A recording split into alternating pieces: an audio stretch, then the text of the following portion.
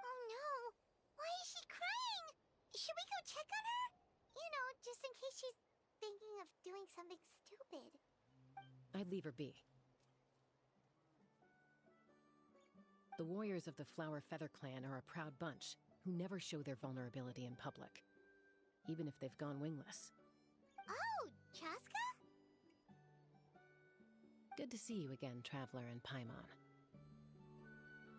Before we carry on, let's get a little further away before Koyer notices us.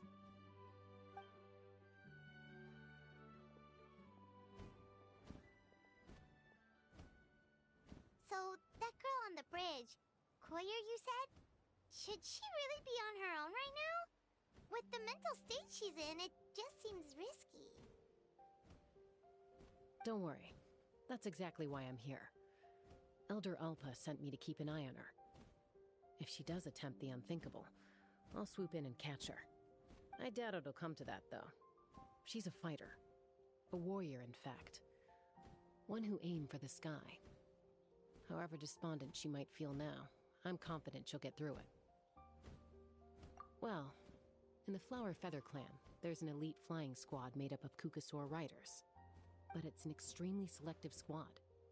To become a rider, you need to undergo a trial, where you not only demonstrate mastery of the relevant skills, but also win the approval of the Kukasaurs.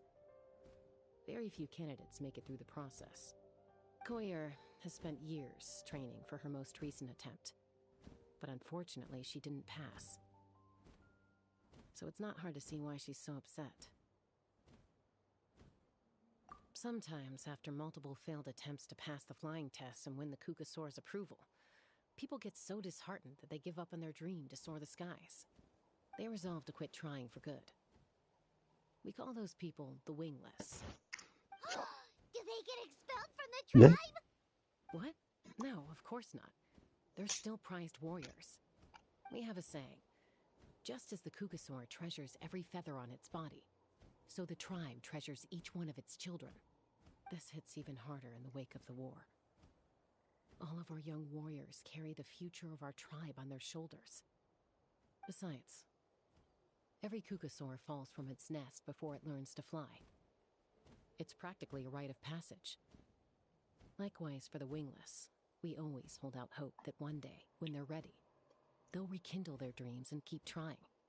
Until then, all we can do is quietly watch over them from a distance. Just like I'm doing now. Ah, okay. Paimon hopes she'll get back on her feet soon. Well, from the sound of her whistling, her confidence has been seriously shaken. No Kukasaur is going to respond to a call that sounds like that. Yeah, people from my tribe call to their saurian companions by whistling or blowing a horn. So it sounds like Koyer was trying to summon a Kukasaur to practice her flying. But the Kukasaurs are an even prouder bunch than our warriors. They would never respond to a lackluster whistle like that.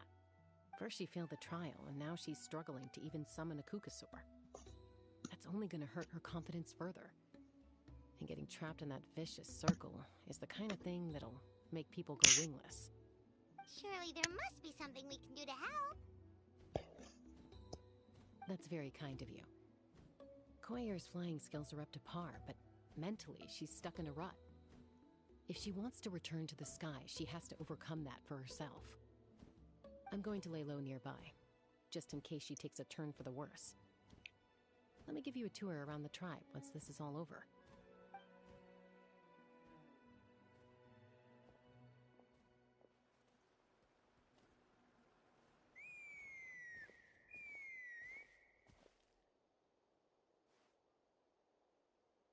Koyer still isn't giving up. Even though Chaska said that she has to do this by herself, Paimon can't help feeling like maybe we can nudge her in the right direction.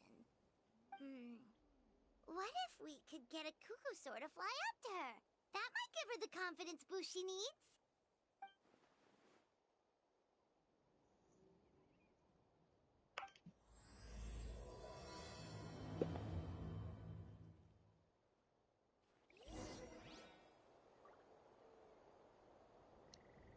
So, jetzt kann man mich auch, glaube ich, wieder hören, oder? Weil Ich habe vergessen, mein Mikrofon einzuschalten.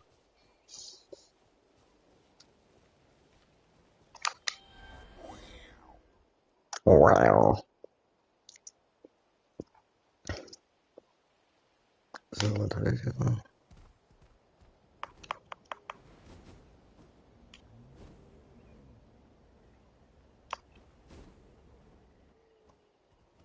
Huhu. It's a Kukasaur. Oh my gosh. Is this really happening? I did it. I summoned one. I was beginning to think you'd all given up on me completely. Thank you. Oh, thank you.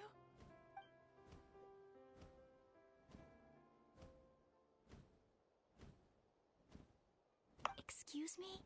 Would you mind if we did some flying practice together? Right now? I think I know where I went wrong in the test now. I need to maintain a higher speed on my turns. So, I just gotta practice my bell tail slides and split S maneuvers.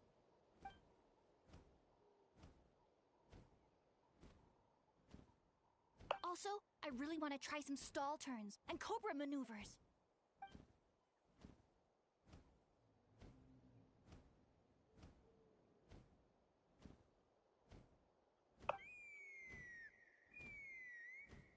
Huh?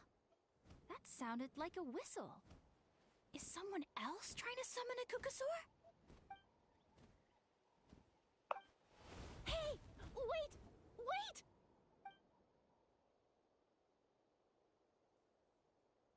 Do you think Koyer's feeling better now?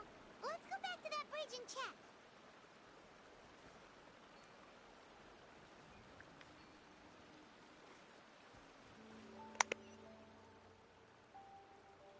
Hm.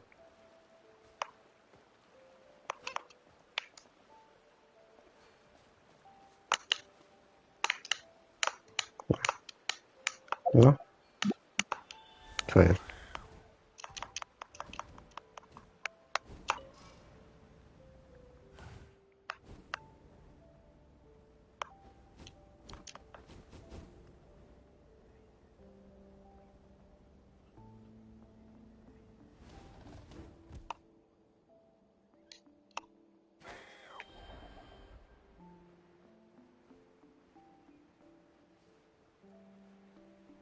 Hm. Chaska! I summoned a Kukasaur! They do still respond to me after all! Although, unfortunately, someone else summoned it away again before I had a chance to go for a flight. Oh, really? That is unfortunate. But if you can do it once, you can do it again. Keep at it, and you'll pass the trial eventually. You're right. You know, I almost thought about giving up, but I'm glad I didn't. Hey, Chaska, how's Koyer doing? Huh? Who are you? And how do you know my name? These are my, friends. The Traveler and Paimon. You came up in conversation the other day because I was telling them about up-and-coming warriors in our tribe. Oh, the Traveler, huh? So that's you. What do you mean up-and-coming? I'm closer to being wingless than I am to passing the trial. Anyway, we haven't met before, have we? You look so familiar somehow. Maybe you saw her in the stadium? Or anywhere, really. She's been all over Natlan lately, so it's not surprising that you've seen her around. If you say so. Koyer, Chaska.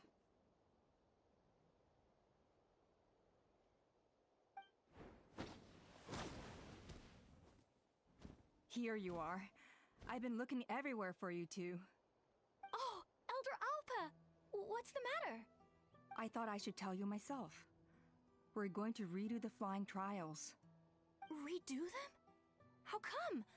This is so unexpected. And I can't believe you came out here just to tell us that in person. It's embarrassing to admit, but due to time constraints, we didn't do a proper inspection of the arena before the last round of trials began. Then we started to notice many candidates performing worse than expected. So we redid the inspection afterwards and found a number of issues which likely impacted candidate performance. This was entirely our mistake, and I apologize unreservedly. I know it doesn't make up for it, but I thought bringing you this message in person was the least I could do. Oh, okay. Chaska, these people you're with, are they the Traveler and Paimon? Huh? You've heard of us? I have indeed. Gathering intel is an essential part of being a warrior. Plus, you've already made quite a name for yourself in that land. Actually, I've been meaning to invite you to enjoy our tribe's hospitality for some time. Hospitality? That includes food, right? Of course it does. If you let us host you, you'll be treated quite lavishly.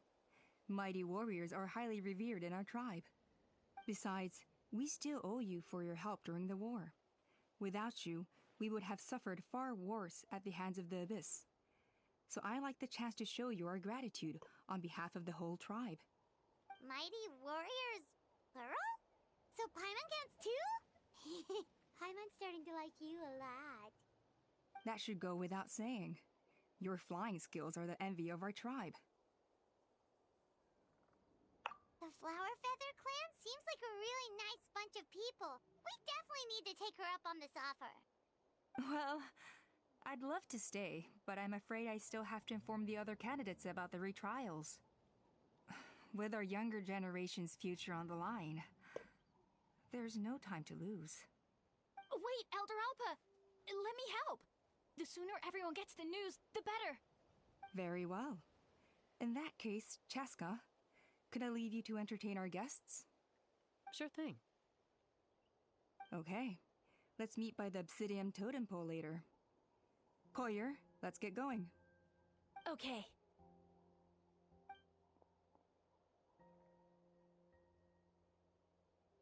All right, they're out of earshot. I'm just gonna come out and ask. That Kukasaur who responded to Koyer's call, that was your doing, wasn't it? I grew up with these creatures. I could tell something was off the second I saw it. Her whole demeanor seemed less like a Kukasaur and more like, well, you. So I figure you must have been pulling the strings somehow. She looked very flustered when Koyer asked for a ride, so I whistled to give her a chance to escape. And judging by the look on your face, that was a welcome intervention, huh? It's all right. If you'd rather your hidden talents remain hidden, I respect that. I won't press you for answers, and I'll keep my speculations to myself. You're the kind of person I'd still trust even if you had superpowers. I know you'd use them for good.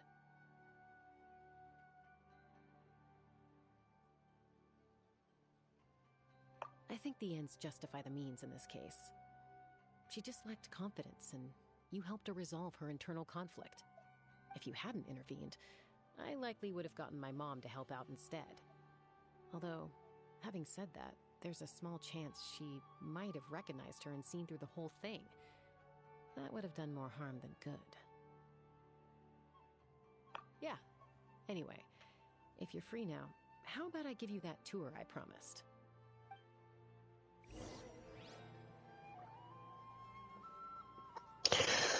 Eieiei, ist das viel geredet da, ey. Ui. So, wo muss ich denn jetzt hin? Ach, so, jetzt muss ich noch mal hier mal kurz mal in den Chat gucken. So. Hallo, Slady? Kam noch jemand? Slady? Nö, sonst ein Shizuma. Woho, ihr beiden. Wenn ich soweit hier mit dem ganzen Storyzeug durch bin, dann spiele ich dann mit Shizuma dann nachher noch so ein bisschen so rumkloppen, so, ne? Wo ist den? Nö, den brauche ich nicht. Oder? Wohl doch. Gib mir mal den Vogel.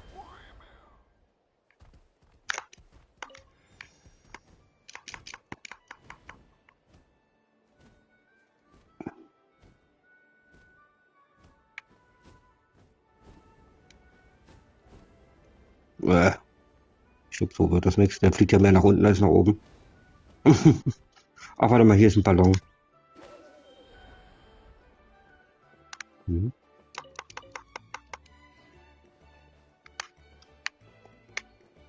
Und ja, es kann vorkommen, dass ich ab und zu Kisten übersehe, also nicht wundern.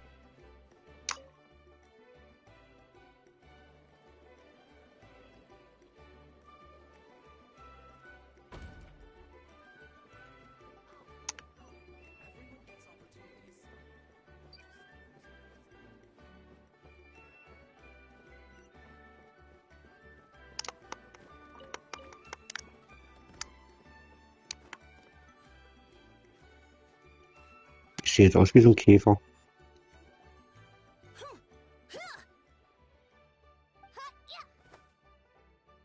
Ready? I'm gonna get you! Uh-oh. Are they fighting? Should we try and break them up? They're fine. Just doing their daily combat training.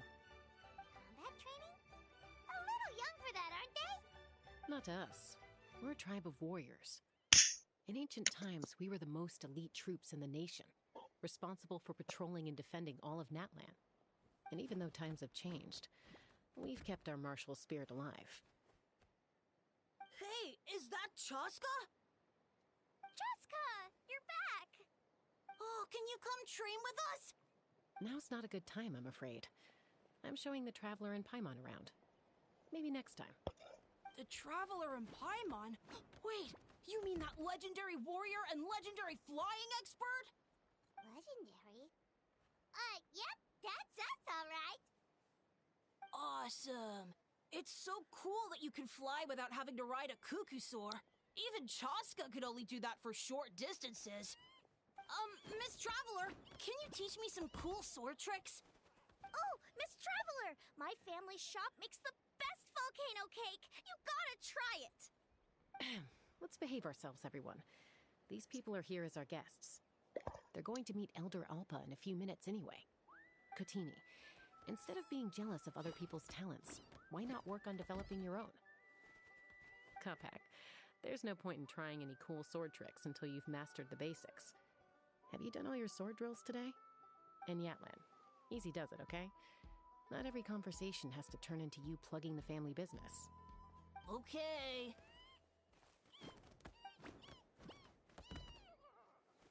Sorry about those kids. They just got overexcited when they heard your name.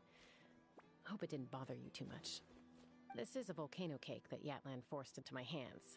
She said to think of it as an apology gift. Whoa, it smells amazing! Traveler, you want some?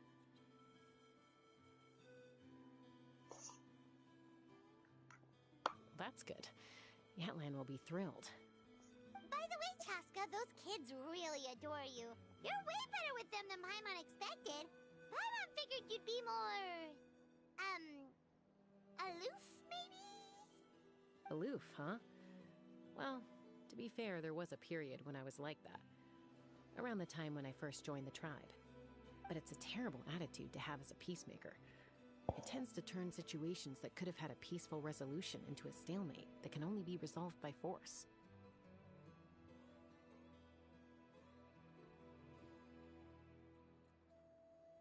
Yep, exactly. As long as other options are available, I try to avoid that at all costs. Someone once told me that peace imposed by force will crumble in a matter of days. But peace achieved through genuine dialogue actually benefits both sides, even if sometimes the parties are only willing to negotiate because they're both armed to the teeth. That's true. Hey, Chaska! Uncle Cusco knows you're back, and he's coming to get you. Oh, thanks. Traveler, Paimon, got a dash. I'll meet you at the totem pole up ahead. You can't miss it. It sticks out like a sore thumb. Wait, are you running away? First rule of conflict resolution? Grab the fan and run before the you-know-what hits. Trust Chaska to make even running away sound cool. Sorry about this. Just stall him for me, okay? I'll explain everything later.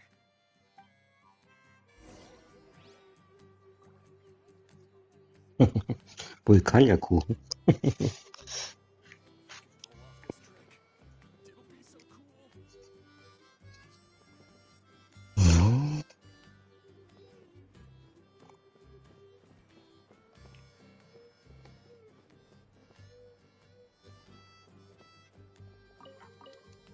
Schnell die Karotte hier plündern hier. Was ist denn das? Learn from the cuckoo source if you want to fly higher.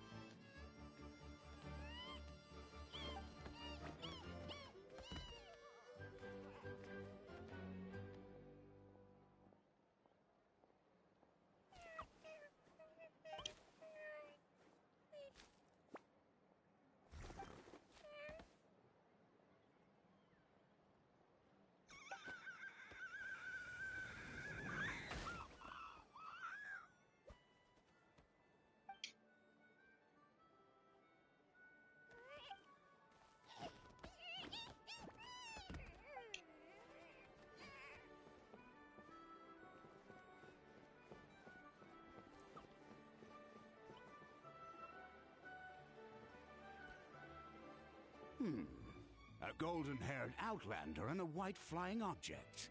You must be the traveler in Paimon. I heard Chaska was with you, but I suppose she's run away again, has she?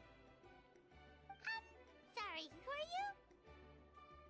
Who am I? Only her father. She's supposed to go for a checkup every 3 months to see how her abyss condition is doing. We both agreed on it. But she's already missed 3 checkups this year. That's 3 out of 4. Yes. She got exposed to abyssal energy as a young child. Then her birth parents abandoned her. It's lucky those wild cuckoosaurs found her when they did, or she wouldn't have made it. They took her under their wing and raised her as one of their own. Eventually, some riders out on patrol spotted her and brought her back to the tribe. But she was practically feral at that point.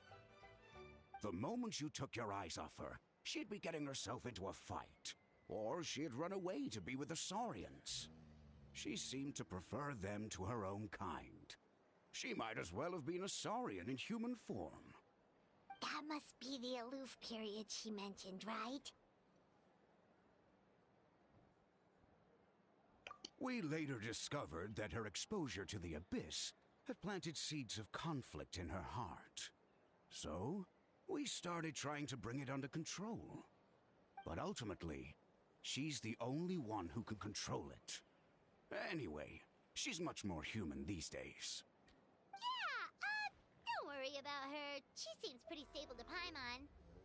She's probably only avoiding the checkups because she thinks it'll stop you guys from worrying about her. Yes, I'm well aware of that. She knows she needs to be careful. If her condition ever took a turn for the worse, she wouldn't be brushing it aside like this. It's just, every checkup she's been to, they find new cuts and bruises. Nothing to do with the abyss, of course. Oh no, that's all fine. The problem with her is, she's her own worst enemy. She's been living dangerously again. I'm sure of it. That's why she's avoiding the checkups. She wants to hide it from us. Yeah, Paimon can see her doing that. Oh. In the past, she always had Koichi to keep an eye on her. Now Koichi's gone, and I don't want to lose another daughter. Chaska's been increasingly reckless since Koichi passed. It's like she's trying to make up for it somehow.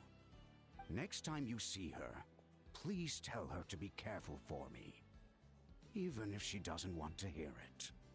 If she doesn't want to do these checkups anymore, that's fine.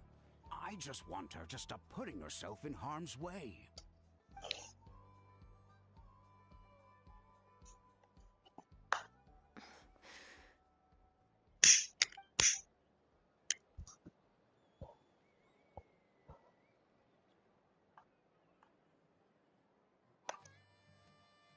Whoa, where did the time go? we need to head north, right?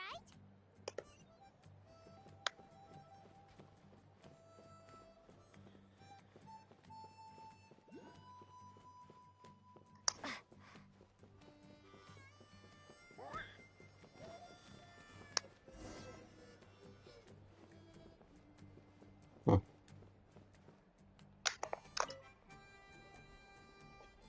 Hey, Chaska. Hey, Alba. It's all right. I bet my dad talked your heads off, huh? What did he say?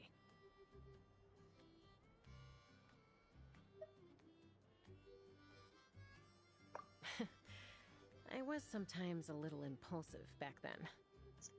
That's putting it mildly. The memories.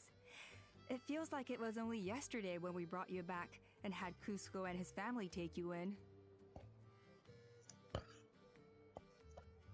Back then, no one imagined this feral child would grow up to be the strongest warrior of the Flower Feather clan.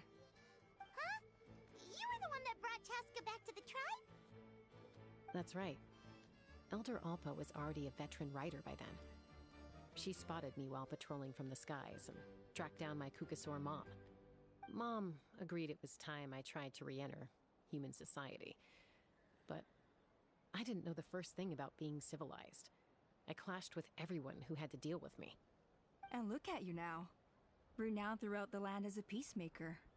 How time flies. When the day comes that I can't fly anymore, it will be up to you to look after our tribe and our flying squad. You know me, though. I'm not a natural commander. I'm better off as a lone wolf on the front line. So stick it out at least a few more years, okay? Give Koyer and the others time to come into their own. Oh, stop. Wait, so isn't the leader just the strongest warrior in the tribe? At least Paimon figured that's how your tribe would work. Strength is certainly a core tenet in the Flower Feather clan. But strength means far more than martial prowess alone. If it all came down to individual strength, I'd struggle to call myself a warrior, let alone a member of the flying squad.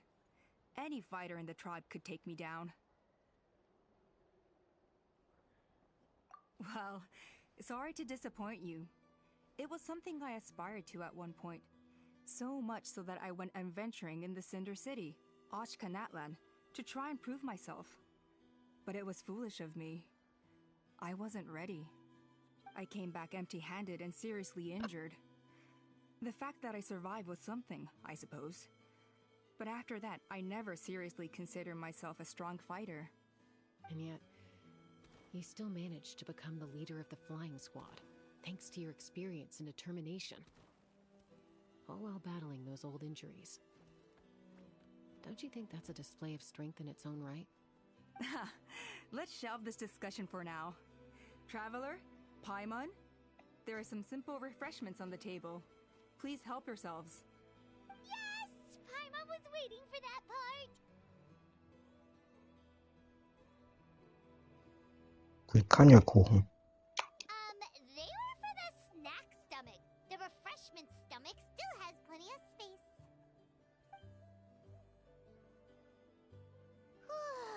Paimon is so full.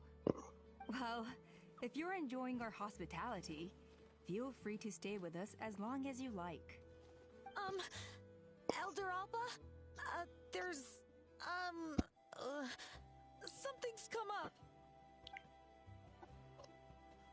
Hmm? What happened? Is it serious? Shall I deal with it? It's... Some merchants showed up, not from our tribe. They said they're here to discuss some potential collaboration with us. Why now? This is terrible timing. There are a few wingless that we haven't managed to reach yet, and we still haven't inspected the retrial arena.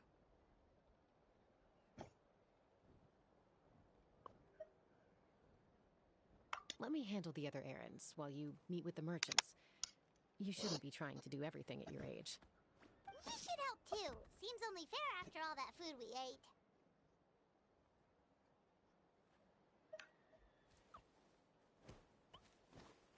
Huh. Well, much obliged. Chaska, the remaining wingless are all people you know. Let's see. Pishika now manages the floating target balloons. Waska's probably still addicted to Eyes on the Feathered Prize, and Junon spends her days up on the flying platform, staring at the Cinder City. I'll leave you to tell them the news.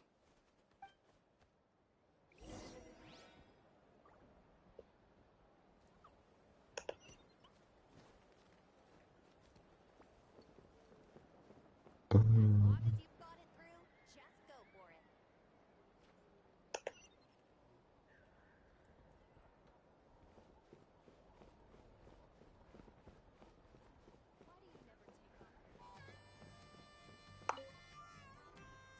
A retrial? What's the point? I pretty much treat life like it's a game. No Kukasaur is ever going to approve of that, no matter how many times I try. Waskar, I can assure you, Kukasaurs wouldn't judge you for something like that. Well, they must be judging me for something. Maybe I lack fighting spirit, or just don't have the talent. Not everyone's a natural like you. Don't waste your time on me. You'll have better luck with the ones who still have their heads in the clouds. In the meantime, I think I'm gonna treat myself to a few more games of Eyes on the Feathered Prize. Yeesh, there's wingless, then there's being a total lost cause. Used to be a fierce warrior, actually. But fighting spirit alone won't win you the Kukasaur's approval. Are all Kukasaurs so strict? The ones in floating target balloons and Eyes on the Feather Prize seem pretty chilled out. It's one thing to hang out and have fun, but quite another to take to the skies with a human life on your back. Giving a ride to someone who's unqualified endangers not only the rider, but also the Kukasaur themselves. If the rider makes a mistake, they both suffer the consequences. So we have a mutual understanding with the Kukasaurs. If someone isn't up to standard, we have to reject them. Even if it means breaking their hearts.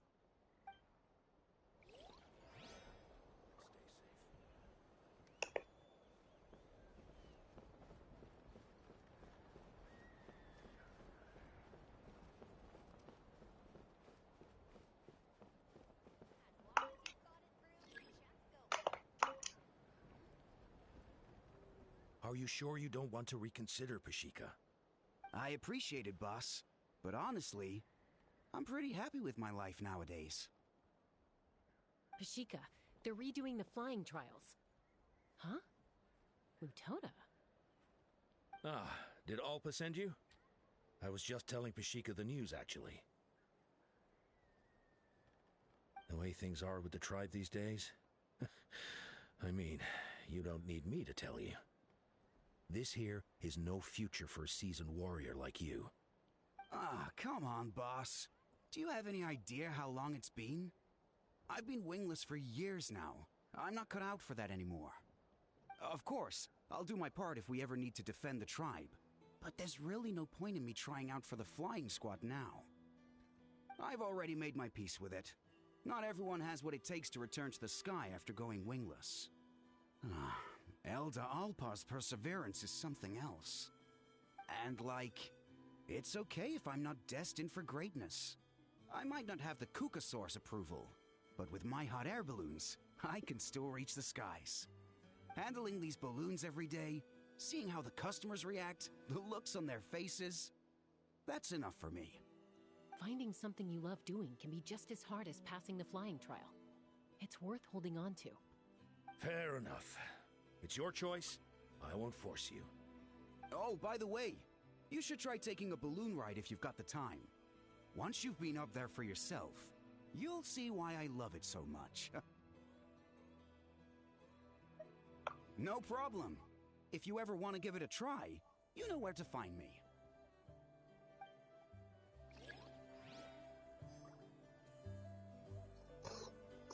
So, der letzte. Wo ist er denn? Da ganz hinten irgendwo.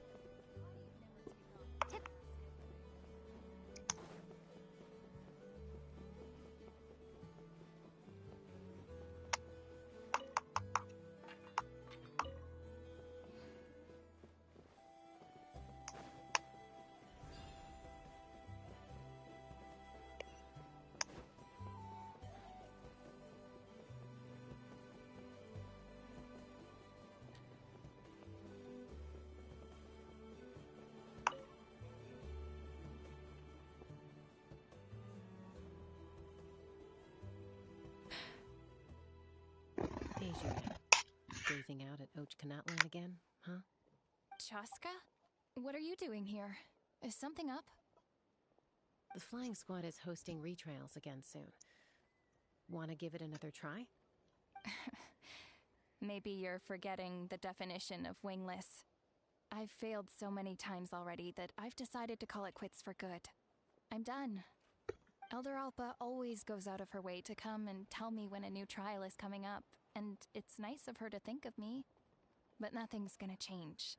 I'm not going to suddenly pass just because they're holding another trial.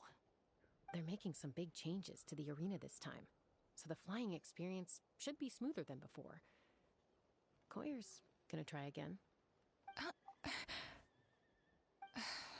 No, forget it.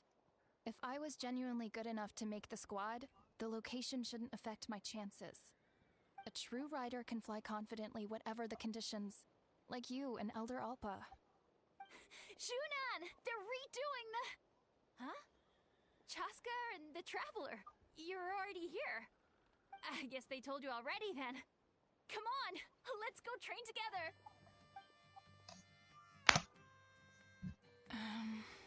I'm gonna sit this one out. What? Why? But you've always looked up to Elder Alpa.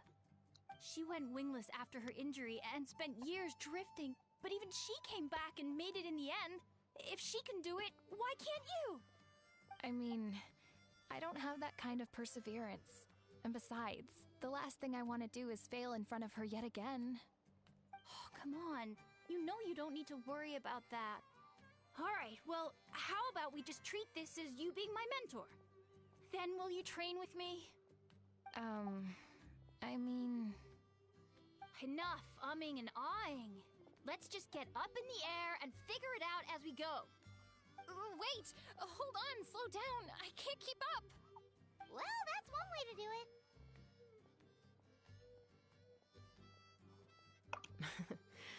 They've been best friends since they were kids. If anyone knows how to get Junan out of a rut, it's Koyer. You helped Koyer deal with her internal conflict, and now she's done the same for someone else. You know, people often talk about how one conflict leads to another and so on. But sometimes in life, things spiral in a good direction instead.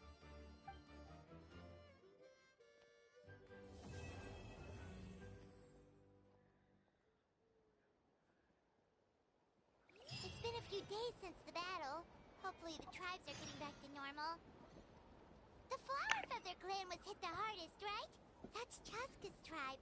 Maybe we should check how everyone's doing. We might be able to help them out. We've notified all the wingless on the list now, right? Where to next? The trial arena. It's not far from the tribe.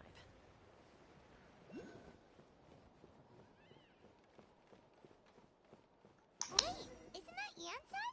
Wonder what she's doing here. I brought all the stuff over, Coach. What's next? Just take it easy before the real work begins. You two are in charge of repairing the houses to the north. The rest of you should go west. The road practically crumbled beneath my feet on my way here. The whole thing will need to be reinforced. All right, I'll start by moving the boxes over. I'll help you. These things can get pretty heavy. Nah, I got this. These muscles aren't just for show, you know. You see that? Perfectly defined. I can lift this stuff up with one hand. Fine, as long as you don't wind up too sore to move tomorrow. I don't want to hear any complaints from you. Just prepare to be amazed.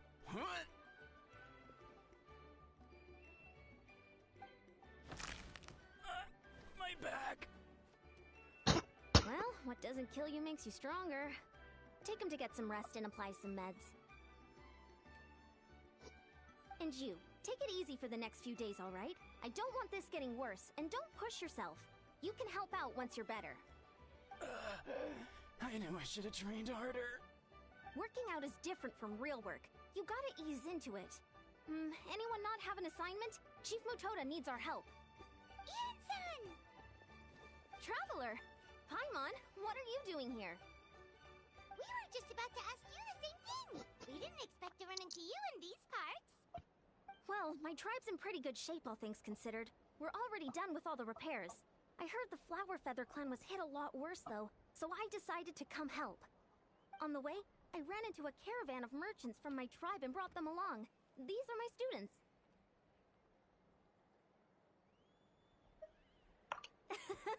Good memory. You a sports lover? I can design a training plan for you.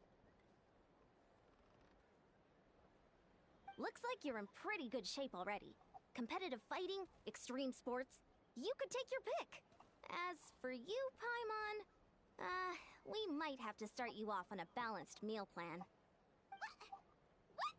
There's nothing wrong about Paimon's current meal plan. Like today, Paimon just had some glazed meat stew, fried shrimp bean balls, sour sauce kipper, and stuffed and mashed potatoes. That's practically nothing. This case sounds even worse than I imagined. Oh, I know just the thing. Kale juice. I'll make you some soup. Kale juice? Wait, isn't that your favorite drink, Traveler?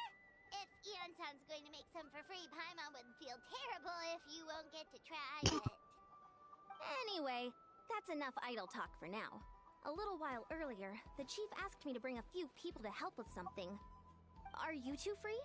As you can see, due to unforeseen circumstances, I'm short a few people.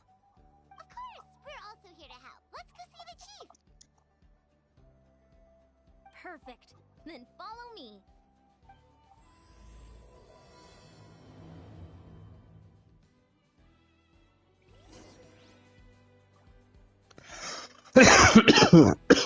Ach, jetzt kann ich endlich mal wieder den Mund aufmachen und mal ein bisschen abhusten hier.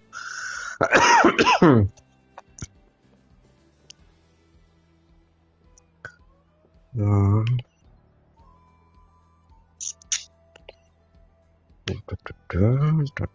Da lang.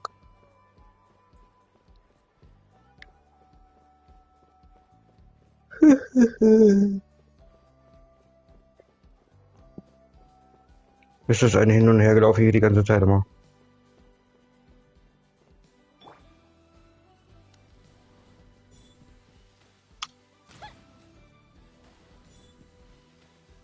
Wo hat die denn geschossen?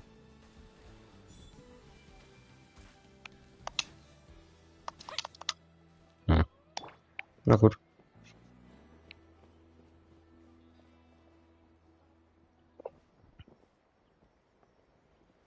We made it, Chief. Eon-san, Traveler Paimon. I'm so glad you're here.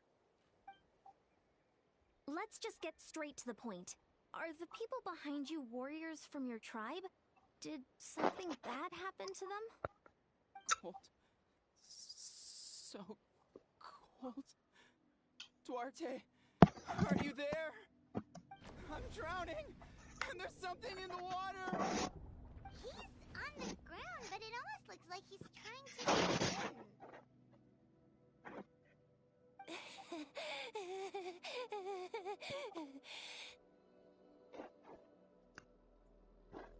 The abyss. The abyss is coming.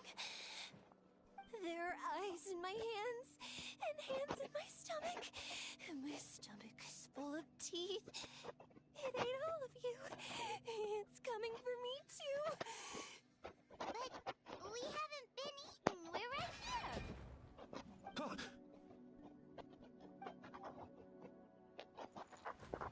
Monstrous beasts! How did you get in here? As you can see, their mental state is quite poor. They went missing in the battle. We found them in the wilderness in the days that followed, but the damage had already been done. We found them unconscious in areas corrupted by abyssal tumors, lying next to their deceased comrades. My only guess is that something terrible must have happened during the battle. According to the chief of the Masters of the Nightwind, sudden exposure to a large amount of abyssal power can have mental as well as physical repercussions. We've never seen the effects this heightened before, but maybe Gasoithoth was just too powerful. Gasoithoth? What's that? It's the abyssal monster that appeared in the sky not too long ago. After consulting our ancient legends, we decided to call it Gasoithoth, Reaper of the Abyss. Oh, that giant black ball? Didn't we force it to retreat, though? True. It poses no threat to us now, but whatever wound it inflicted on these warriors still endures. We scoured all sorts of records for a solution, but nothing came of it. There was some mention of a treatment from several hundred years ago, but that knowledge is long gone. Right! You can purify abyssal power! Might as well give it a try!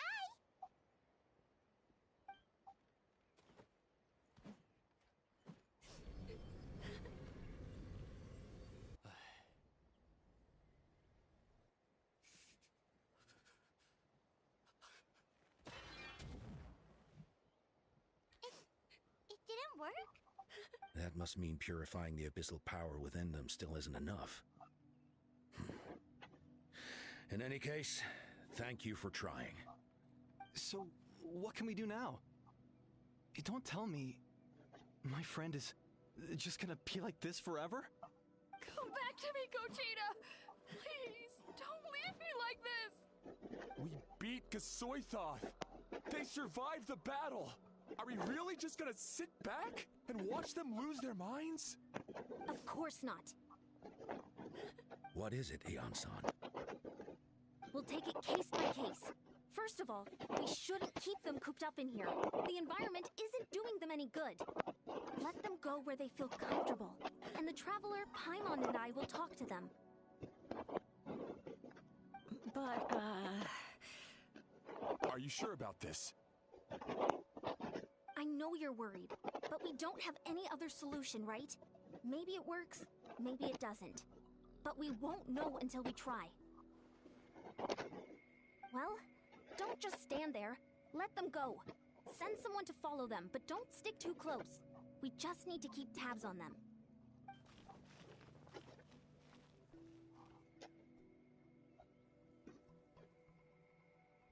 All right, it's up to us now. Let's talk to them one by one. This is a bad situation, but I know the warriors will find a way to pull through. After all, we've overcome so many challenges already. What's one more? Let's see. One of those guys was talking about being cold. Do you still remember him? It's not often that you see someone almost drown on dry land. Let's go talk to him. So, jetzt muss ich mal was gucken. Irgendwie ist das Gequatsch voll leise jetzt gewesen. Mal gucken.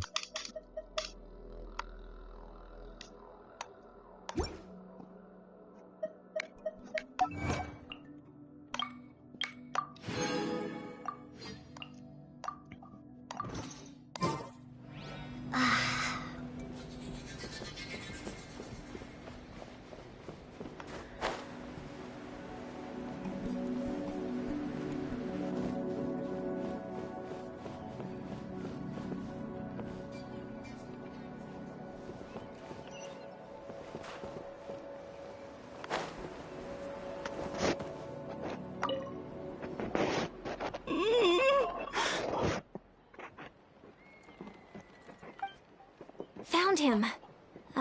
Hello? Can you hear me? So dark. So cold. I want to go home. Okay, just wait a little longer and we'll take you home. The caravan from my tribe should have brought some firewood. I think starting a bonfire might help.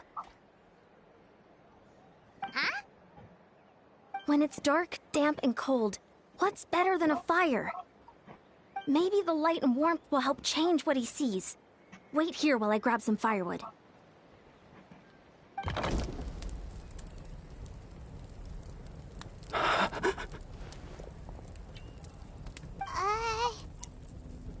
Light. Underwater. Where is it coming from?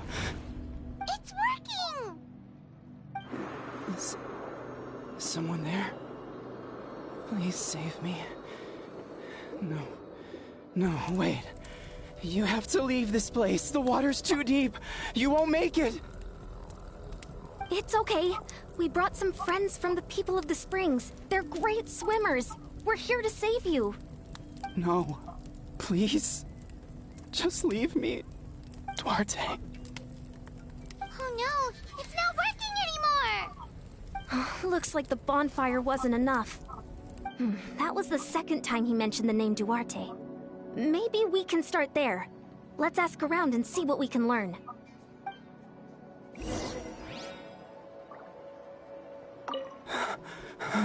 I'm drowning.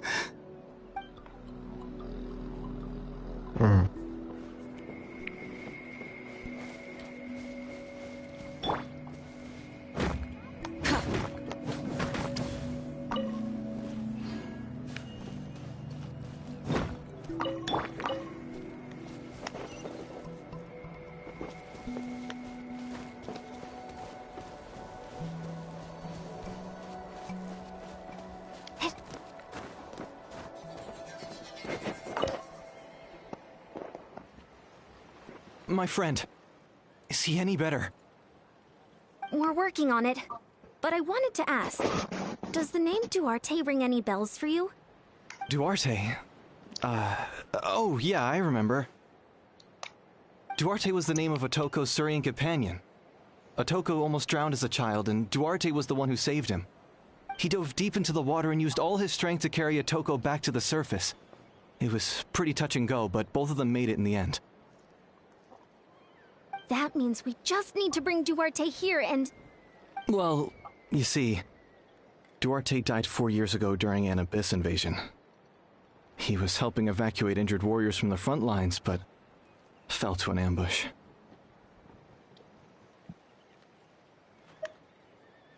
He was a bit on the smaller side, but other than that, he was just your average Kukasaur. Well, hold on. What are you planning?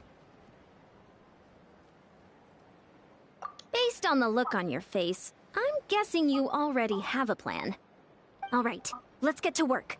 Oh, and thank you for the information. We'll do whatever we can to help your friend. No problem. Thank you for looking out for him.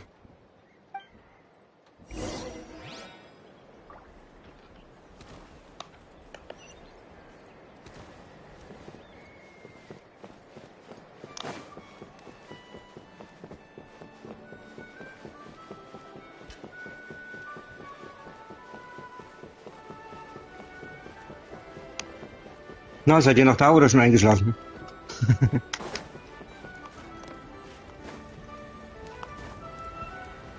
Huch.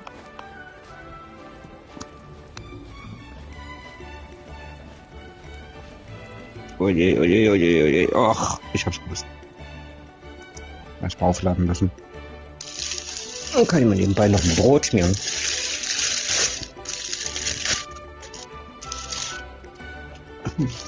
So, mach mal schnell hoch. Also Frau Meins lebt noch. Das ist schön.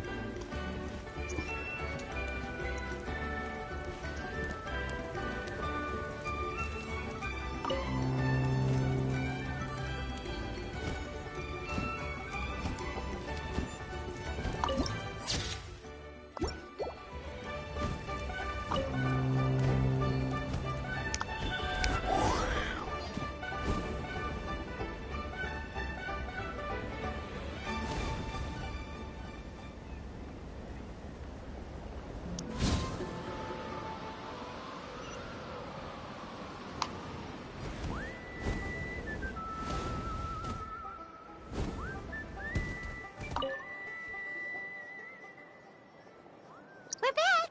How are you feeling? Duarte?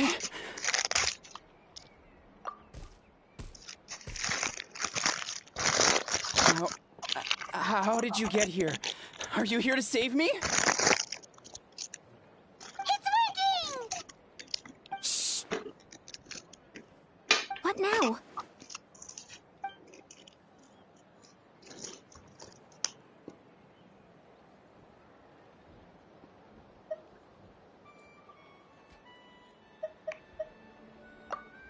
Wait! Not so hard! That hurt. Duarte, you have to get out of here. There's something in the water.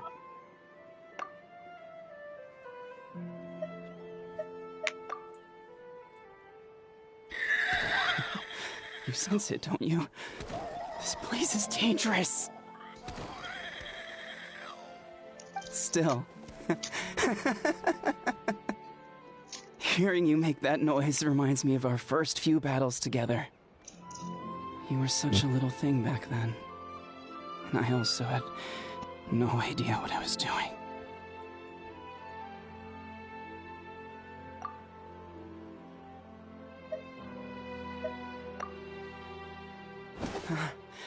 You're gonna carry me out of here just like last time. Over a decade later and you're still trying to save me. I can't believe you made it this deep underwater, but I'm so glad you found me. Once we're out of here, let's split a huge portion of blazed meat stew, just like old times. I owe you for this. We're almost at the surface. People tried to tell me you were dead, you know? As if I'd let that happen. I promised to protect you. There's no way. No way.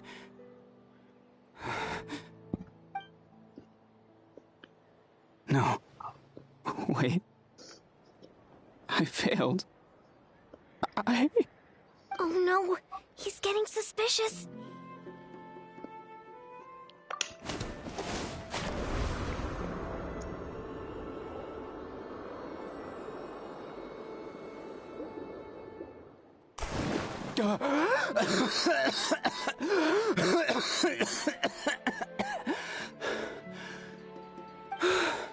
Duarte? Wait, you're not Duarte. How did I get here? Who are you people? Toko! He's Kaylee. What's going on? All I remember is the battle against the Abyss, and then I was drowning. And a Saurian that looked like Duarte saved me. How did I get here?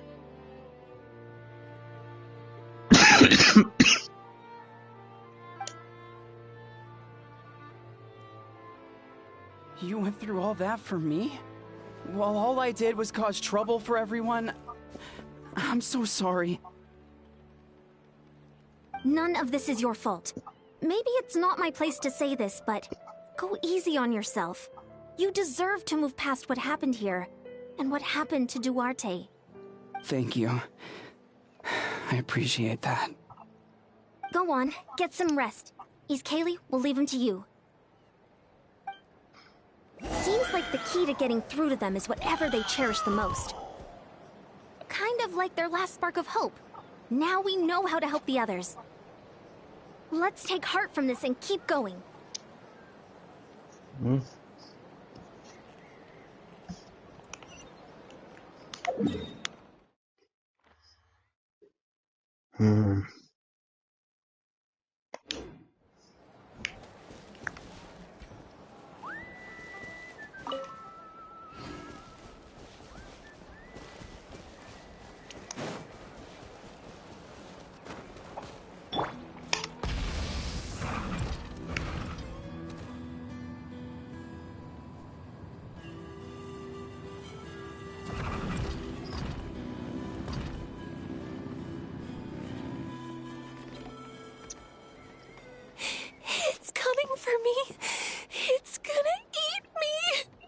It's okay. There's nothing to fear. Gasoithoth has lost. Nothing can hurt you anymore. It's no use. It'll just come back. Nothing can stop it. Nothing can stop the abyss. It will devour everyone. One day, we'll all be reunited in the pit of its stomach. Maybe it's just Paimon, but she seems to be in even worse shape than Atoko. She can talk to us, but nothing she says makes any sense. She also seems really afraid. Afraid? Is right. I wonder what triggered it. The battle against the Abyss? Or maybe like Atoko, it's some deep-rooted fear, and the Abyss just made it worse. Alright, Just like before. Let's go see what we can learn about her past. Ion-san, I heard you cured Otoko? I'm so relieved. Is there anything I can do to help? If you need extra hands, I can... Chief Mutota, perfect timing. I was just looking for you. I wanted to ask you some questions. I think you're onto something. The mental distress does seem to be connected to pre-existing fears and anxieties. Kochita doesn't like it when people talk about her past. But the situation is urgent. So, I guess I'll be the bad guy. Ion-san, do you believe there are people in this world destined for battle? Yes, I get that feeling sometimes when I'm instructing a particularly gifted student. It's something like, wow, you were born to play this sport. Then, what about people destined to be unfit for battle? Huh? What do you mean? When Kochita was little, her parents died fighting the Abyss. She was only 11 or 12 at the time, and her brother, even younger still. The two saw their parents collapse in a pool of blood as flames roared and spread all around them. Kochita trained hard to become a warrior, but still found fighting Abyss monsters too difficult to handle. She and her brother were left with severe trauma after the incident. Pain and fear that they could not get over no matter what. But isn't Kochita one of the warriors who fought the Abyss? Didn't you find her unconscious out on the field? Yes, we did. You see, something changed within her several years ago when the Abyss attacked our tribe and broke into her home. By the time the guards rushed to the scene, they found her standing there, weapon outstretched, hands trembling. Her brother huddling behind her for safety, and the Abyss monster dead at her feet. She didn't even look at it, and just kept repeating the same thing over and over. You're the only family I have left. I won't let anything happen to you. She became a completely different person after that. She earned a reputation as a very capable warrior, and fought countless battles against the Abyss. We all thought she overcame the trauma, and we were so happy for her. But now it seems like even if she buried it deep within herself, the fear still never left her. Maybe fighting the Abyss was her way of making sure she wouldn't lose anyone else.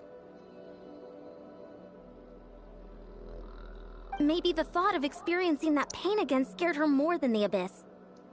On the outside, her choice to fight made her seem strong, but she never forgot the trauma of that night. The Abyss just brought it back to the surface. How can we help her? This one is tricky. If we can find the right opportunity, then... Quali?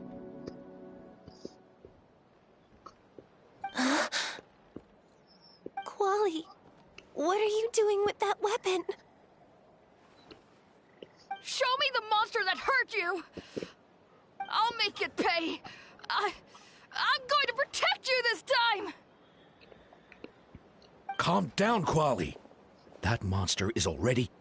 I can do it! I don't care what it takes! I just want her to get better. She's the only family I have left. Family? Oh, hold on, Chief Mutota. Looks like Kochita's responding to his words. If Quali goes to battle, the Abyss will devour him. I can't let that happen. I have to do something. But it's useless. No one can beat the Abyss. It's a death sentence. Just like what happened to Mom and Dad. But I'm no warrior. I'm just a coward. Still, I have to protect Quali. What should I do? Kochita.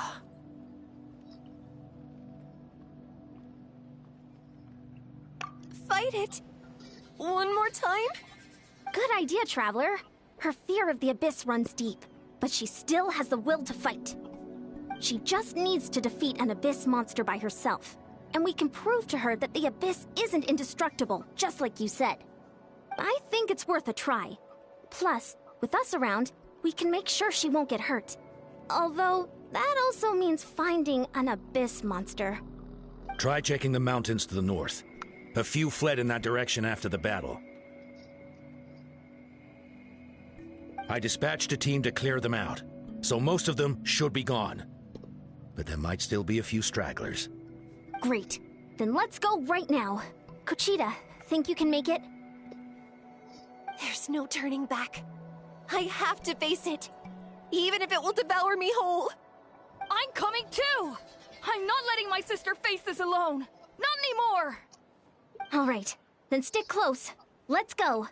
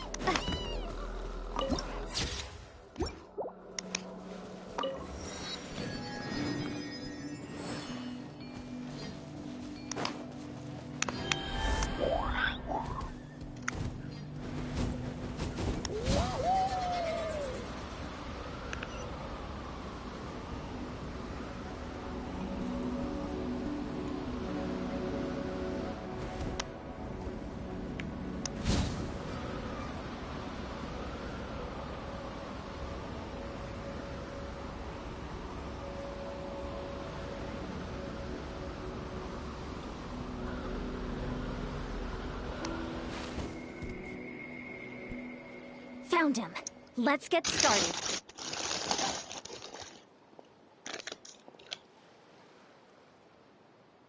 Everything all right, Kochita? You don't have to force yourself to do this. How can we make this easier for her? I guess we could wear them down first. But I think it's better to stand guard for now. We should wait for the right moment to intervene. You were the ones who killed them! As a kid, I thought my parents were invincible. They were always so strong and gentle. They seemed like the most powerful people in the world. But I can still see the image of them collapsed at my feet that night. The raging fire, the smoke, the smell of blood, the sound of my brother's cries. It's all burned into my brain. They told me to run, and I could see the fear in their eyes. I've been running from my fears ever since. But why didn't my parents run? It must have been because...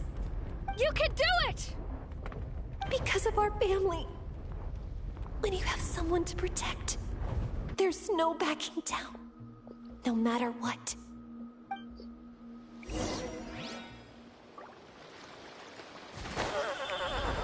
Stay away from my brother! Let's help her out!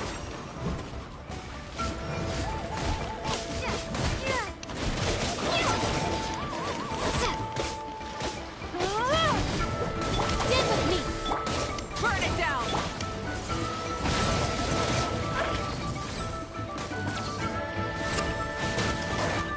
I can do this. I have to do this.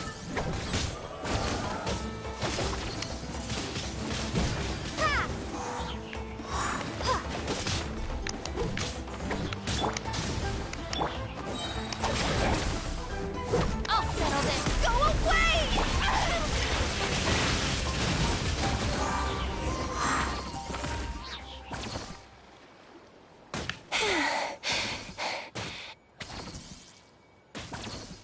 Where are the rest? Where are they hiding? That last strike was absolute perfection. You pulverized them in a single hit. That's impossible. They were gigantic beasts crawling with eyes, ready to devour everything in sight. No. Wait. What am I saying? Abyss monsters are not actually that scary. I've defeated them before. I know I have. She's back to normal! Kuchita! What just happened?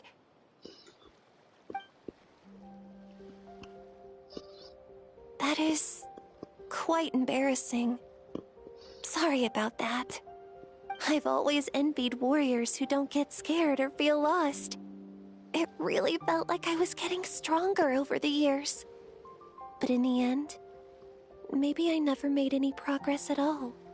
It's important to listen to your limits. Just like in training, pushing too hard will only hurt you in the long run. Everyone needs time to rest. Besides, I have a feeling you won't have to face those fears alone anymore. Even though we're both scared of monsters, you were always the one who stepped up to protect me. But not anymore. I'm going to get stronger. From now on, we're in this together. Is that so? Then I'll look forward to the day when you'll be all big and formidable. I finally feel like myself again. I couldn't have done it without you all. Thank you for everything. I think I'll rest here for a bit. I don't think I can make it back to the tribe just yet. I'll keep you company. All right, then we'll head back. I made sure to check the surrounding area for monsters, and it's all clear, so take your time. Sometimes, our fears never truly leave us. But tomorrow's a new day. As long as you keep moving forward, there will be better days to come.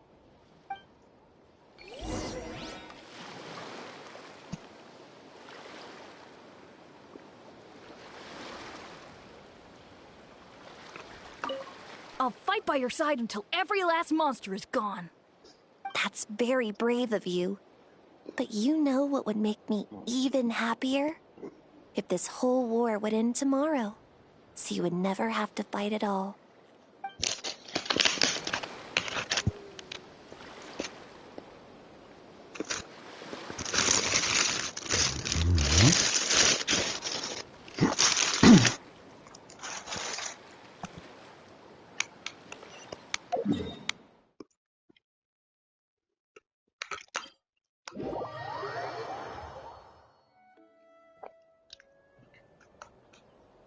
Atoko's all better. Did you hear?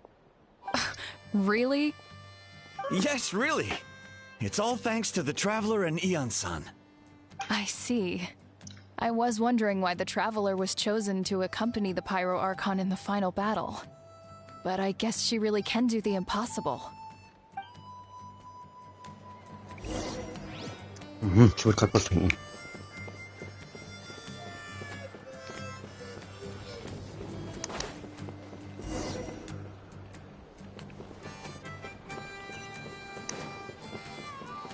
So all those rumors about the Traveler really are true. Kochide's getting better, too! Koichi, give me a hand for a sec. Right. Koichi's not... She's not here anymore.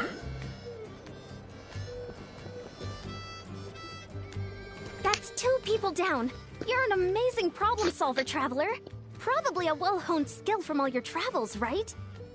You really know how to give people hope. Ever since you came to Natlan, I've been feeling a lot better about our chances of winning this war.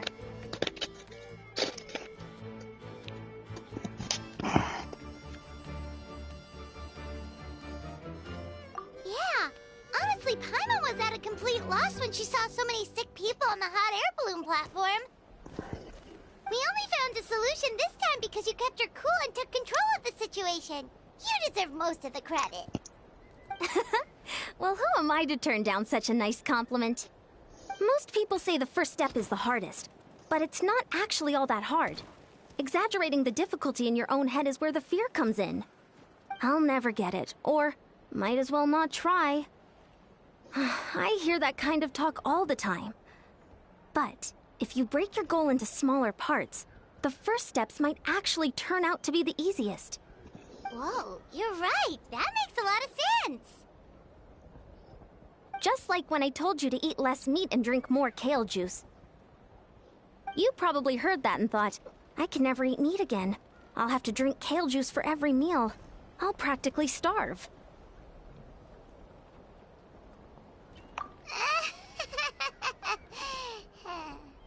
In reality, all it takes to start is eating 2 fewer servings of blazed meat stew and adding some kale juice for nutrition. That's it. It's not about making drastic changes all at once. That sounds like something Paimon could do, but would that really change anything? Consistency is key. You can't accomplish your goals in one fell swoop. You have to eat away at them little by little. My ancient name means power. Did you know that? So everyone thought I would grow up to be this tall, burly, muscular warrior. But that's not what happened. A lot of people were confused and disappointed. My fellow warriors couldn't understand why I inherited that name over them. At first, I also felt lost. It was only later that I realized true strength basically boils down to problem solving. Physical strength is just a means to an end like everything else. So I began to break problems down into smaller parts. When facing an impossible situation, you just need to act.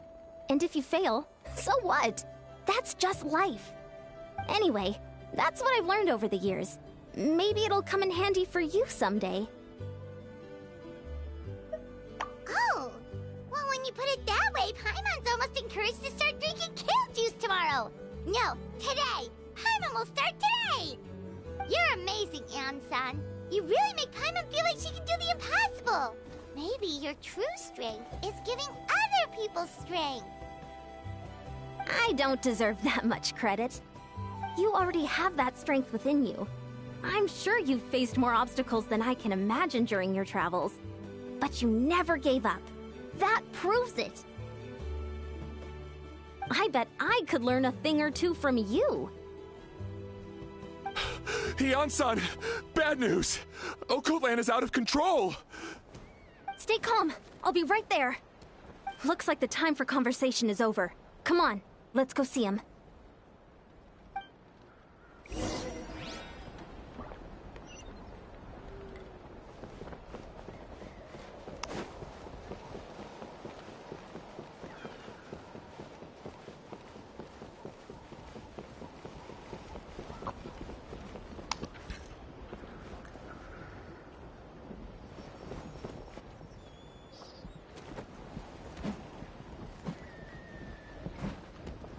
What are you doing, Okoland?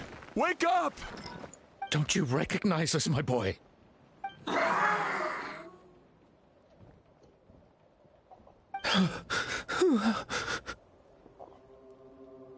The Abyss monsters are everywhere.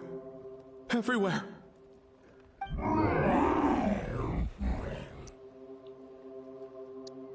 They've taken over the tribe. No corner is safe. Did we lose the battle? No.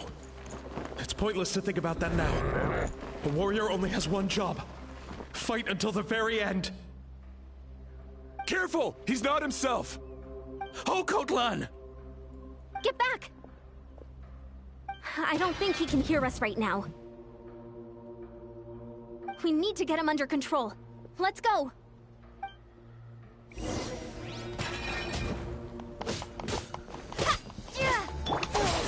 thinks we're Abyss monsters? Hey, it's okay! We're not the bad guys! Talking is pointless. Let's go. Wretched Abyss! Get out of my tribe!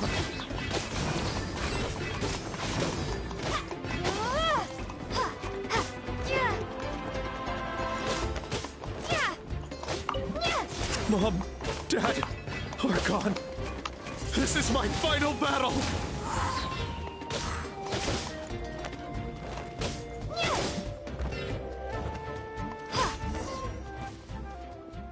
Please, son, you've got to stop. You can't keep going like this. Wretched monsters! Give me my family back!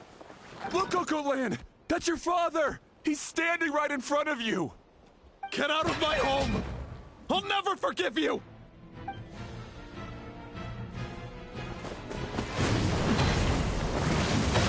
Watch out!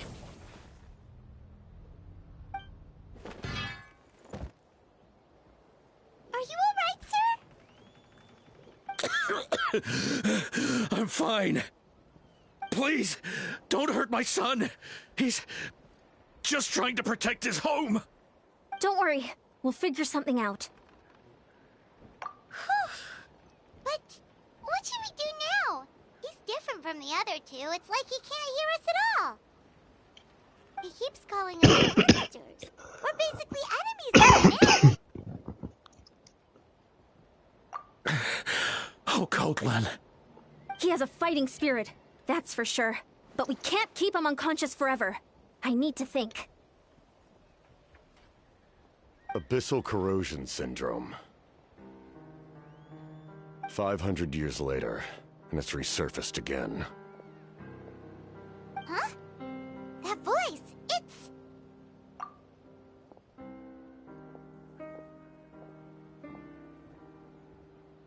So you've seen this illness before? Direct contact with high concentrations of abyssal power causes irreversible mental trauma in most people. The exact presentation will vary according to trauma level. Some will suffer from superficial hallucinations and maintain the capacity to perceive the outside world. In such cases, verbal and physical interaction can be used to break through the hallucination. However, there are also those who are so far gone, entrenched in hallucinations so deep, that medical intervention is the only option. That's why we developed the Drought of Lucidity. The Draft of Lucidity? It's a kind of medicine that can dispel the psychological impact of the abyss. The treatment comes with severe side effects, including chronic migraines for the rest of the patient's life. So, it's reserved for the worst cases. This man is a devoted warrior, one not easily swayed from battle. That is precisely why it's so difficult to pull him out of this hallucination. If you trust me to be true to my word, give him this. Wretched monsters! Setting up an ambush! Give me your worst. It's either your end or mine! Hurry! He's awake! Please, give him the draft. My son thinks he's alone in this world. In his mind, all his family and comrades are gone, and only enemies remain. There's nothing more painful for a warrior than losing everything you fought so hard to protect.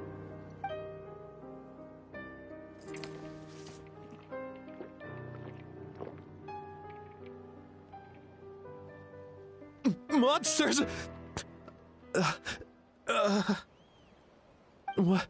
What's going on? Dad? What are you doing here? My head hurts. I just had the strangest dream. I dreamt the Abyss took over the tribe. It's all right, my boy. It was just a nightmare. Let's go home. You need a good night's sleep. But first, I want to thank you for saving my son. May I ask your name? Just Capitano is fine. I owe you more than words can say, Mr. Capitano. My name is Mune. You're welcome in my home anytime. Time to go, son. Can you stand?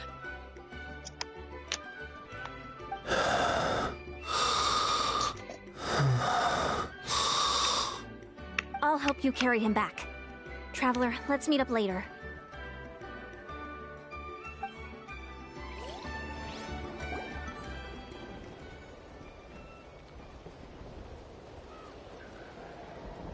Thank goodness everything turned out all right.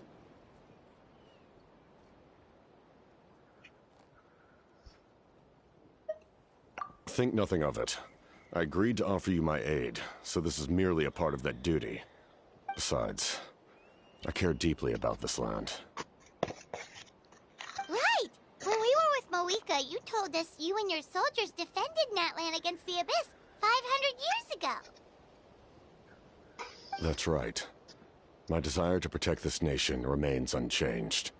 When my platoon arrived in Natlan 500 years ago, like you, we were true outlanders. But as time passed, I encountered the people of this land, and witnessed their desperate struggle against the Abyss. Though many of the warriors were rash and inexperienced, they were steadfast and fearless in battle, willing to do anything to protect their fellow citizens, oftentimes with complete disregard for their own survival. Just as I fought for the glory of Conria, they fought for the survival of their nation. We happened to share a common enemy, so I decided to offer my aid. We fought side by side to the very end. I traveled to many places after that, but I never forgot this land. Even now, my work in Natlan remains unfinished.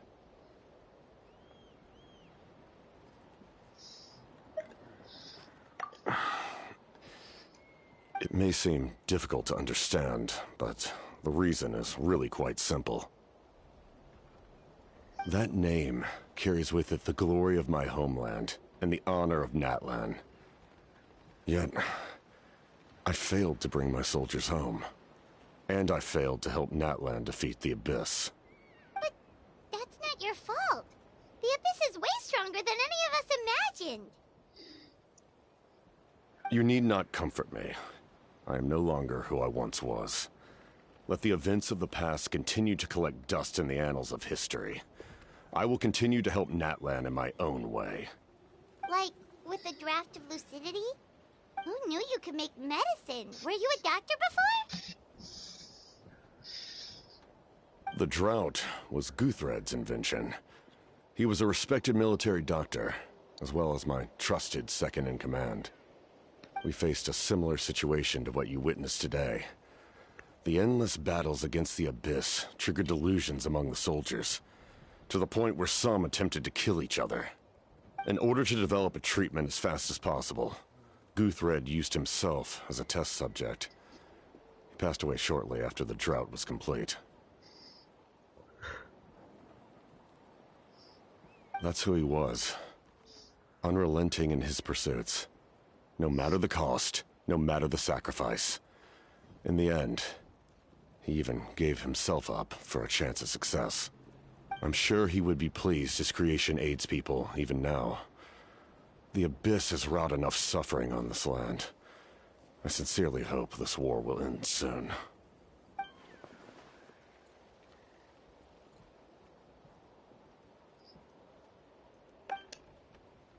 Stop worrying about other people's survival, about their losses and sacrifices. You just need to win.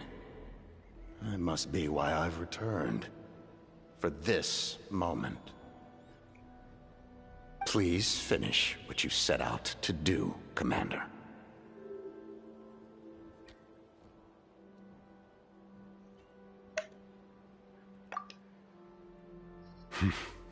You're more perceptive than I imagined. However, some things are better kept secret for now. We may be working together, but our goals are not entirely aligned. What's with the secrets all of a sudden? I'm starting to think we should be more careful around you. I do not mean to jeopardize the trust between us. I simply prefer to keep this to myself, because it's a personal matter. All I can tell you is this. Natlan may have survived the worst of the crisis, but the souls of this land are still not at peace. And that is why my work is not yet done. Well, if it's personal, then we'll just have to trust you. If you have other questions, I'm willing to answer them.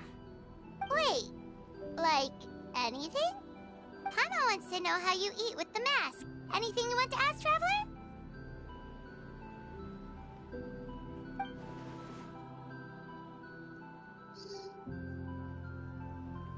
Natlan must pay the price for Mawika's use of the Ruler of Death's power. That price is death. And only Mawika's death can clear the debt. Even now that the war's over and the threat to Natlan is gone, it looks like that death is still set in stone.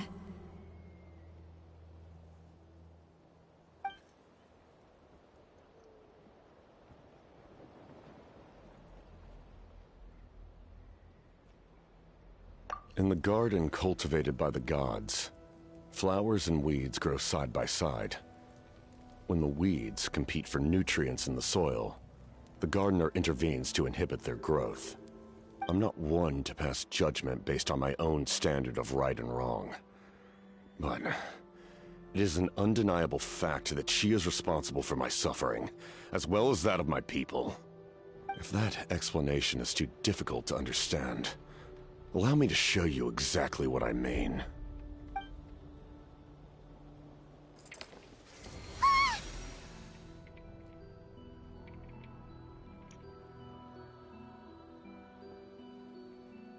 The ruler of death can freely define the form of death, or grant immortality to anyone she desires. Her power is a rule in and of itself. Faced with such an overwhelming level of power, it can feel hopeless to resist. But I am of the belief that, in this world, no destiny is unchangeable, no death inevitable, and no rule unbreakable. So, before the final moment truly arrives, we must fight harder than ever. Hey, Traveler. Paimon. Sorry, hope I didn't interrupt anything. After helping Ocote land back home, I went on a small walk and happened to run into a messenger from the Scions of the Canopy. He's been looking for you everywhere. Oh, did something happen? Apparently Shilonen's ready to start forging your ancient name. She needs to check the progress of your Pilgrim's Chronicle, that device she gave you before. She invited a bunch of people to be there, including me. So let's head to the stadium once you're done here. This is a critical time for you, Traveler. It's best not to delay, so let us end our conversation for now. Best of luck to you all. Goodbye.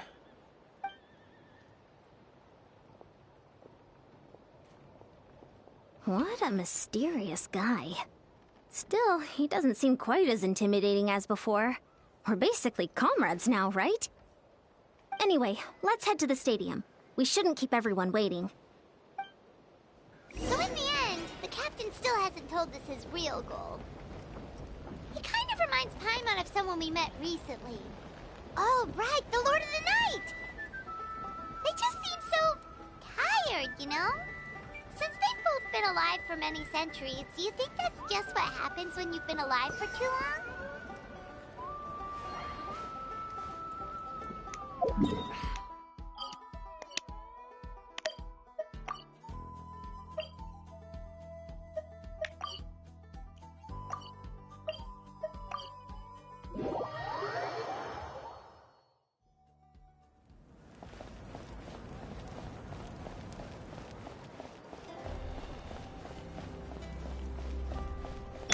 Stand with me!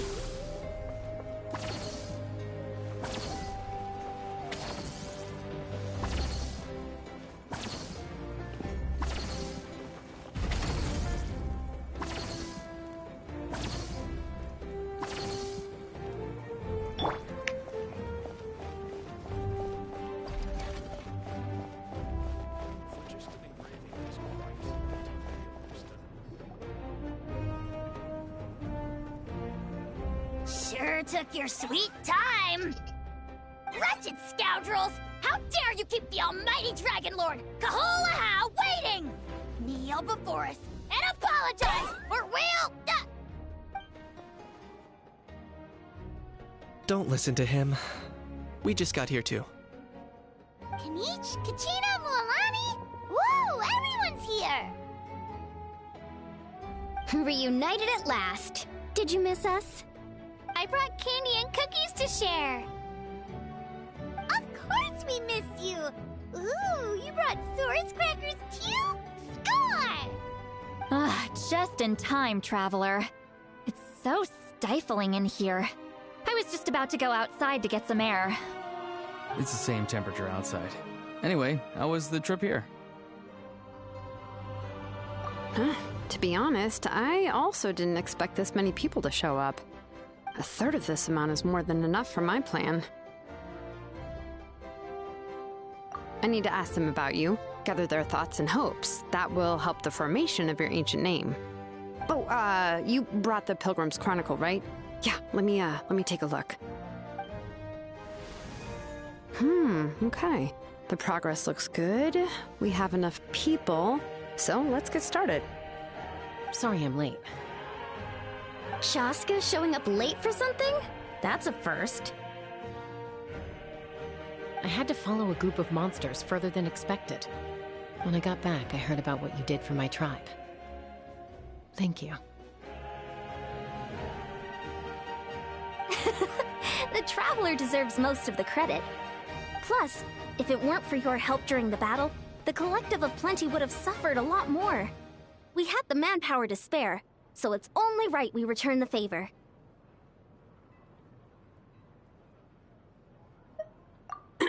Okay, let's save the pleasantries for later. Everyone's here, so let's get started. All right, let me remind everyone what's going to happen. I need each of you to stand before the Pilgrim's Chronicle and share your stories about the Traveler. Your words will be recorded and become a part of the Traveler's ancient name. Any, questions? Nope. All right, then, to start things off... Hold on. Remember what we discussed? Oh, right. I almost forgot. Traveler, Paimon, you, can't be here for this part. Huh? But why? We want to hear what everyone has to say. I need people's true thoughts and feelings. It's best if the subject in question isn't involved. It's much more difficult to express those feelings to someone's face. People get shy in those situations. It's just how it is. You're right. Just like when Paimon doesn't have enough more to pay for her meal, but she's too embarrassed to tell the Traveler, so she has to make up some excuse.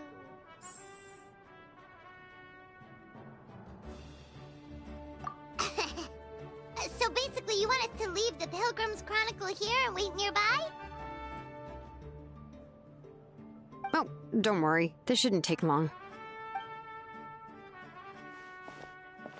Everything Shilonen said made sense, but did you see Sweet Lolly's reaction back there? She was definitely the one who decided we should leave. But staying out here is just making Paimon even more curious about what everyone's gonna say. Anyway, you're gonna have an ancient name soon. Ooh, that's so exciting! Feels like we've been in Natland for quite a while already, doesn't it? You're right! If only Paimon could say a few things about you in there. Well, looks like you're about to have that chance. Shilonen, is everything all set? Almost. We're just missing one last thing. You've been by the Traveler's side the longest, Paimon. We need to hear what you have to say. But Paimon's not from Natland. Oh, it doesn't matter. As a Traveler's companion, your contributions are extremely important. You're the perfect person to finish the story. Sorry, Traveler. I just need to borrow Paimon for a second. It should be quick.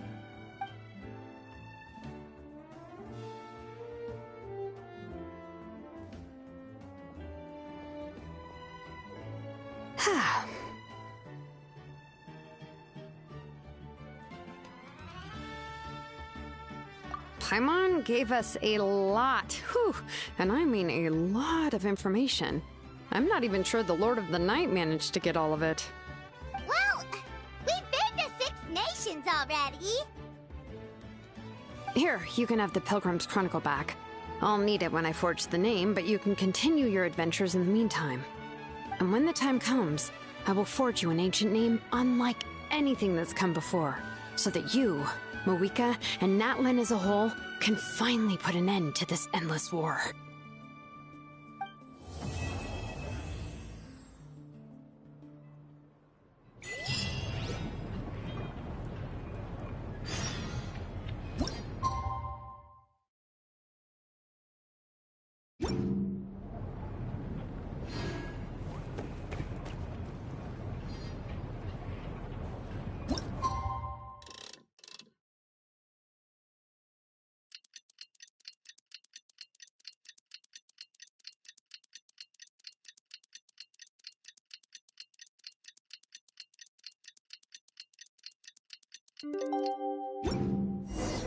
We just got a message from Moeka.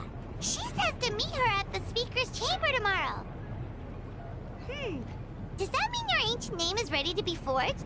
Let's get some good rest today. We need to be at our best for this special moment. The next step of the plan is gonna be super. I'll need the Pilgrim's Chronicle back when I'm ready to forge the name. If there are still adventures you want to record, better finish them before then. I hope everything will go well. I swear, even I'm starting to feel nervous now.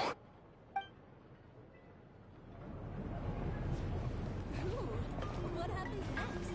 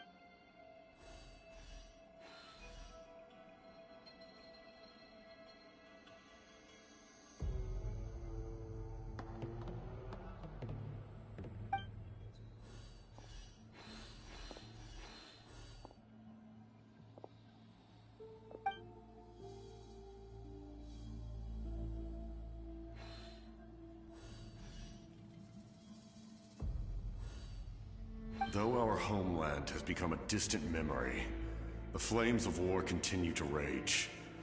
We have long shed the last of our blood. Stay strong, my soldiers.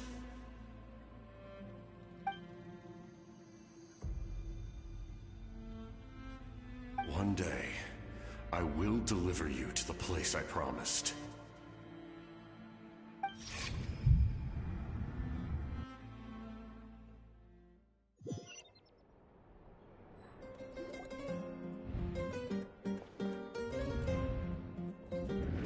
morning, Traveler!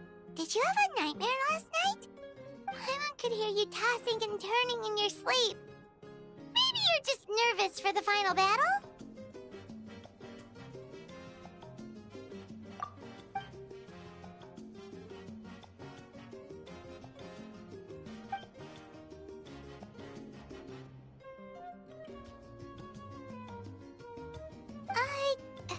Just shake it off, Traveler. We're supposed to meet with Moika today.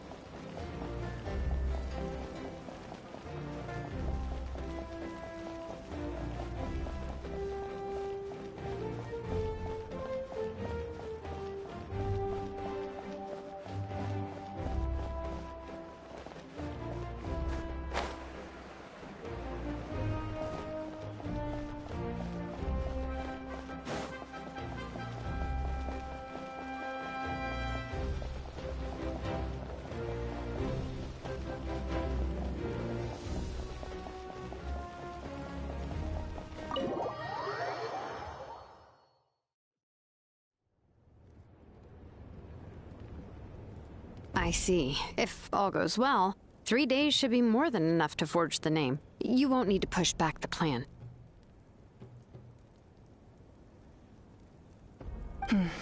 Thank you. I'd say the sooner you can finish it, the better. I still need to announce the matter to everyone. Don't worry. We should only need half a day. The Traveler has been in Natlan a while now. The Pilgrim's Chronicle should have enough records of her adventures. Come in. Hey, Moika! Oh, Shilonen and St. Lolly are here too! Hello! We were just talking about you. I invited you here for 2 reasons. First, there's the Traveler's ancient name, which is ready to be forged. Oh yeah! You need the Pilgrim's Chronicle, right? The device the Lord of the Night gave us? Perfect. Could I take a look?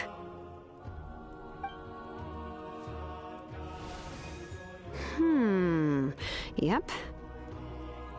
Well, it looks good. This is definitely enough to work with. Usually the first step in forging an ancient name is performing a ceremony to extract memories from the ley lines. But since the Lord of the Night gave us this record, we can skip that part. Still, I've never used something like this before. This is an entirely new material for me, so I need to look into how the process might change. I'll help you. My knowledge on the Lord of the Night and the Wyab might come in handy. That brings me to the second matter. As you already know, once your ancient name is complete, we need to venture into the deepest part of the Night Kingdom. That will happen in 3 days' time. 3 days? So soon?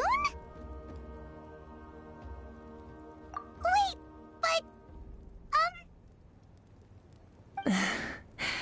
You're worried about the Traveler, aren't you? Well, Paimon gave it a lot of thought, and Paimon's not very good at thinking or fighting to begin with. It's just... This plan could save countless lives. Paimon understands why people would want to be a part of something so important. But all this time, Paimon has barely left the Traveler's side. Not to mention, we all know this will be a super dangerous mission. That's right. And as long as we win, the Ode of Resurrection will return us to this land. The Night Kingdom is a realm of souls and memories, where mental fortitude outweighs physical strength. All in Natlan are resolved to win this war, the sacred flame will connect us to their fighting spirit, we will do whatever it takes to win. So if you want to contribute, just cheer us on, alongside all the people of Natlan. For the Traveler, I'm sure your words of encouragement are among the most important. The most important? Really?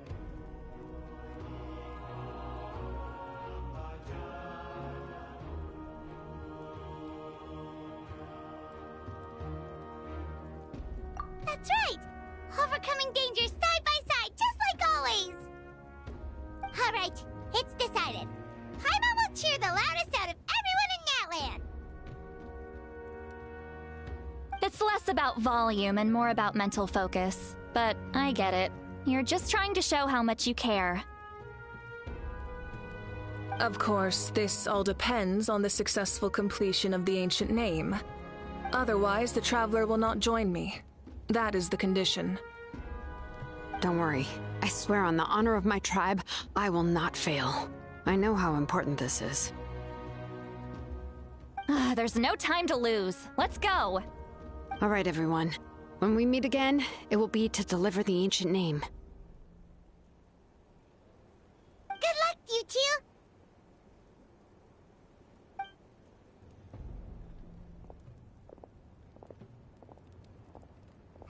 3 days, huh? What should we do in the meantime? We know you're still rebuilding, so is there anything we can do to help? From what I've heard, the two of you have helped more than enough. You should take a well-deserved rest. Even if there are stray abyss monsters out there, our warriors can handle them. Don't worry.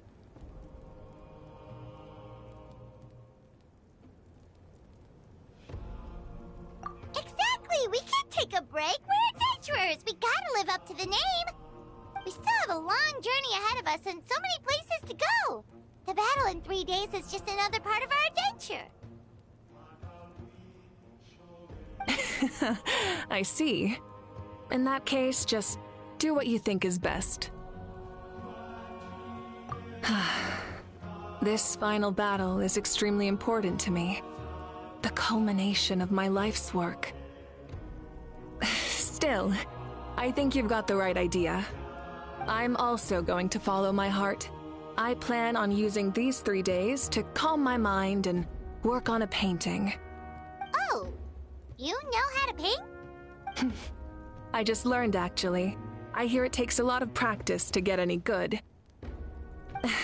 It could be anything, though. What I really enjoy is the process of getting better at something through practice. It's how I relax. Of course, that's only when I have the time. I'm usually too busy. So that's how you relax. Well, it definitely seems like your style. All right, let's go our separate ways for now.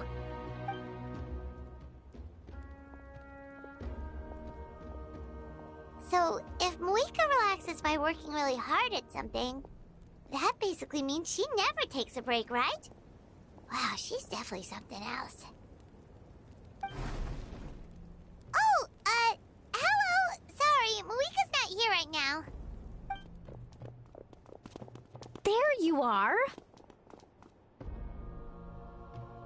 We made it!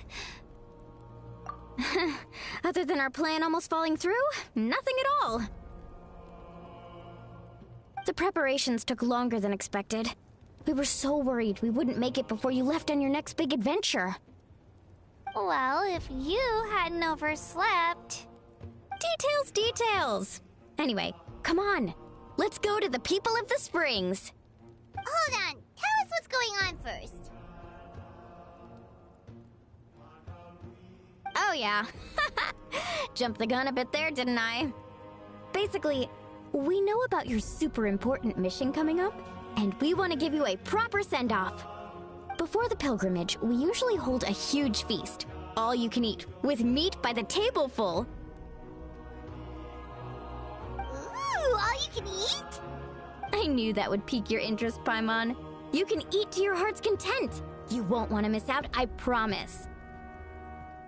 Of course, there's not just meat, but also all kinds of fruit, vegetables, desserts, drinks, you name it. You won't be disappointed. That sounds amazing! We're in!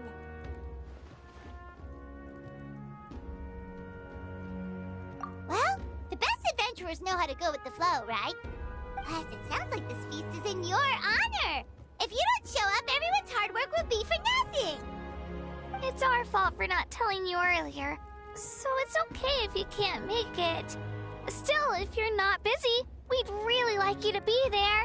It won't take up too much of your time. It'll be super fun! Plus, all our friends will be there. Yes, let's go eat! Huh? What's the holdup, Traveler? Did you think of something? Huh? Isn't she painting? Is that okay?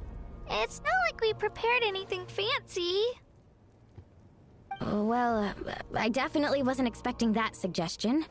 She's the Archon, after all. Maybe it's not our place. But we might as well extend the invitation. The Archon is about to fight for us with everything she has. This feast is in her honor, too. Then who's gonna be the one to invite her? All of us, of course.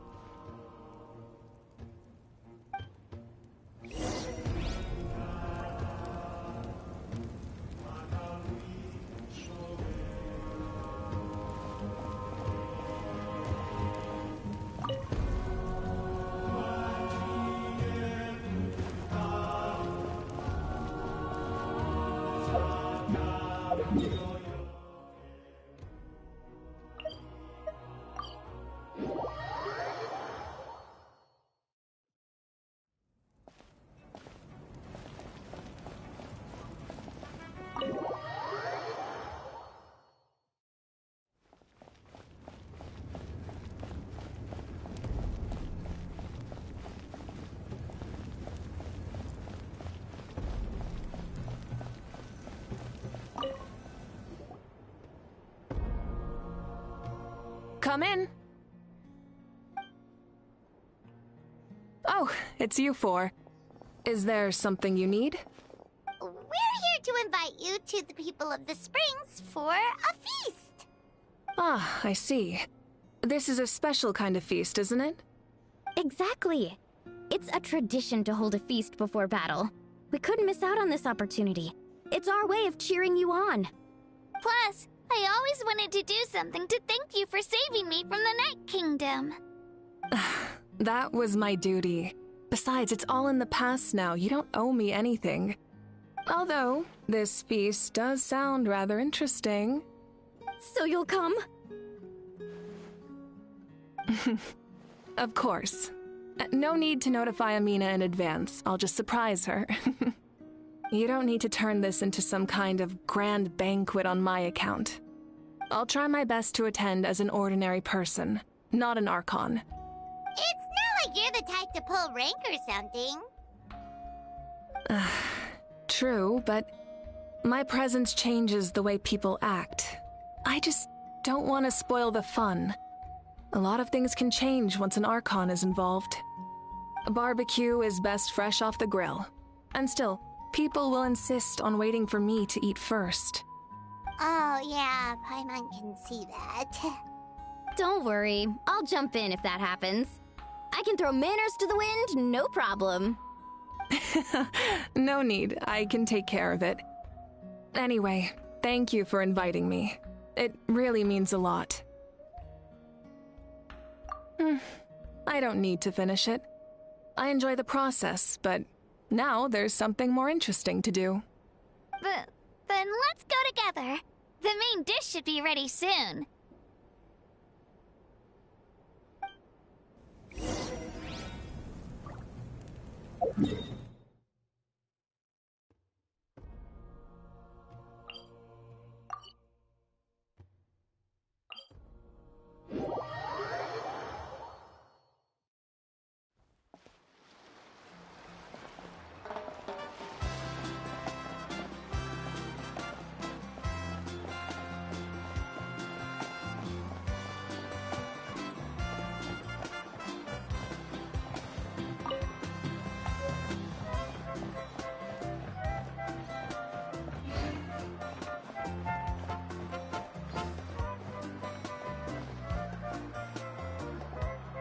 Amina, there's been another delivery.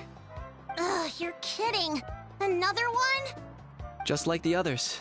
They heard about the feast and wanted to send something to contribute. But this is just a small send-off. What are we going to do with all this stuff? Then again, I understand where they're coming from. I'll deal with it. What a headache. If this continues, half of this stuff's gonna go bad before we get to it. Huh? You're here already? And you even brought the Archon? What are you doing here? We invited her. She agreed to come as a surprise guest. Surprise is putting it lightly. Sorry. I'm happy you're here. It's just... No apology necessary. What's going on?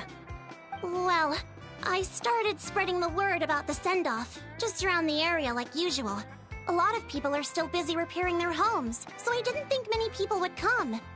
But the turnout has been overwhelming. Not to mention, we've received a small mountain of deliveries. There's no way we can use all this stuff. That's our Star Outlander's popularity for you. You're saying everyone's here because of us? Yep. The news about your impending mission with the Pyro Archon has spread all over Nutland. Plus, you were amazing in the recent battle. A lot of people are here just to thank you, or wish you good luck. Basically, this whole thing is happening because so many people wanted to see you. Still, we definitely weren't expecting you to show up with the Pyro Archon. Yeah, Malika and the Traveler are in this together. They both deserve a celebration. Well, this is the perfect excuse to throw an even bigger party. All this extra stuff was gonna go to waste anyway. No need to go to all that trouble on my account. That's not why I'm here.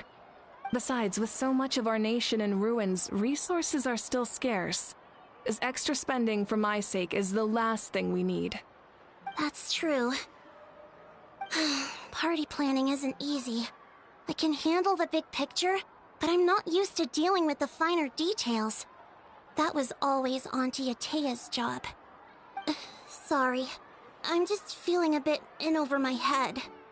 Oh, speaking of Atea, how is she? Is she feeling any better?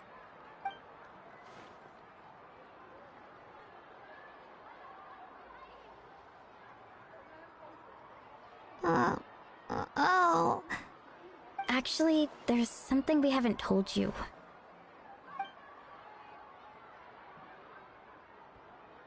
Auntie Atea passed away not long after the attack on our tribe. What? When you brought me her talisman, I knew her end was near. Luckily, I got the chance to see her one last time. She was a hero to the very end. Even though her body was at its breaking point, she showed no pain or sorrow. In her final moments, her thoughts were entirely with her tribe and her people. Gatherings like this remind me of her and the parties she loved to organize, so I decided to attend in her memory.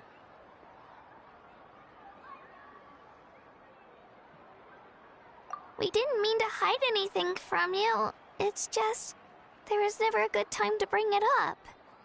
Cheer up, everyone. Auntie Atea wouldn't want us to remember her with tears. Parties like this were her specialty. But now, it's up to us to carry on her legacy. So we can't let her down. Believe me, she has high standards. Yeah, that sounds about right. So, come on, let's get to work, everyone. Oh, Chief Amina and our guests of honor excluded. Kachina can each time to go. Wait, you don't have to drag me.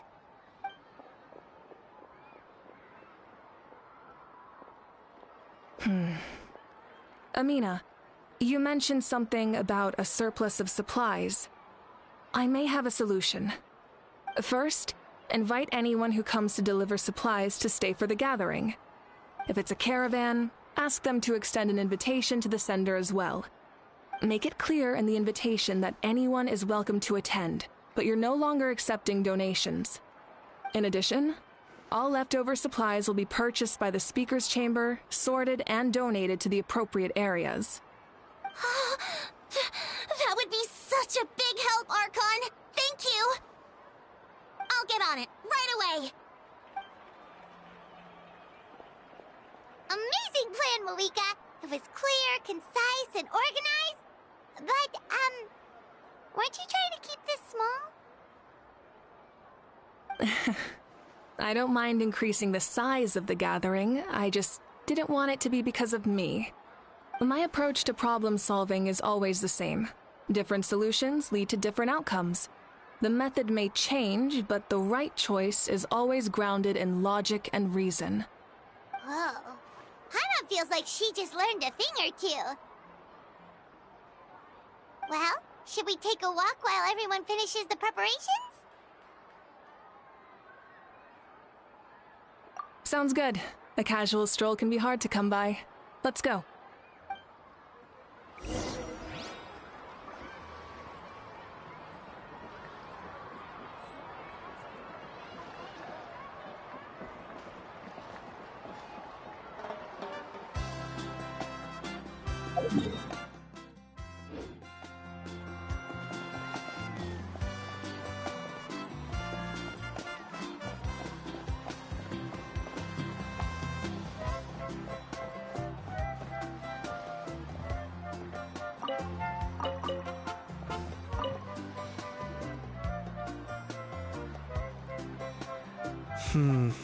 This box is missing a label.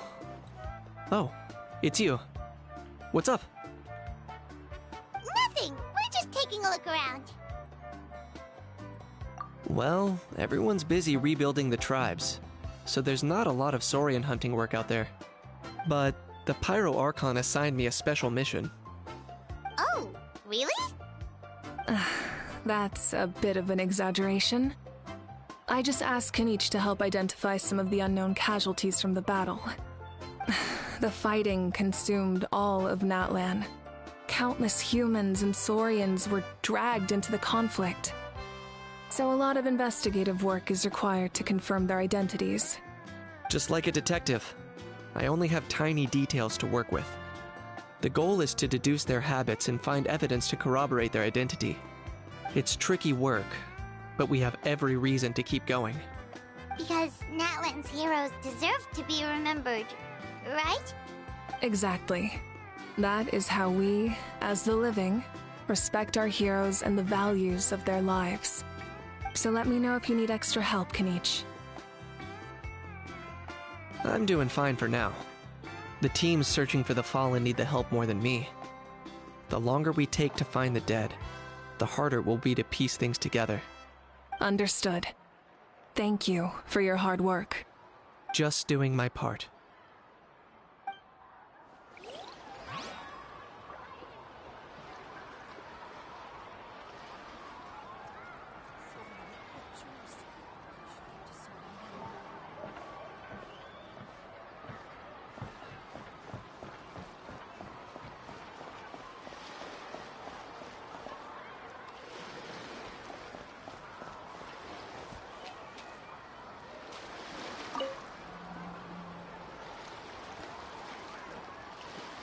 Chaska?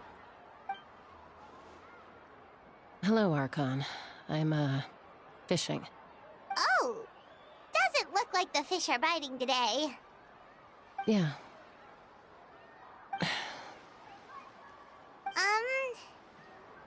It's okay. You don't have to walk on eggshells around me. I know you can tell I'm not really trying to fish, but gazing at the water puts me at ease. I went to visit your parents, Chaska. Of course, I could only offer a few simple condolences. You helped a lot, actually. My mom has been doing better since your visit. I've always been grateful to my parents for taking me in, but now I have an even deeper sense of responsibility. I'll never be able to replace Koichi, but I will do everything in my power to pull them out of their loneliness and despair. That's exactly what your mother's worried about. She doesn't want you to push yourself to make up for their loss. After all, it's your loss too. Grief is not something that can be measured against others. You don't need to make amends, Chaska. Your loss is a tragedy, not a debt. In any case, they've always loved both of you. There's no need for you to become Koichi when they love you just for yourself. Yeah, don't put too much pressure on yourself. Thank you, everyone. Sounds like I owe my parents a conversation.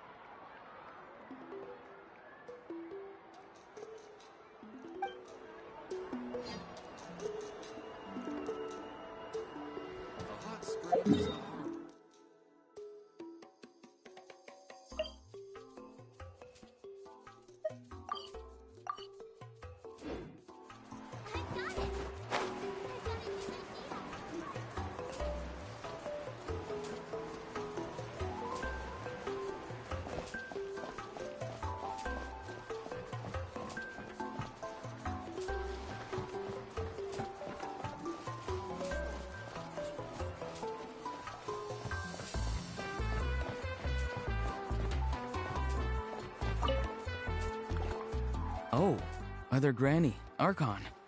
I swear, I've been on my best behavior recently. Paimon knows it's just how you talk, but you've gotta realize how suspicious that sounds, right? I am curious, though. Are you still working with the captain? No, I don't have a reason to follow him anymore, so my life is back to normal. Growing vegetables, raising aphids. Well, maybe not completely normal. I'm still keeping tabs on the situation in the Night Kingdom. The ley lines are in a bad state. We plan on bringing that to an end. I know. You and Other Granny, right? You're going to become great heroes, and the most I can do is weave a scroll of your deeds. Oh, you know how to do that? Most people from my tribe know the art, but I'm not very good. I can never seem to empty my mind. We commemorate the deeds of others as a form of inspiration. But rather than waiting for someone else to be inspired, isn't it faster to just take things into your own hands? Well, there are always things we can't do on our own. I wouldn't phrase it quite like that, but Paimon's not wrong. Time will give you an answer. I know how you feel, Auroron. It took me a long time to find my place in the world. I'm more mature now, but that passion, that drive to prove myself, I miss it sometimes. Maybe you'll change in the future, but you can still be proud of who you are now. You're saying I need to live in the present? Thank you, Archon. That's what I've always tried to do. Hey! Looks like the food is almost ready! Let's head over! Paimon can't wait to feast! Oh, but if there are still people you want to see, that's okay. We can head over later, too.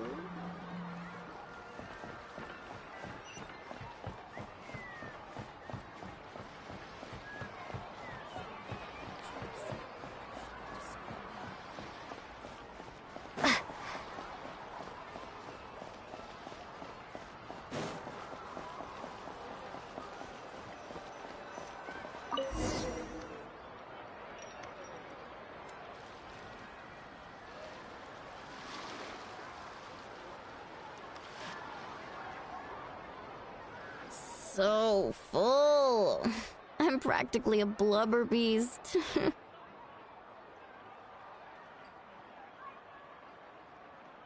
What's that? A creature from Fontaine with a super round belly.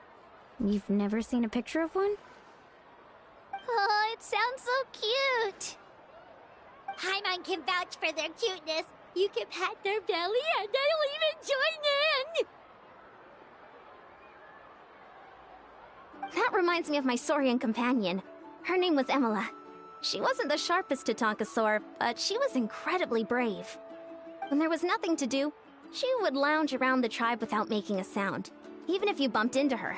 Sometimes visitors would think she was all passed out. But she was completely different once we were on the move. When she was little, I took her on all sorts of adventures. But Saurians grow a lot faster than humans. Before long, she was the one dragging me all over the place. Wow, she must have been a great fighter to keep up with you. Yeah, she was tough. Veressa told me she was amazing in the final battle. I had to defend the stadium, so I never got the chance to see her one last time. It was a choice I had to make, but it was hard to accept. Sorry, I didn't mean to bring down the mood. I'll just get to the important part. I actually saw her in my dreams the past few nights. It felt so real, like it was really her. She gave me a ride, and we traveled all around Natlan together. We were both so happy. Wait, now that you mention it, I've had dreams of Auntie Atea. She was her typical self, brave and stern, always with that indescribable warmth.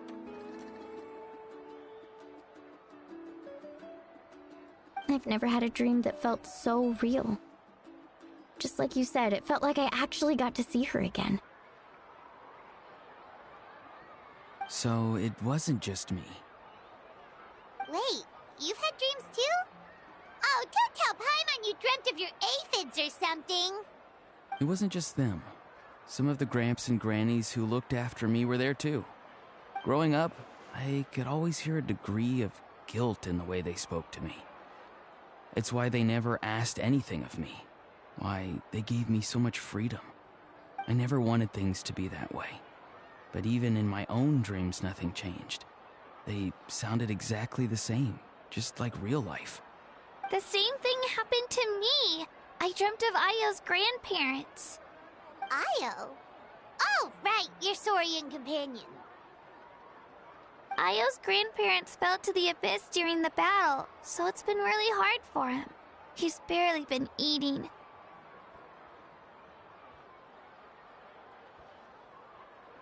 I set up a tent near his home so I could be there for him. And I had a dream that his grandparents came back.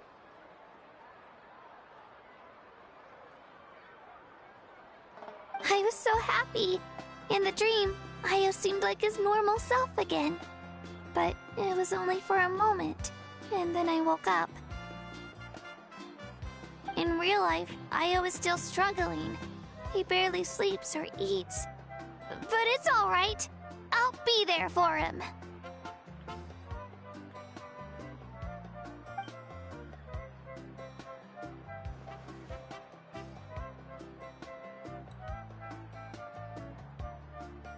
Traveler? Chaska? Did you two... Oh, sorry, never mind. When did this become story hour? Still, I have nothing to hide. I dreamt about Koichi. She told me I felt like a completely different person. She said I'm going down the right path, so she doesn't need to pick fights with me anymore.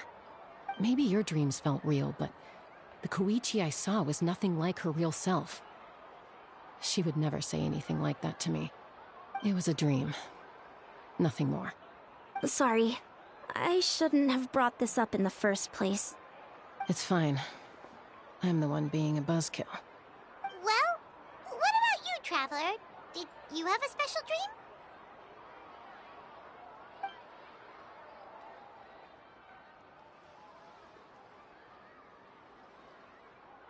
You're kidding. The captain?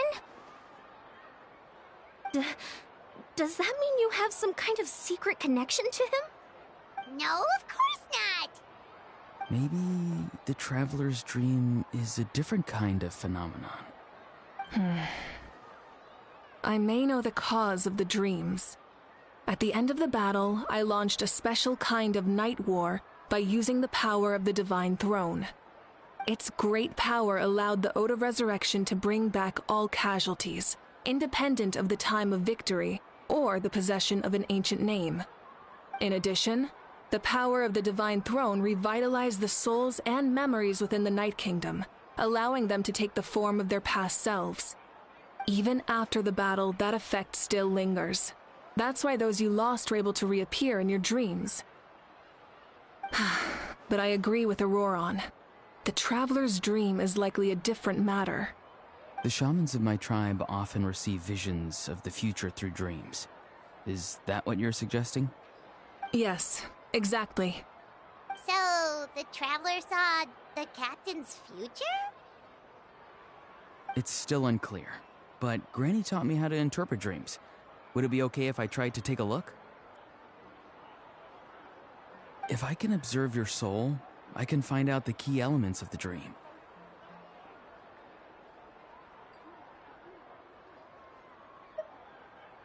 You're thinking of the Dendro Archon, right? My tribe's power over dreams is nothing compared to that of an Archon. Observing the dreamscape requires a ritual and can only reveal static images. We also need the full cooperation of the dreamer. Otherwise, the process could be used to violate the privacy of others. I also have a fairly good understanding of the ritual. What do you say, Traveler? Should we start the preparations? Then I'll start getting ready. We'll carry out the ceremony somewhere else.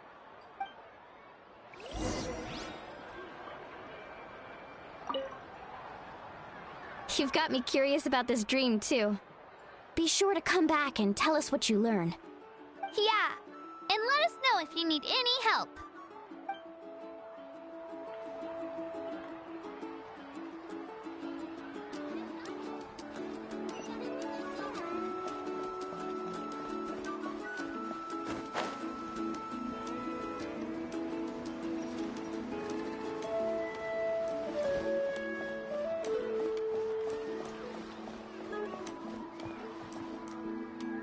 I never knew you could make it this way. This formula is new to me. Your granny never taught you about incense making? No. She usually just lists off the ingredients and tells me to follow the formula. Then you still have a lot to learn from her.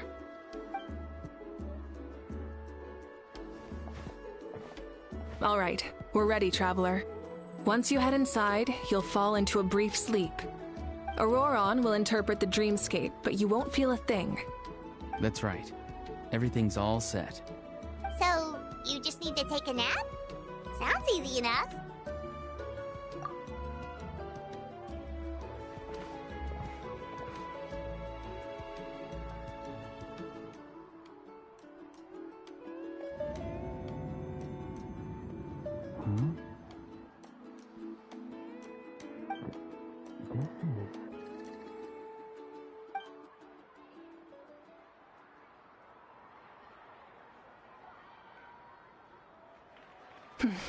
Here, have some water.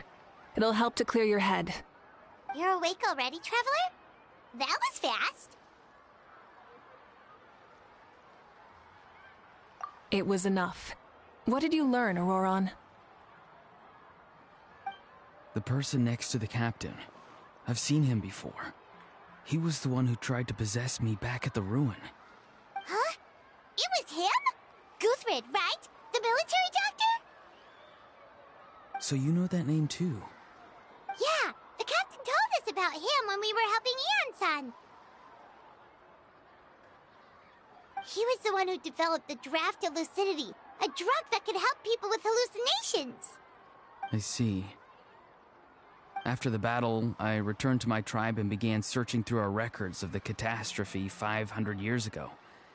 Even though my encounter with him was brief, I managed to track down some information. The record said he was cold and decisive. Like the captain, he was formidable in battle, but the two upheld very different ideas of justice. So, he didn't have the captain's sense of honor? That makes sense. The best partners are those who complement each other. Wait, if there are records of all this, that must mean the captain was famous in Natlan. Yes, but unless he brings up his past, few are likely to make the connection between a Fatui harbinger and Thrain, one of Natlan's legendary heroes. Guthred is also a respected figure in our nation. The story of how he sacrificed himself for Natlan is a pretty famous tribal legend. But there's still something I don't understand. I'm the only one who saw him. You shouldn't be able to dream of someone you've never met. And yet, the figure in your dream looked exactly like him. I don't think that's a coincidence. I believe what the Traveler saw was Guthred's soul. But didn't he die hundreds of years ago? There's no way his soul could have survived that long. Maybe he found his way to the Night Kingdom for a little bit. No. The Night Kingdom only accepts the souls of Natlan. It's always been that way. The Ruler of Death likely wanted to prevent the Ode of Resurrection from being abused. When I was with the captain, I could hear something coming from him. Souls that were not his own. I heard voices of sorrow and pain, sometimes faint, sometimes strong. Wait, are you saying the captain has had Guthred's soul inside of him all along? That's the part I don't understand. Ordinary people shouldn't be able to carry the souls of others. It's only possible for me because my situation is unique. And even then, you saw what happened. The Lord of the Night's voice triggers a violent reaction in those with fragmented souls. I even checked his soul myself. It's resilient, radiant, and entirely in one piece. Maybe it has something to do with Guthred then. It's very possible. It's still too early to tell, but the continued existence of Guthred's soul is likely the key to figuring out the captain's true intentions. I agree. The captain never revealed anything to you? The two of you worked together for quite some time. No, he rarely talked about himself. We were united in our efforts to save Natlan, but it never went beyond that.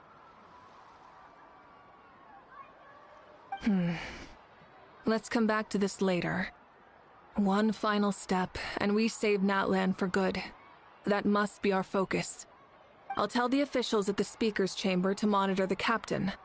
Nevertheless, I doubt his goal will interfere with our plan. Yeah, he's definitely up to something. But there are far more important things for Paimon to worry about. Like if Paimon had to rate her level of worry, the captain gets maybe 50 points. But considering the final battle, you two get at least 2,000! In any case, conjecture will only get us so far. It might be more useful for you to ask the captain directly, Auroron. With any luck, he might just tell you the truth. Huh? Me? Don't tell me you haven't noticed his respect for you. The first of the Fatui Harbingers doesn't work with just anyone. Fortune favors the bold. So if you ask me, posing the question directly is the wiser choice. I'm not so sure, but I'll give it a try. All right, let's head back and enjoy the party.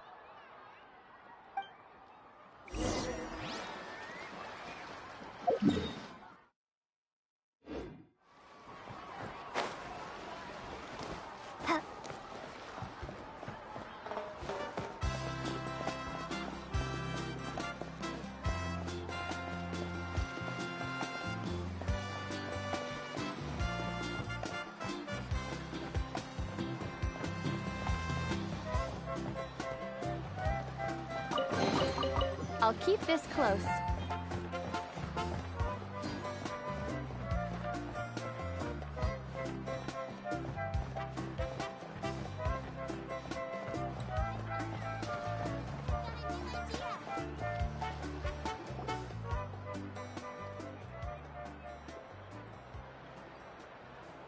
Thank you so much for coming, everyone! As this gathering comes to a close, let's hear it for the Pyro Archon and the Traveler one last time! Good luck. You've got this! For Natlan! Thank you, everyone. Today has meant so much to me. It's been a long time since I had the chance to truly relax. Yeah, today was great. Well, that concludes the send-off. Everyone is free to go. Any volunteers willing to stick around for cleanup, follow me! Oh, I'm in.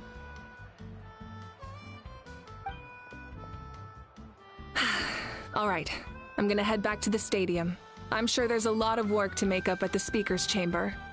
Wait, what happened to taking a break?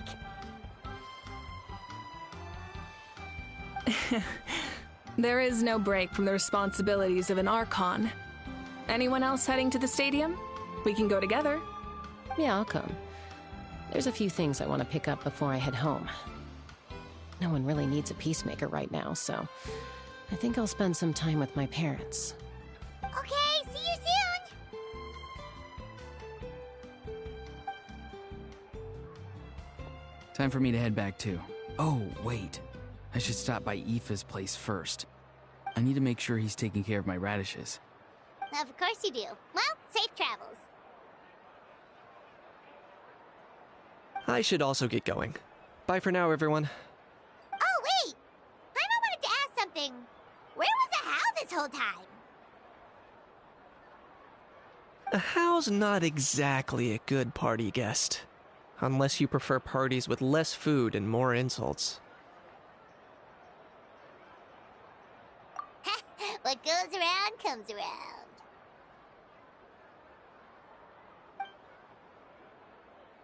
I'm gonna go too. Good luck with your ancient name. Not sure if you already know this, but being the first bearer of your name is a huge honor in Natlan.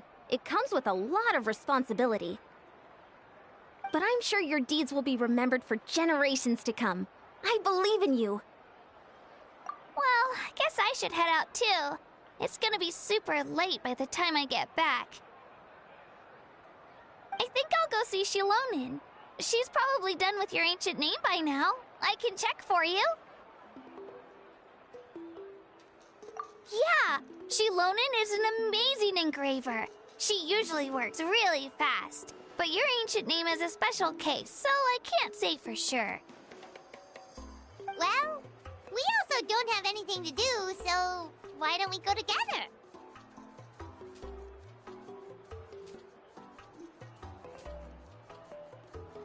Oh, it's okay. I'm not alone. Turbo Twirly's with me. Still, if you want to check on the progress, we should definitely go together. Getting an ancient name is such a special moment. Woo! Let's go!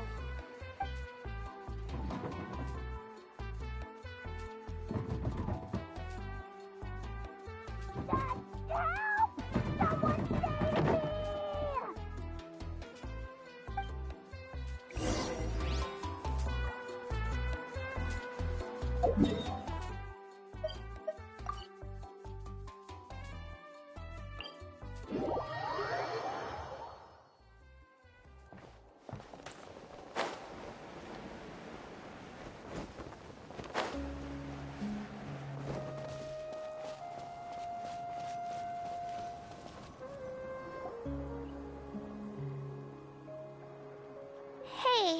remember when you first arrived in Natland?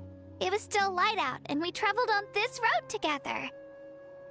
It was the day before the pilgrimage, and we met up with Kanich and Mualani. Wow, feels like it was just yesterday! Yeah, you saved me from the Night Kingdom, you helped us win that battle against the Abyss, and the final battle is just around the corner.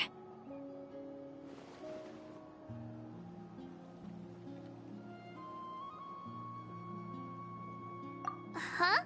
Oh, yeah. You're right. I was so nervous the night before the pilgrimage, but your words of encouragement made me feel a lot better. I slept so well that night, and earned the best score I've ever had in the pilgrimage. So, if you're nervous, traveler, maybe I can encourage you this time. I've learned so much from you, but I doubt I can return the favor.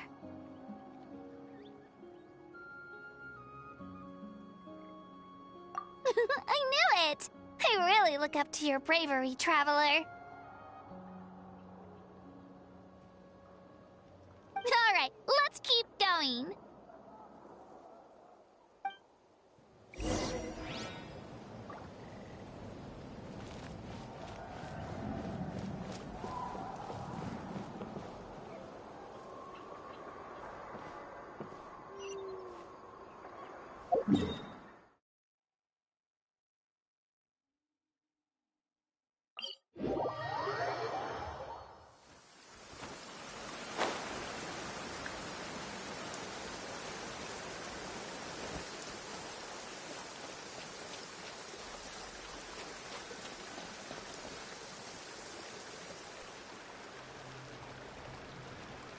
Hey, this is where we met Toto, isn't it?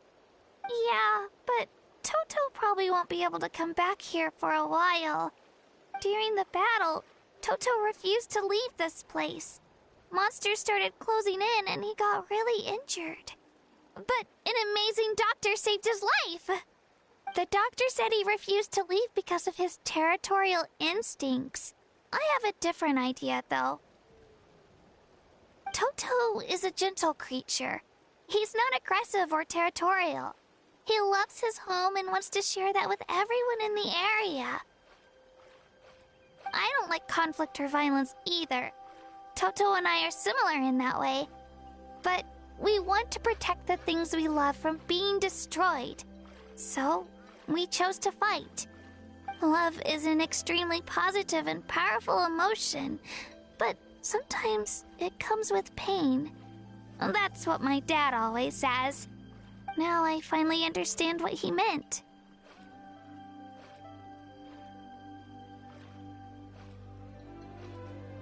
It's alright. This will all be over soon. The fact that I was born in this era, that I got to meet legendary heroes like you and our Archon, actually makes me feel really lucky. I've always wanted to see what Natlan would be like without the Abyss. And now, that day is just around the corner. I know you two can win this. Yeah, it's time to get this over with. We've still got a long journey ahead of us. Come on, we're almost there.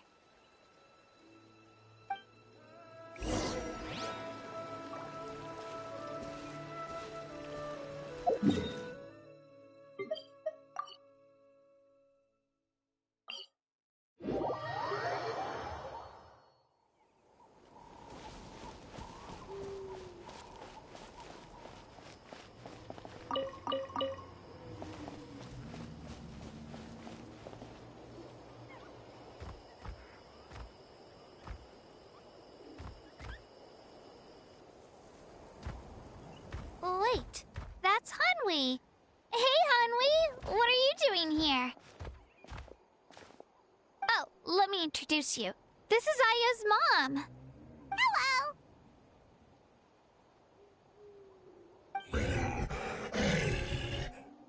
Oh no, you seem worried. Is something wrong? She left. Come on, let's follow her.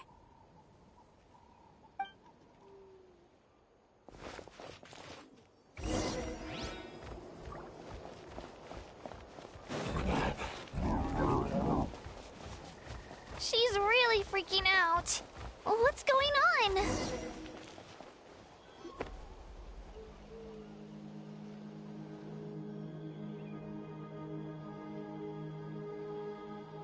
Oh, it's because of Io. Aw, still no change, huh? Poor thing. Oh, right. You said Io's grandparents died in the battle. Yeah. When the Abyss attacked, Io's entire family fought to defend our tribe. Io's parents made it through, but his grandparents weren't so lucky. The whole family was really close, and now Io barely sleeps or eats. All he wants to do is look for them. Maybe he thinks his grandparents are still out there somewhere, but there's no bringing them back. Hey, Io. It's me. Feeling any better? I brought some steak for you. I know it's your favorite, and it's still warm. Want some? Nope. It's like he doesn't even know I'm here. Traveler, doesn't this situation remind you of abyssal corrosion syndrome? Huh? What's abyssal corrosion syndrome? According to the captain, it's a kind of mental disorder that results from abyssal contamination, even after its power has been purified. It can cause hallucinations, mental breakdowns. It's really dangerous. That does kind of sound like what's happening to Io, but I don't think he was contaminated by the Abyss. It's hard to say for sure. Still, abyssal power was everywhere during the battle. Maybe it affected him indirectly. It's possible. Yeah, that medicine was really effective against the worst cases. Since we don't have any other options, should we give it a try? Okay, but just a small amount. Since it was developed for humans, it might have a different effect on a Saurian. Yeah, better safe than sorry.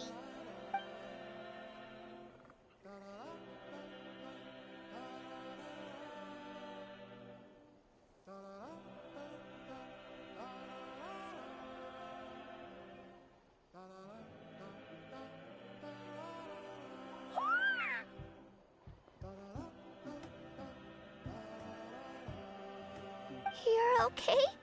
I'm so relieved! Thank you so much! That medicine is amazing!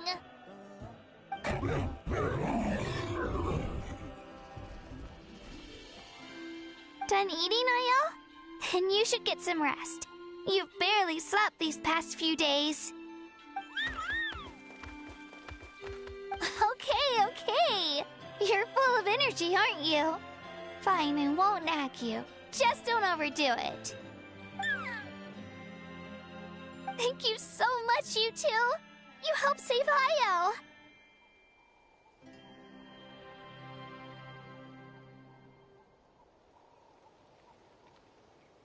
Could you share some of that medicine with me? I want to be able to help someone else if I were to run into a similar situation. Of course. You know, I used to take a lot of things for granted. Growing up, it's easy to think that everything around you will just exist forever. But the battle taught me that very few things in life are permanent. Like this path, for example. It's the same one we walked before, but now the view is completely different. It makes the things we love even more precious. So, I want to do as much as I can to defend my family and friends, so I can move forward without regrets. Actually, that's something I learned from you. You really taught me a lot.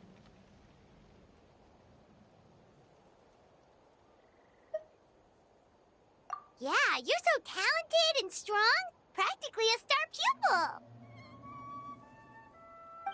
Really? So you think I'm doing a good job? I've been a good disciple? Or a student? Or,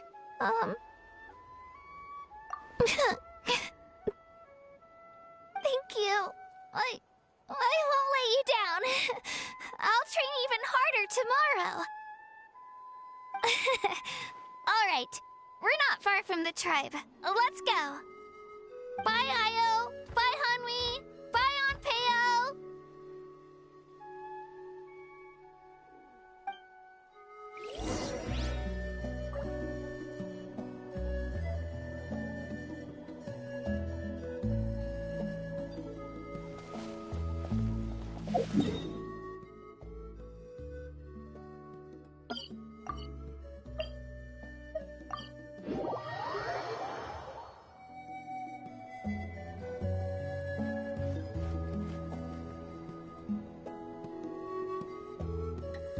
We're here. That was quite the trek.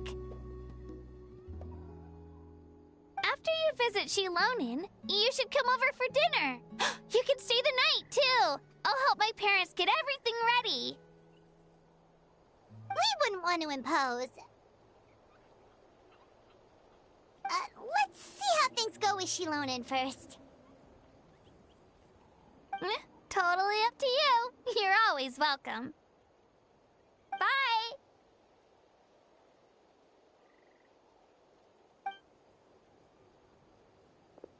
When you think about it, we actually haven't known Kachina that long. Our journey in Natland feels like it just started, and now it's about to end.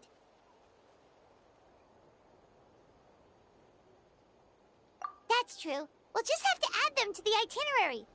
All right, time to go check on our... your ancient name.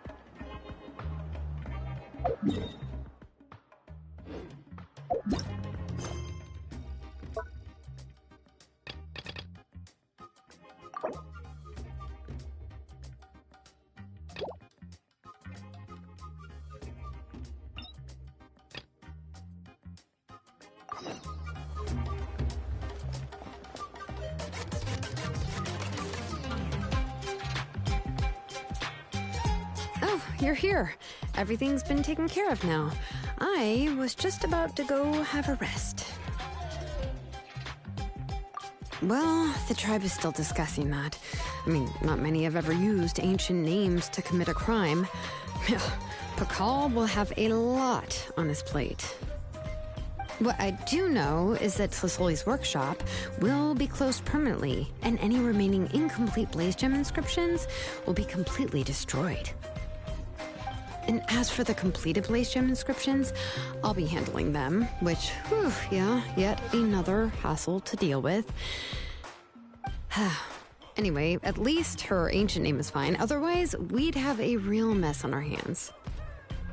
Oh, and speaking of ancient names, I actually have some good news. The memories that were absorbed by the Blaze Gem inscriptions can be restored to their owners. Now, once all the Blaze Gem inscriptions stop working, the memories will return to their respective owners.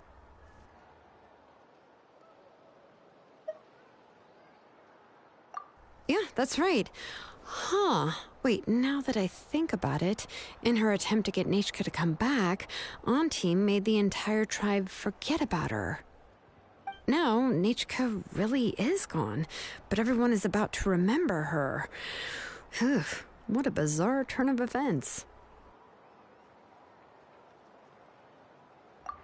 She's resting in my workshop. I contacted others from the tribe and told them about my plan to conduct an official investigation into her history.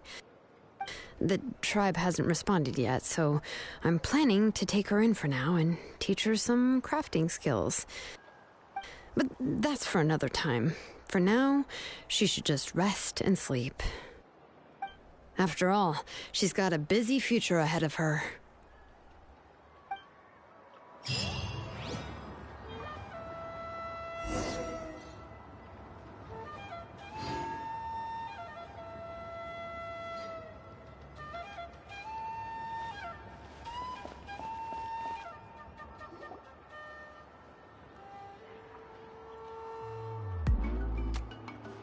Oh, it's you two. The party's over, I'm guessing? You knew about that? Of course. Everyone in Natlan is rooting for you. Shilonen is working on the last part of your ancient name. It's best not to bother her when she's in the zone. Your name is a special case. There were quite a few headaches along the way, which slowed the progress. I told Shilonen if we hurry, we might make it to the feast in time to snag the last round of barbecue. I was just teasing, but she gave it some serious thought, nodded, and really hit the ground running after that. It's like my joke lit a fire under her or something. Sounds like she really wanted that barbecue. Yeah, it's a favorite in her tribe. I bet she still hasn't realized the feast is already over. Wait, should we go make some for her then? Oh, I appreciate the thought, but there's no need. I can tell what time it is. The light outside is a dead giveaway. Besides, I knew it was a joke, but we were having a serious conversation at the time, so I decided to give a serious response.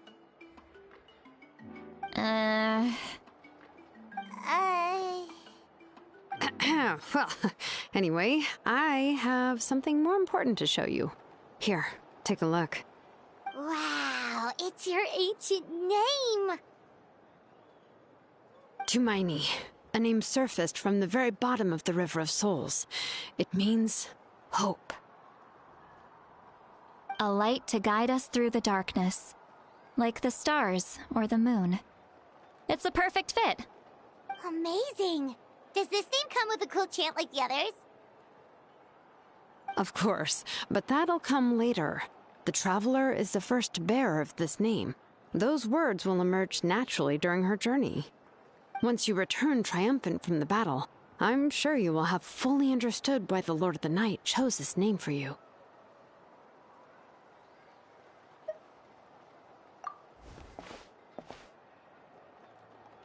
Well, getting this name turned out to be easier than Paimon was expecting. It all came down to the Lord of the Night's power. This situation is the first of its kind. Heck, I doubt we'll ever get a chance like this again. Imagine receiving that much help from the Lord of the Night only for our most trusted engraver to fail. That would have been so embarrassing for humanity. Well, success was never a question. You just like to make things seem dramatic. It's all those novels you read. Hey, it's not like I wanted you to fail. When you've been alive as long as me, you learn that anything can happen. Okay, it all worked out in the end. Your name was successfully forged, and it passed all my technical tests. But there's still one more step. We need to make sure the name has accepted you and will function normally in your possession. An Outlander has never received an ancient name before. I wouldn't be surprised if something equally unprecedented happens when you connect to it. So you're saying it's still too early to celebrate? Well, when it comes to something this important, we can't leave anything to chance. Let's run this final test. Oh, don't worry, the process is simple. We can find a quiet place to test it out after dinner. Basically, I need to observe whether your soul can connect to the ley lines, and make sure there are no signs of rejection. Last time, you essentially barged into the Night Kingdom, but now we must make sure that it will truly accept you. Just leave it to me. I'm a professional. Oh, and you can have the Pilgrim's Chronicle back. Huh? It wasn't destroyed? If forging an ancient name consumed the memories used to create it, the first person to bear the name would never be remembered. The Pilgrim's Chronicle is still the most significant proof of your adventures in that land. No need to make a fuss. Let's go eat. I'm starving. Come on, I'll take you to my favorite barbecue place. Barbecue. See? I knew you couldn't resist. Oh, well, I forgot to mention, the place has top-tier alcohol as well. Well, what are we waiting for? Hop to it, people!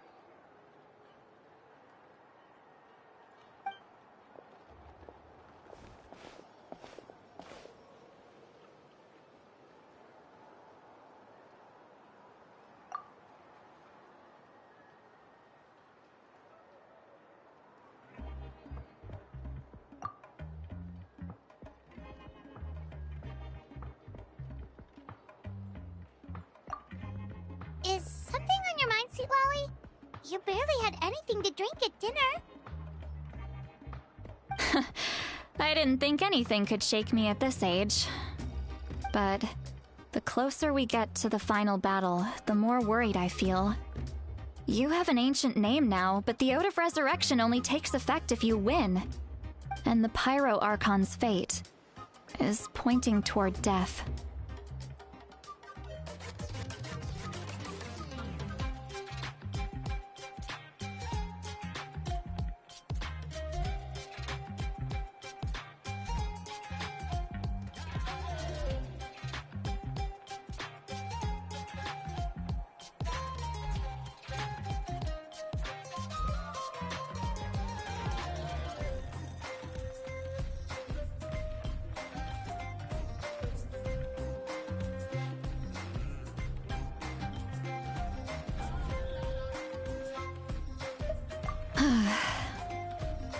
I believe in you. And thank you. Your words mean a lot. All right, I'm ready. Oh, is, something wrong? No, not at all! Sweet Lolly just ate too much. Yes, that's right. So I should really walk it off. Come on, let's run the final test.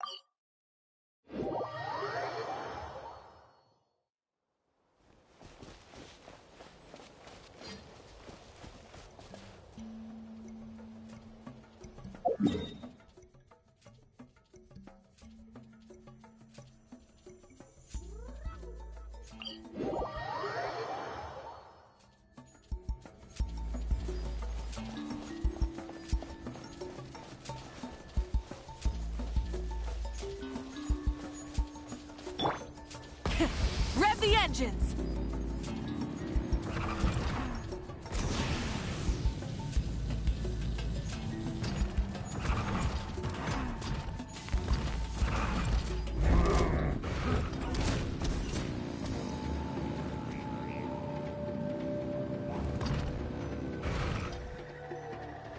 All set, Shilonen? Yeah, just need to check one more thing, and... yeah, okay, we're good.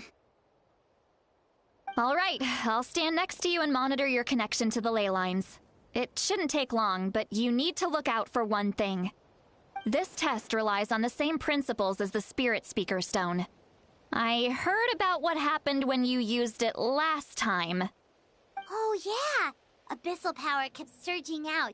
If Chaska hadn't destroyed the stone, Vichama would have been consumed by the abyss! That's exactly what I'm worried about. All this time, our final foe has continued to corrode the ley lines from the depths of the Night Kingdom.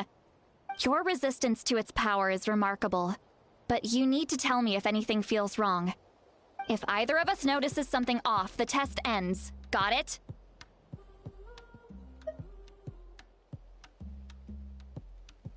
Don't worry, I'll use elemental power to take care of that.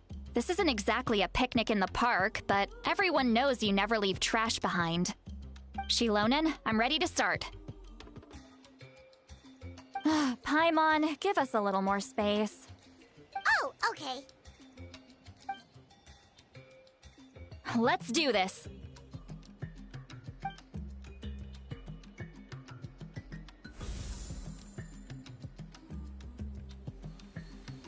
Whoa, that light is beautiful! It's exactly like when we used the Spirit Speaker Stone!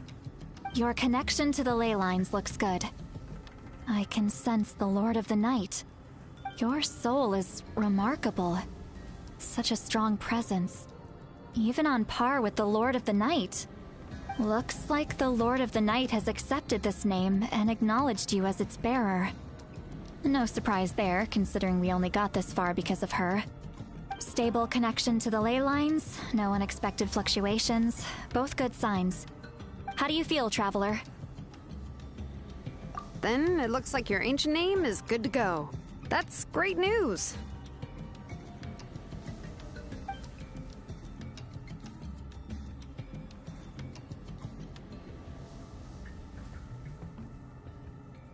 Wait, look, something's coming! No need to panic, Paimon. The damage to the ley lines has allowed these soul-like beings to leak out onto the surface. It's just because of the ritual. It makes it so that everyone can see them. I know they look like ghosts, but it shouldn't last long. Although, there shouldn't be this many. Home. This way.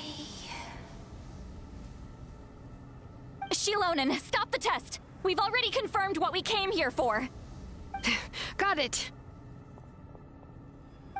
What's going on?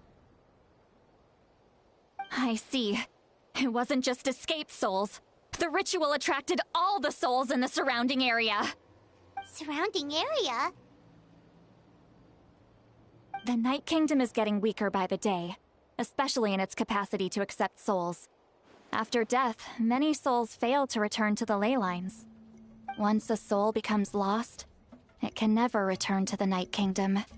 Lost souls can only wander listlessly, gradually fading from existence before disappearing entirely. Please, take me back. I cannot disappear. So the connection we established to the Night Kingdom, that's what drew them here? Yes. The Traveler's soul is powerful, so the echoes coming back from the Night Kingdom were loud and strong. Some of these souls never made it to the ley lines. Others escaped from the Night Kingdom, and even more don't come from Natlan. Complicated doesn't even begin to describe it. So, they've always been around? We just couldn't see them most of the time? We can try. Returning souls to the ley lines usually requires a complex ritual, but we don't have time for that. and neither do they. That's exactly why my people turned to vessels like Auroron. He has a remarkable ability to perceive souls. Even after the failed ceremony, he made it his mission to travel around Natlan and return as many souls as possible. But most of the time, having the ability to perceive souls means watching them wither in agony. Completely powerless to stop it. So, you're saying there will always be those that we can't save? That's right. But saving some is still better than saving none at all. After all, souls that disappear can never be reborn. That has to be true loneliness. The knowledge that you've been abandoned by the world, even in death.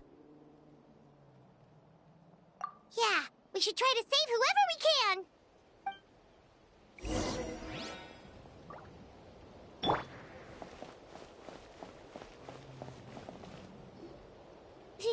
Vichama, is that you? Oh, I know you. I didn't think we would meet again, especially like this. Using the Spirit Speaker Stone meant so much to me. Thank you, Citlali. I finally had the chance to say that in person. Enough of that. What happened to you? Wait, you're from the Scions of the Canopy? During the battle, your tribe was... It's okay. The battle finally gave me the chance to fulfill my dream. Back then, I missed my chance at the Night Warden Wars. I wasn't about to let that happen twice. I scouted the location and direction of the attacks, so I could tell Chief Wyna the safest way to evacuate. Those with grappling hooks escaped through the air. Everyone else banded together on the ground to break through the front. But people needed information, so I stayed behind until the very end. Oh, you're a true hero. Thank you, but that's not why I did it. I did it for the future of my tribe and the future of Natlan. The battle gave me back my sense of purpose. That's all I wanted.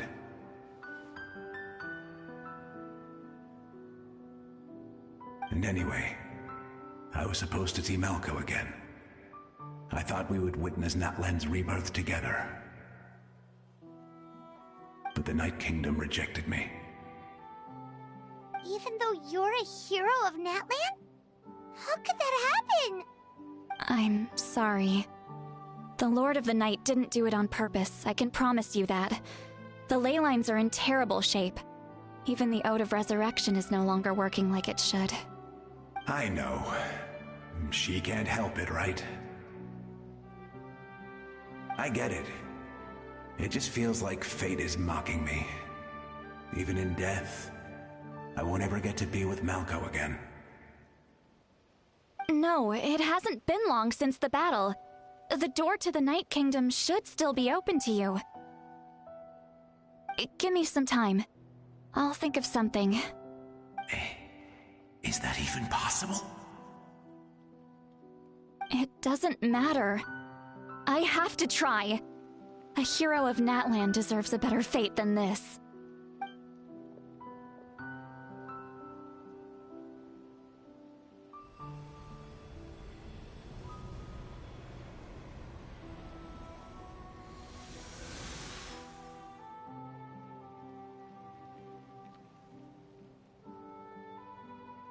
This feeling.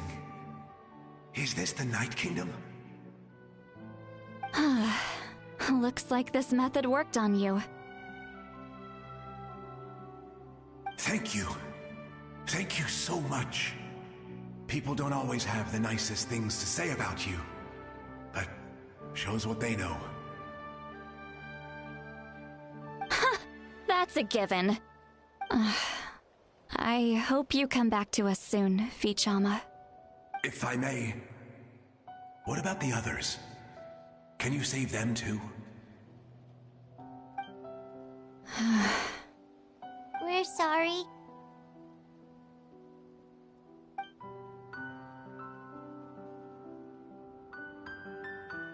Don't apologize. You're doing everything you can. This isn't anyone's fault. Let this land bear witness to my final wish for this world. From now on, may every soul in Natlan find haven and home. I promise you, Vichama, I will not abandon the ley lines to their fate. Thank you. People like you are the true heroes. Goodbye.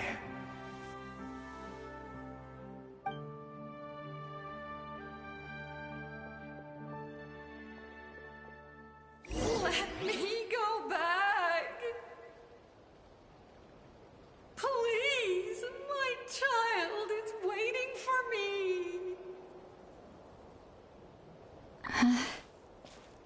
I'm sorry.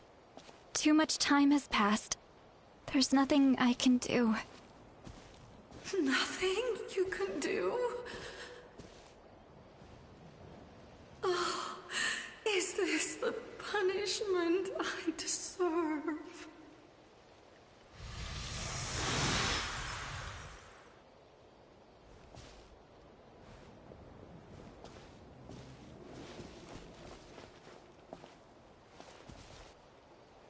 Home. Here. Home. She's one of the souls that overflowed from the Night Kingdom. She can no longer go back there. Home. Home. We're sorry. If there was anything we could do... Home. Home.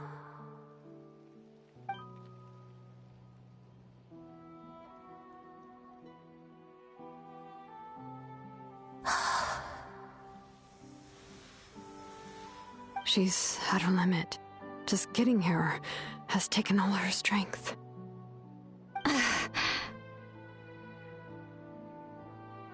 Let me go back. Let me go. The Night Kingdom isn't responding. That means its doors are closed. I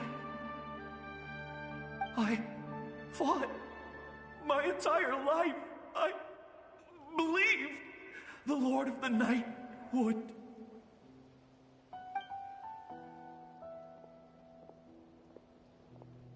I'm sorry. The ley lines are overwhelmed, and the Lord of the Night has no strength left. Me. Who am I? Does it even matter who I am? Of course you matter! Wait! Absolute helplessness.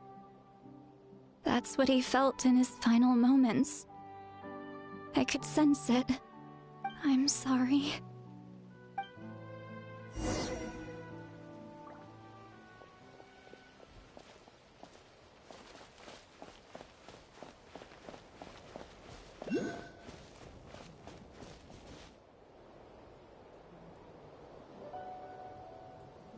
Save me!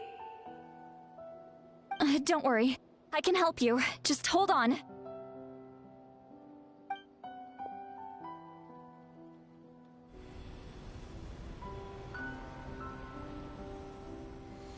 The Night Kingdom. Thank you.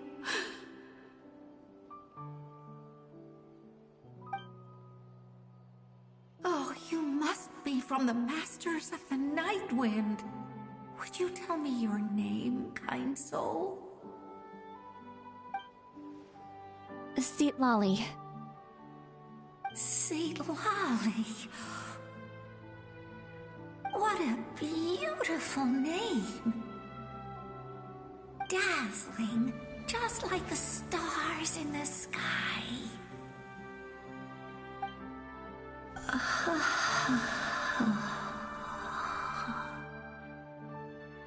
I can't disappear! It hasn't been long since he died. I can still try to save him. I can't.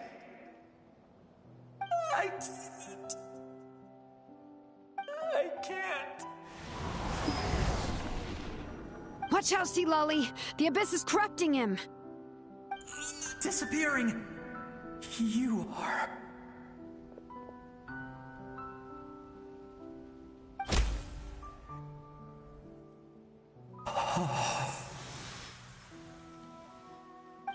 I'm sorry. The Abyss has corrupted his soul from the inside. Even if we could send him back to the Night Kingdom, it would only make the situation worse. I know. If we were just a little quicker, we could have stripped away its power. But it's too late. Let's go check on the others.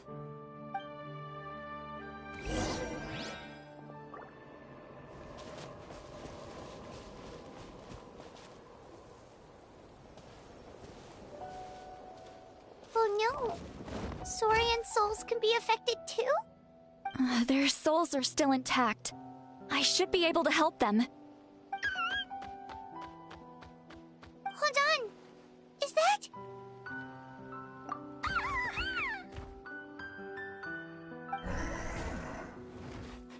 That's right.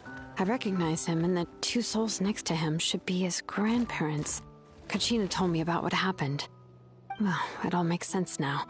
Io could barely sleep or eat because he sensed the presence of his grandparents. That must be why he looks so happy right now. They're finally reunited.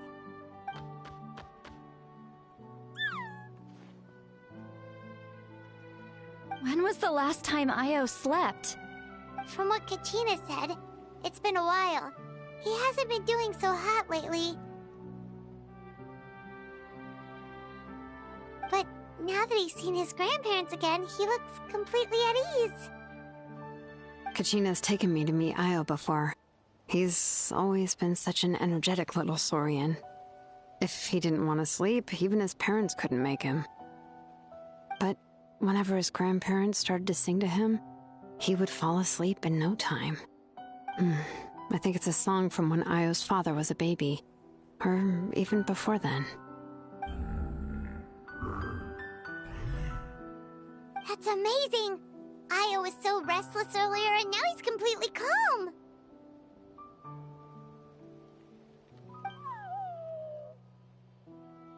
Io can finally get a good night's sleep. Still, it's not like this can go on forever. No, their time is running out. I have to send them back to the Night Kingdom before it's too late.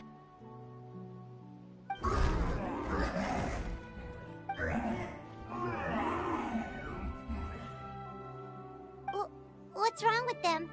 They got super angry all of a sudden. They don't want to go. I know you don't want to leave Io, but you can't stay here. You're running out of time. If you don't go back to the Night Kingdom now, you'll disappear in a few days.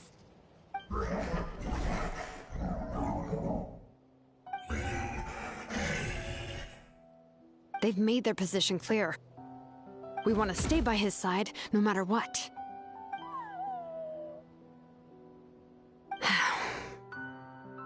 We should respect their decision. I don't want to leave them to that fate. But if this is what they want, then I can't separate them. What fate? You mean like the other lost souls?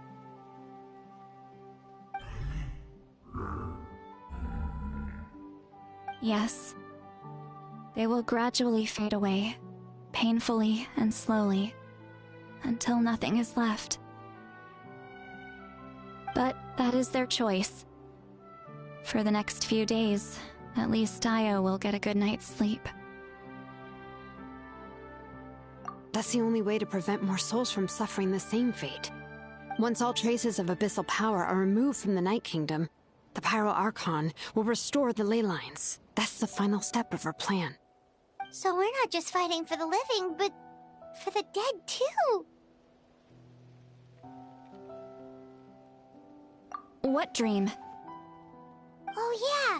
You said the captain had a bunch of these kinds of souls with him. Maybe they're looking for a home too. But it's impossible for Conrians to enter the Night Kingdom, right? Although it wouldn't be the first time the captain tried to do the impossible.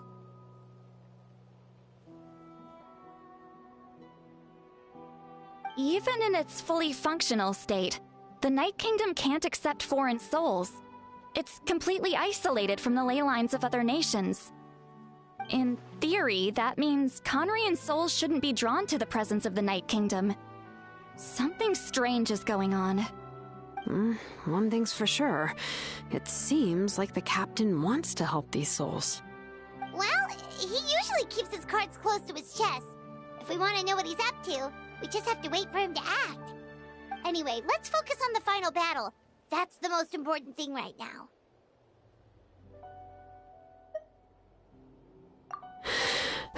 I will. Good or bad, happy or cruel, we always have to face the truth.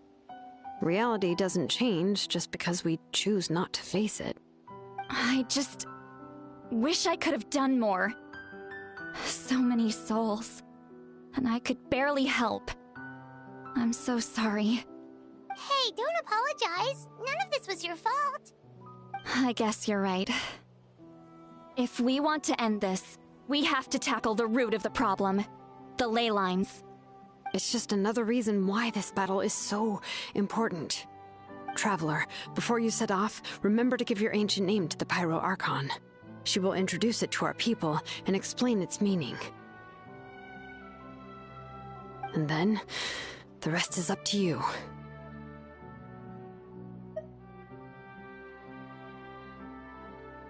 And don't forget, we're all cheering for you.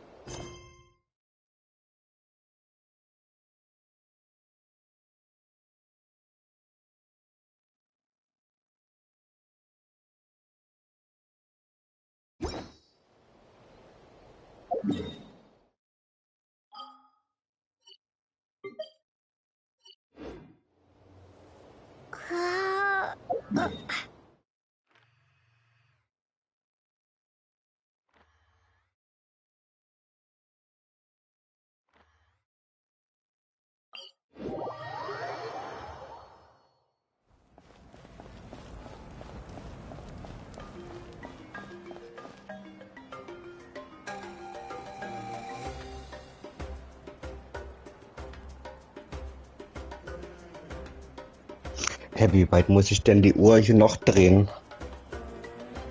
Oder soll ich jetzt echte 2 Tage warten?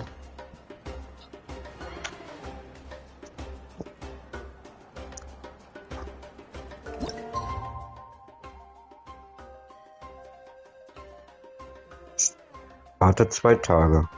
8 bis 14 Uhr.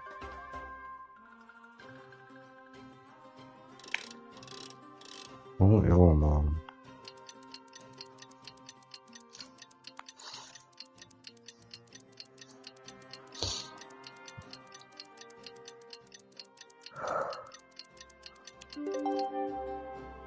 Und jetzt steht da weniger als 30 Minuten.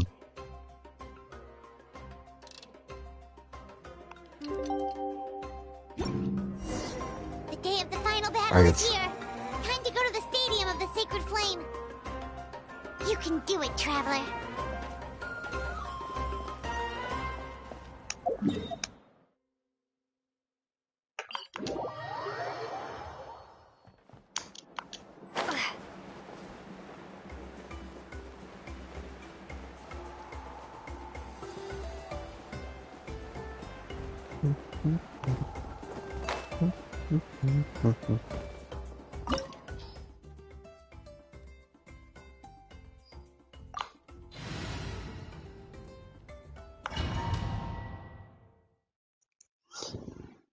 The Pyro Archon is waiting for you inside.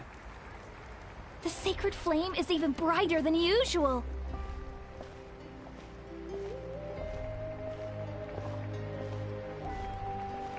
Wie ein großer Held stolziere ich jetzt hier rein.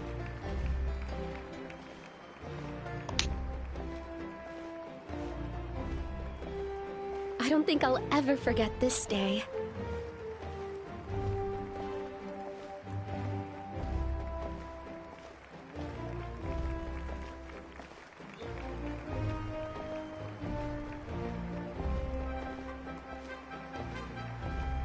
On behalf of all who never lived to see this moment.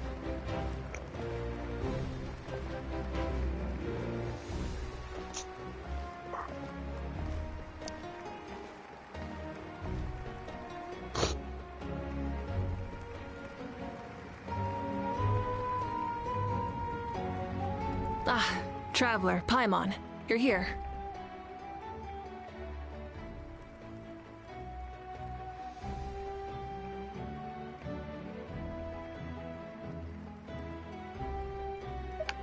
Ah, judging by the confident look on your face, I assume your ancient name is complete?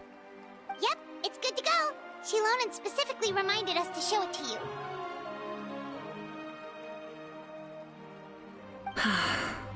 Tumaini. Yes, that fits you perfectly. Is that an ancient name?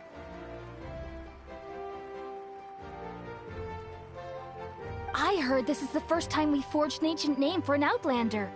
Seems like it was a success. What's engraved on it? Looks like my people are just as curious about this name. Traveler, Paimon, join me over here.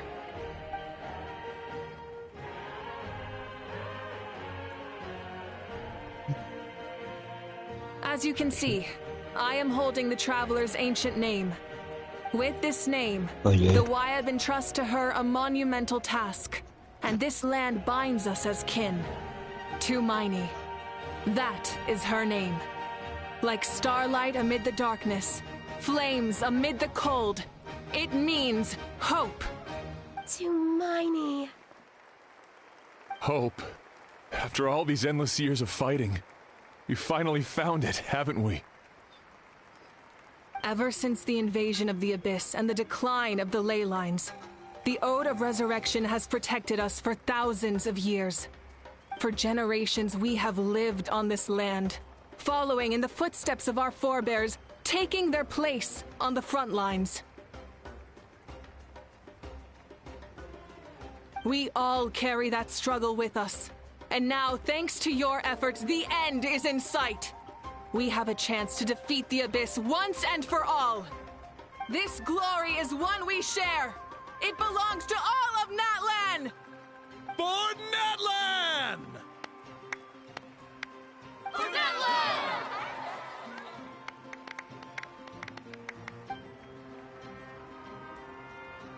Our suffering will not soon be forgotten. But there will come a day when we can proudly declare to our progeny that this war is won! For our fallen heroes, our lifelong comrades, and all who forge the path ahead through trial and tribulation. For our homeland, we will claim victory! In Natlan, no one fights alone! No one fights alone! To battle!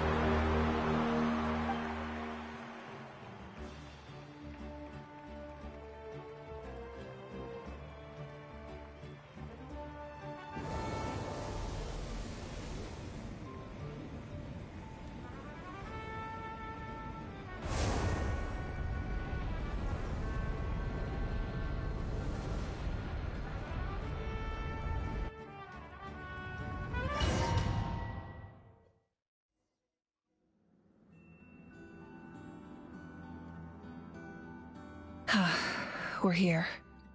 I'm sure you're familiar with the site of the Night Kingdom by now. The corrosion here is relatively mild, so this is our last pit stop.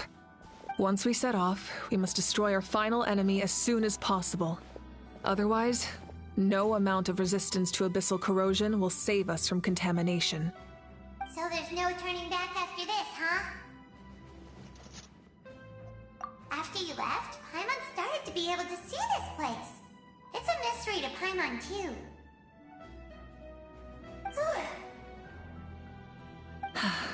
The sacred flame is connecting us. The moment it sent us here, it made sure your consciousness could reach us.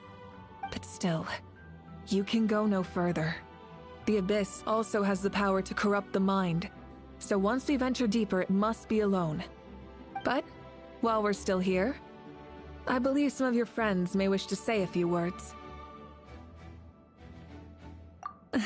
True, but there's time enough to say goodbye. Come find me when you're ready to set off. I'll explain the next step of the plan.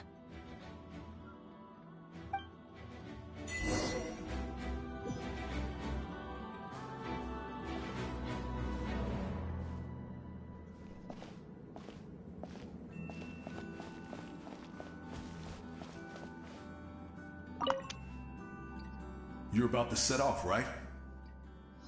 Your bravery is like an echo through the valley, calling on us to respond in kind. The children of Echoes offer you our blessing. Everyone is waiting for you back at the stadium. We'll be cheering the whole time. The Abyss is powerful, but there's no reason to fear. We've defeated it before, and you can do it again. Oh, and I brought Nepika with me. She really wanted to see you. Hello, Miss Traveler. Not too long ago, you and Shalonen saved me and helped me recover my real name. And now, you're going somewhere super dangerous in the name of everyone in Natlan. Yeah, she's amazing! Shalonen says a name is like a blessing, so I want to give you my blessing too. But, I don't know any fancy words, so just be safe and come visit us soon. We can celebrate your birthday next time. Then it's a promise. That's right, a promise to meet again in the future. Our tribe is always open to you. Whenever you choose to return, we'll welcome you back with a huge feast of barbecue and wine. I have no doubt that victory will be ours.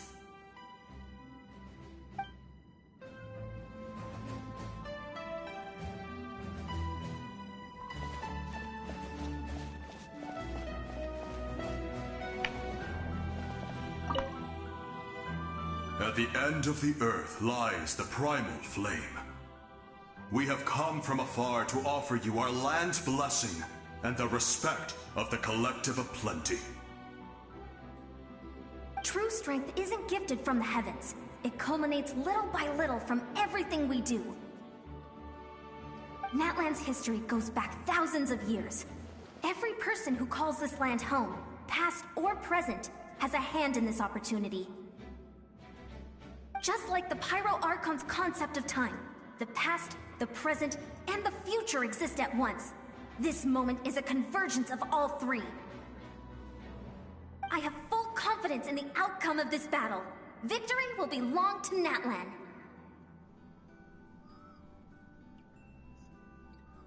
Actually, I also have a more, personal request. Once the war is over, come visit us in the Collective of Plenty, okay? That's right. Our tribe can't wait to meet you. Veressa and I will show you all our customs and fun activities. I'll leave you in suspense for now, but I promise you won't be disappointed.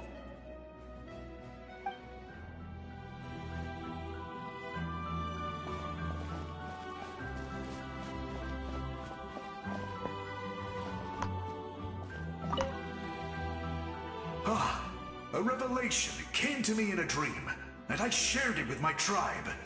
You are the star that will shine through the mist. The spirits bless your journey. From this day forward, plants will sprout because of you, insects will take flight after you, and all will turn to your will. I disagree. The land of Natlan nurtures life, but the Abyss knows only destruction. Natlan is also a land of memories and legends. I live longer than humans, and in all that time, I've learned what life and death mean to people. The dead draw solace from the living, and the living push forward in honor of the dead. In life and death, we all leave marks on this world. We cannot let them be reduced to nothing.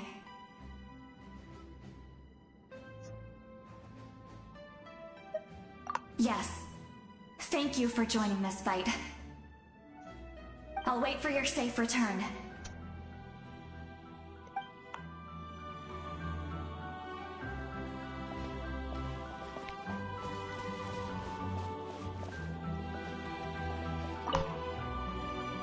May the skies forever be clear and bright, and may we always be free to spread our wings and soar. For this wish, the Flower Feather Clan gathers here today. War is a heavy burden, and still, we never stopped moving forward. Long-awaited peace is now within reach. You have the opportunity to set that future in motion. It's taken a lot to get to this point. I know it will not be in vain.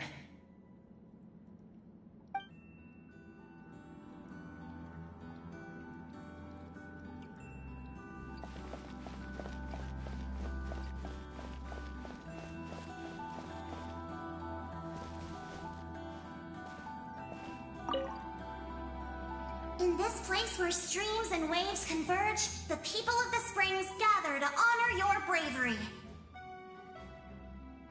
I love the hot springs. I can't get enough of them. I want to go today and tomorrow and the day after that. Just thinking about spending time there with you and all our friends makes me so happy. So, after the battle, let's go there together. Paimon included. Sound good? Yes! I'm so excited.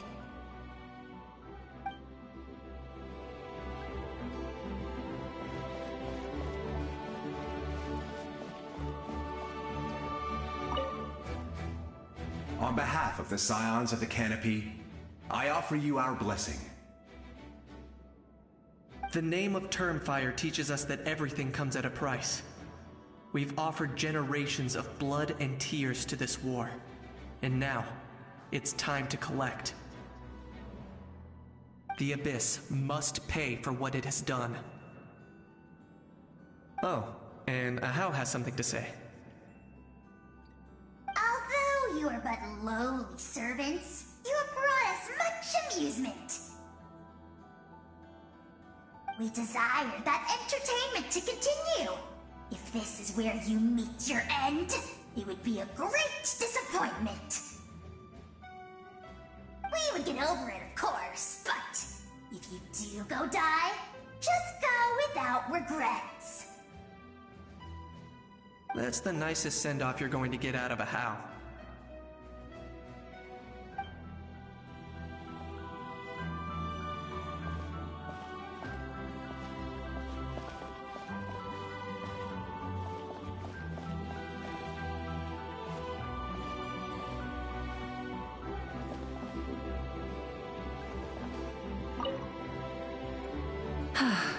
Are you ready, Traveler? All right. Before we face our final enemy together, we need to split up. I'm sure you remember the Abyss tumors from the previous battle. Eradicating them was crucial to stopping the endless onslaught of monsters. Our final enemy has a core that possesses similar qualities. It's hidden somewhere in the Night Kingdom. Since I'm more familiar with this place, I'll go find and destroy this core, while you go straight to the enemy's lair. We can reconvene there. All right, then it's time to act. All of Natlan is behind us, so let's gather our courage and march into the unknown without fear. No one fights alone.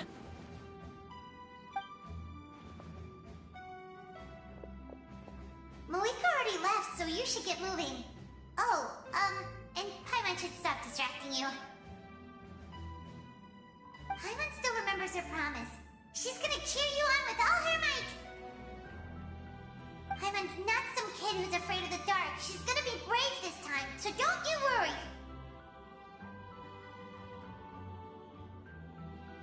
Always. You're not in this alone. We'll be with you in spirit the whole time.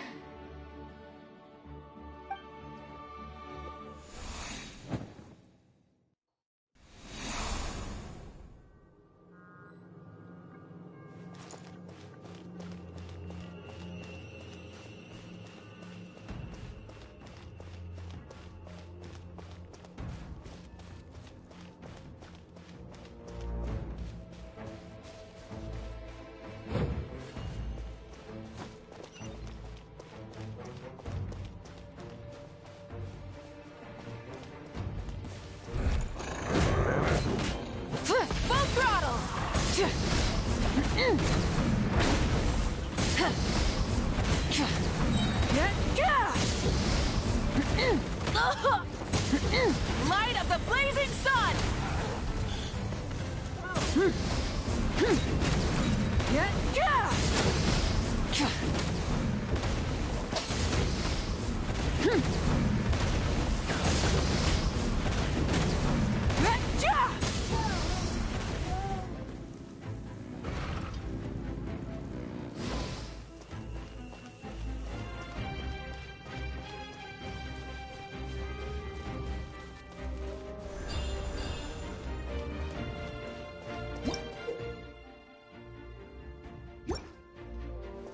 Burn it down! Full throttle!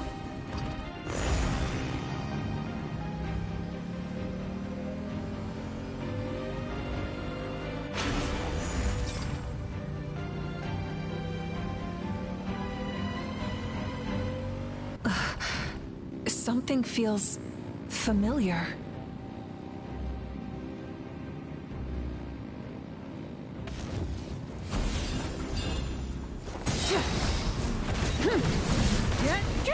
Pyroclastic surge! More!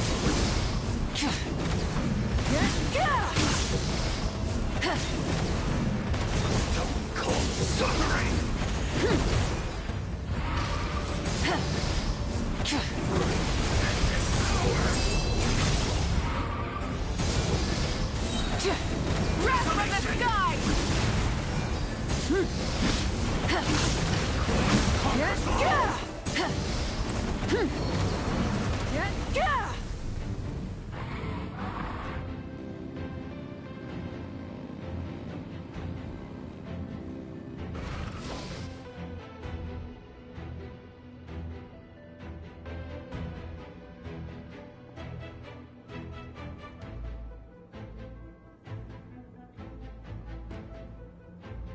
Hey, sis. It's been a long time. This form is probably what I look like in your memories, right? Actually, we already met in one of your dreams, didn't we? But you never told anyone.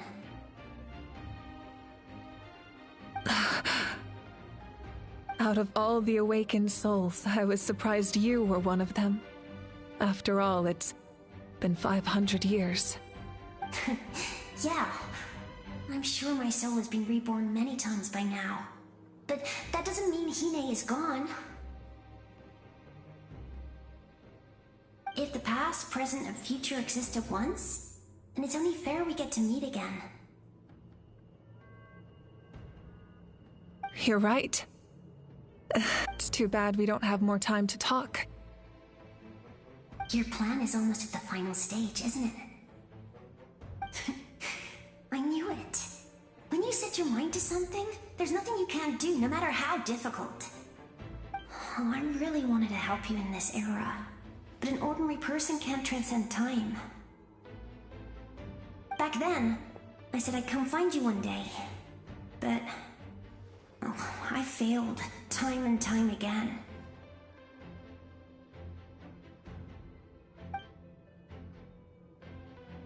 You didn't fail.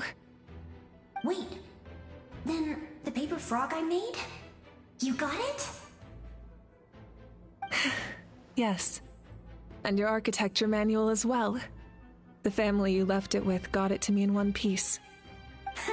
I'm so glad. 500 years is a long time. I was worried someone might toss it during a move or something. No, they never forgot their debt to you. I learned a lot about you from them.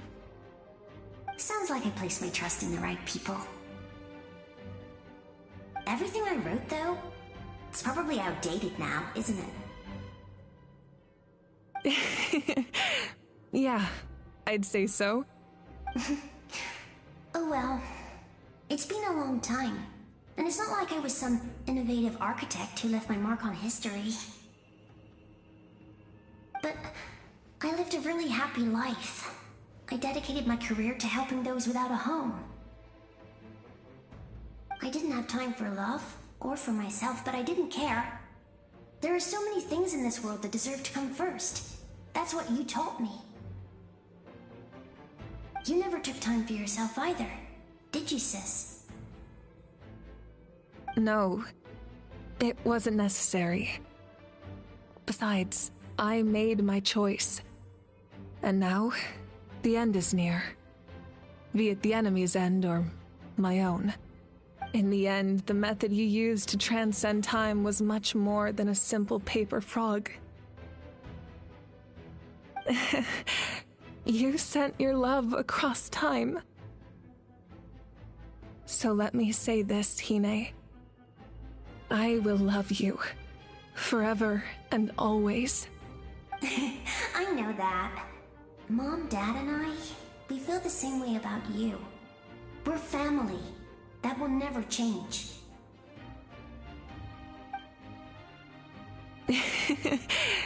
All right. I need to head out. Another hero is waiting for me. I believe in you, sis. For Natlan.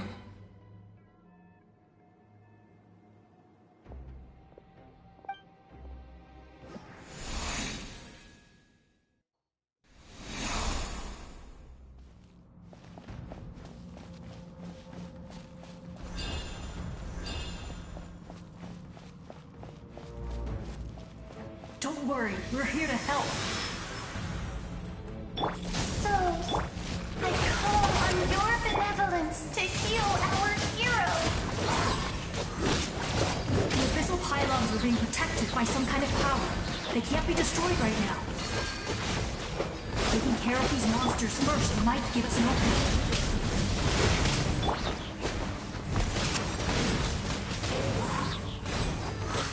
Our bond is strong!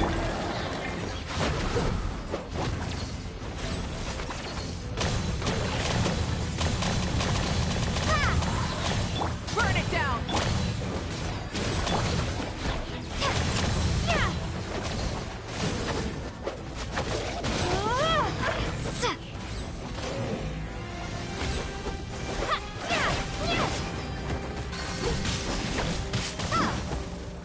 Rise with the sun! Light of the blazing sun!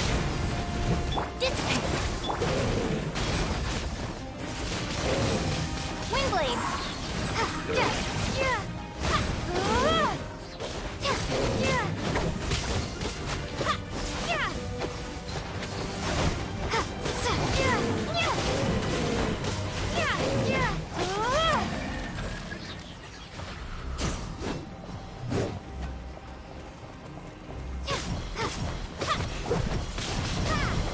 Bond is strong! Burn it down!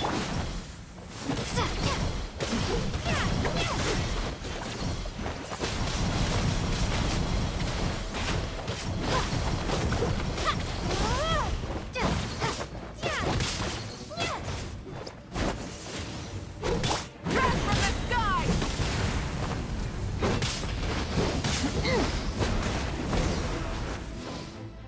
I didn't expect to see you again so soon. I didn't know I could do that! Hello, Miss Traveler! You remember Tlasoli, right? She's my mom, and well, she did a lot of bad things. I saw her in a dream, and she spent the whole time apologizing to me, but I didn't know what to say. Napika, all those people who lost their memories, they're the ones who deserve apologies, not me. Nachika told me all about what happened, and this was my advice. Even though we can't undo our mistakes, there will always be opportunities to make up for them. I had a good talk with my mom in that dream, and she agreed to lend me her power. That's how I was able to help you back there. My mom made a lot of terrible mistakes in the past, but now she's using her powers for good. You're a very talented person, Nachika. I'm sorry your life was cut so short. It's okay. We still managed to do something important in this place. Good luck, Traveler. We're all counting on you. You can leave this place to us.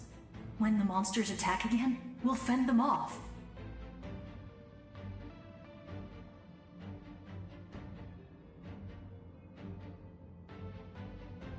We got to see each other in a dream, and that's enough. The square makes it possible to connect the living to the Night Kingdom.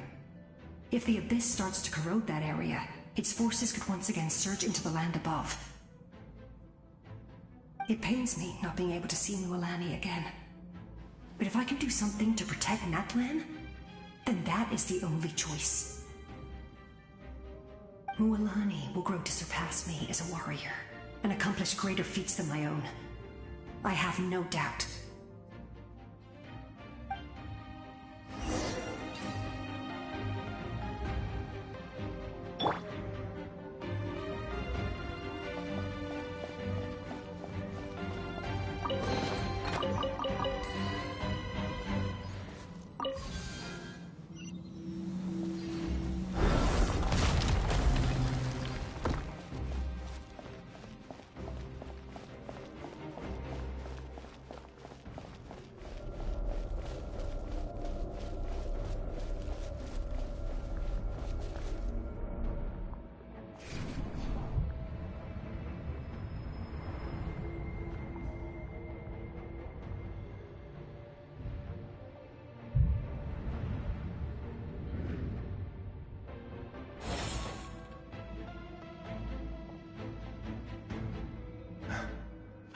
It's you! I knew you would come. We meet again. Remember me? I'm Malco. We met when you came to rescue Kachina. I could barely hold on to my human form back then. Vichama told me about the horrific battle on the surface, but now, the souls of the Night Kingdom have been revitalized. More importantly, after everything, we finally get to fight side by side again.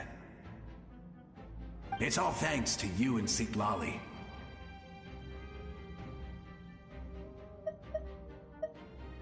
The path ahead has been heavily corroded by the Abyss. Navigation will be tricky. I can help illuminate your way, just like before. I'll take care of recon and combat. I was in a bad place when you met me, but I was a capable warrior back in the day. Come on, follow me. Of course. It's dangerous out there, so stay close.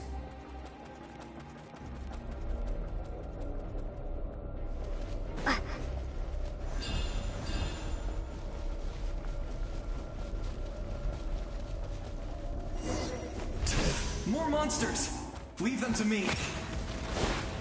I've got your back.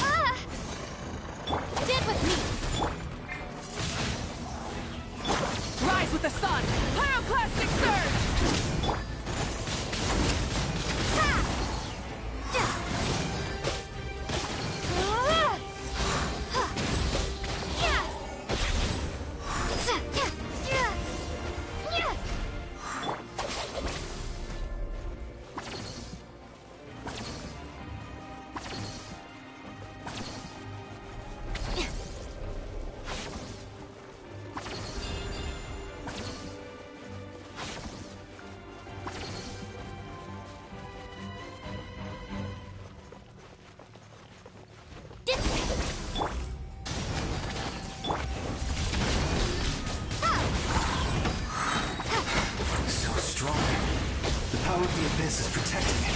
Leave it to me. Time for the Abyss to face its reckoning.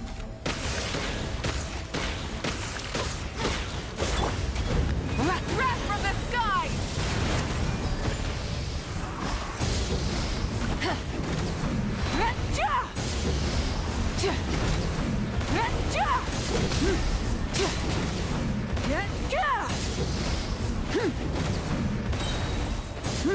Light of the blazing sun!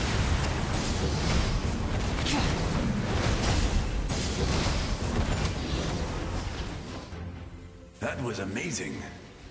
Judging by your clothes, you're not from Natlan, are you? I've never seen a soul like you in the Night Kingdom. Yes. Although, rather than a soul, it would be more accurate to say that I'm a story created by the people of Natlan. I was his most trusted second-in-command. 500 years ago, we fought against the Abyss together, and I sacrificed myself during battle. The shamans of the Masters of the Nightwind recorded my story on a woven scroll. Even now, many in Natlan know my name. So you're him, but also not him? That's right. What you see is the me from the story. I was remembered as a glorious hero, even though the truth is quite the opposite. It was in fragmented memories of my life that I finally began to understand the real me. Unlike my righteous and noble commander, I was obsessive and cruel. An approach I believe to be more efficient. Our differences caused many an argument between us. You tried to sacrifice someone. I will stop at nothing to protect my commander's interests. The most idealistic and righteous among us are the most fragile, so I must protect his edge. A strong hand is required to stand against a strong foe. That is what the glory of Conria means to me.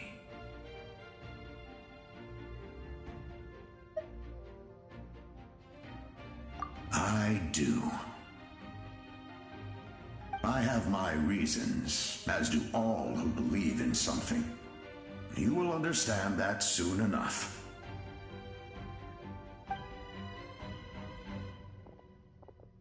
Due to the limitations of the ley lines, we can go no further.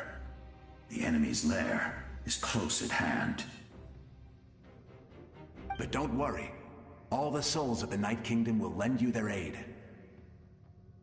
You will become the hero of a new era! Go now, for Natlan, and for all who lost their lives to the Abyss. This time, we shall prevail. Not for any single nation or faction, but for us all.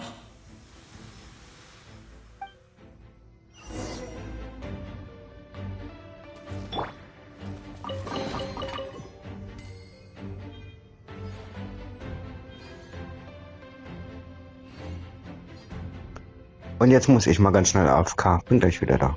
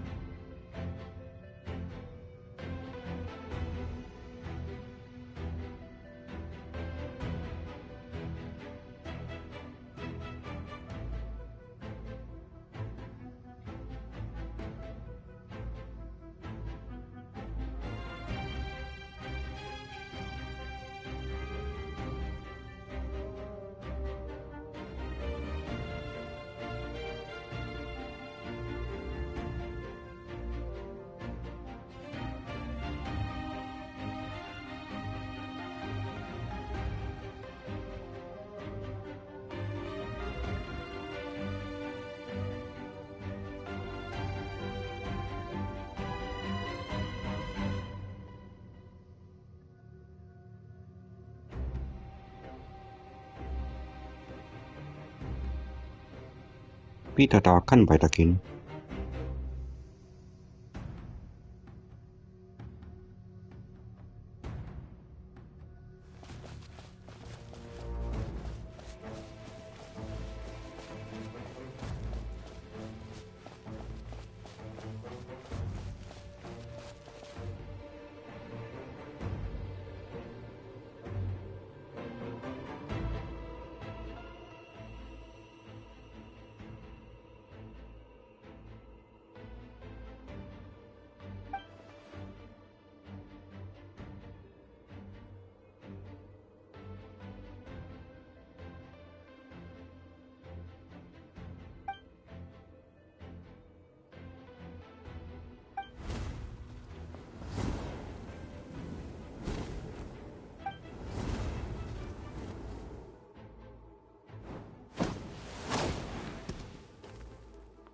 traveler. It's me, Koichi. Need some help? Doctors can be really handy in an emergency.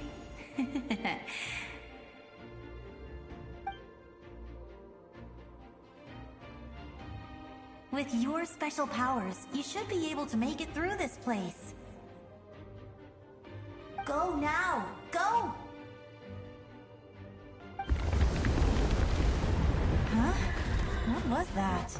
I felt shaking all of a sudden.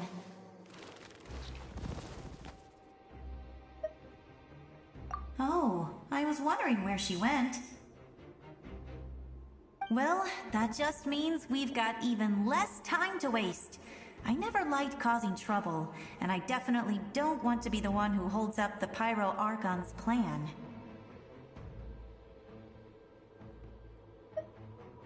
Yeah. I'm really glad she fulfilled her mission. She seemed a lot more mature than before.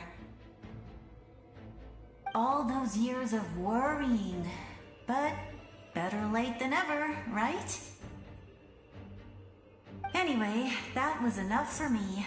I won't show up in her dreams anymore. Back to the natural order of things.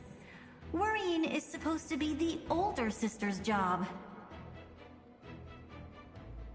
All right, enough about that. All we can do is accept the past and continue to look forward. I would say our nation's future is looking very bright. Go now, traveler.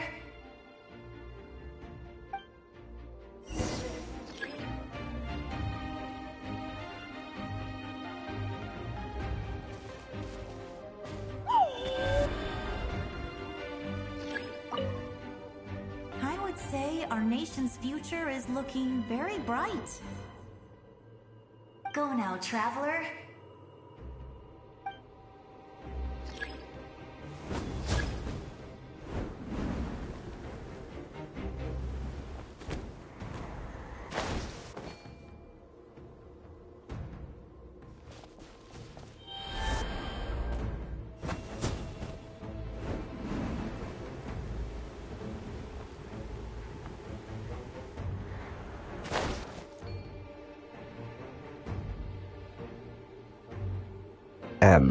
Irgendwie kriege ich den Vogel.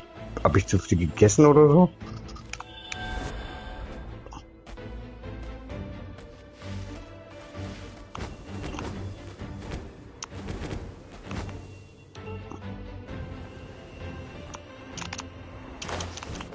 Scheiße. Ich kapiere das gerade nicht.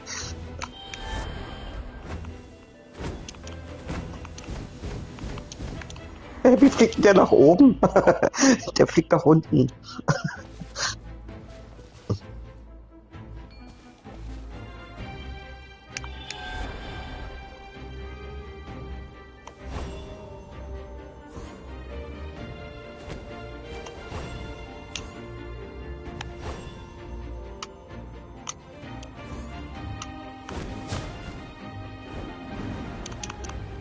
Nee, nicht nach unten, nicht nach unten.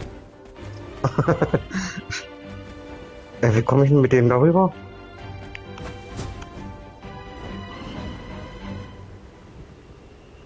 Das schafft er nicht. Komm, hoch mit dir. Der will nicht. Ich kapiere das nicht. Ich hatte den doch aber schon mal gehabt. Wie war denn das?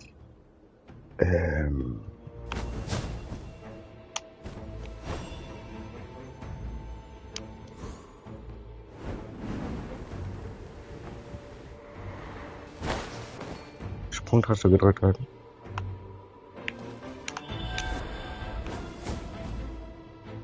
Mache ich, aber der sinkt gleich wieder.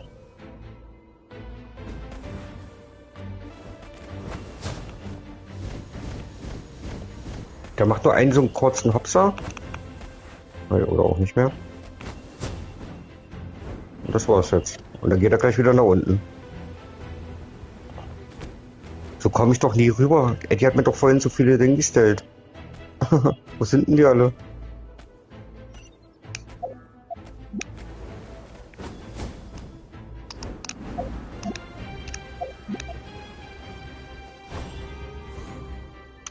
Was hoch mit dir? Na.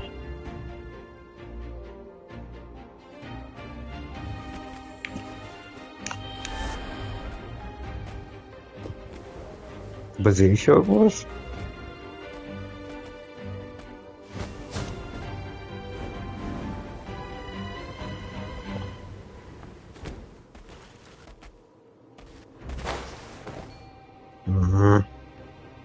Das gibt's doch nicht.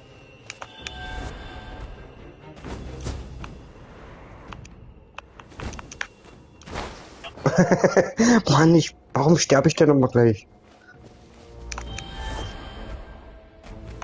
Muss ich irgendwie...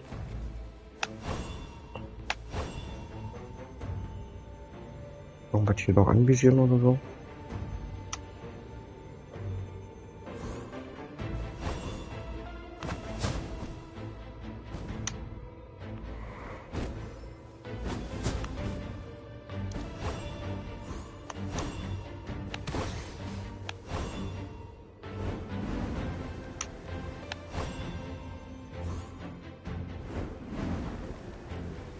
Nach oben mit dir, Mann. Komm schon. Ich habe keine Ahnung. Also das ist jetzt die größte Hürde jetzt hier überhaupt gelenkt. Also seit ich die ganze Story hier mache. Der Vogel, wenn ich fliege. Guck mal, der geht aber gleich wieder runter, so, ne?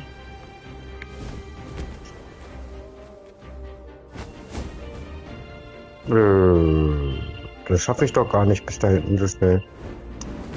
Kann ja nicht sprinten oder so.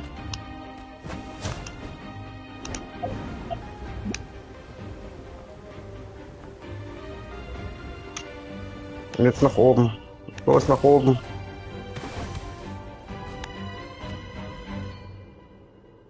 Ja.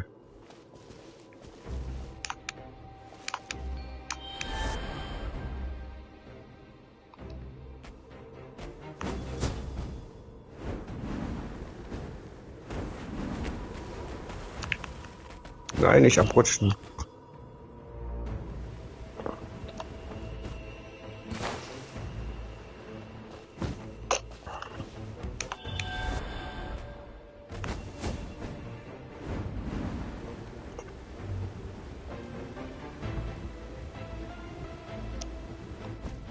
Und die kann auch nicht aussteigen währenddessen.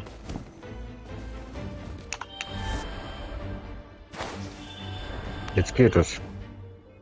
Fliegt so weit es geht und dann Vogel verlassen. Ja, wollte ich gerade versuchen, aber es ging irgendwie nicht. Jetzt hier geht's, aber sobald ich in der Luft bin, kann ich nicht aussteigen.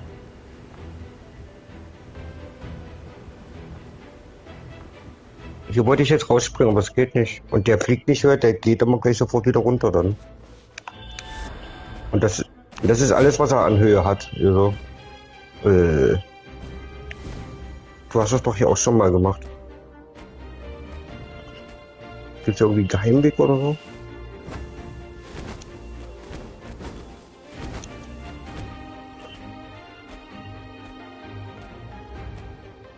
Ja.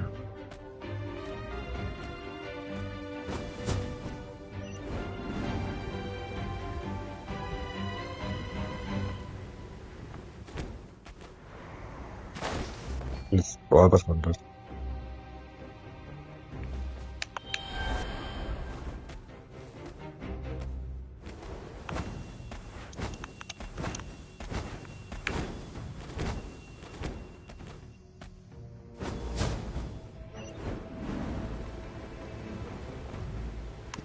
Nee.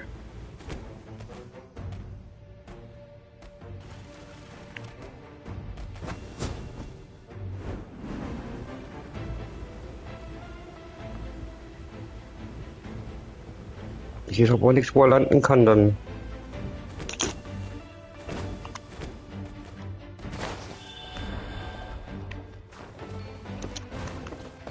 Ach, Mann. Nee. Und klettern kann die ja hier in diesen Ländern ja nicht.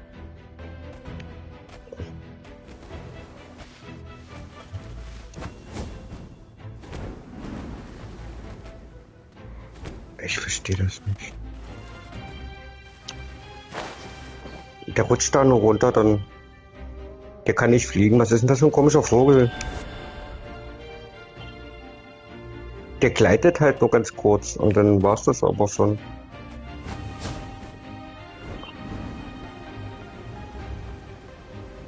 Nach oben. Nach oben, komm schon.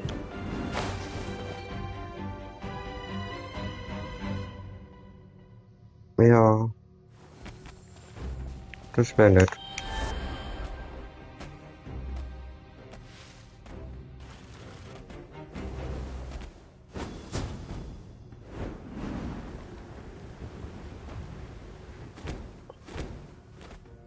Warte, hä? Was war denn das gerade? Der ist hier irgendwie auf dem Wasser gelaufen, oder was das war?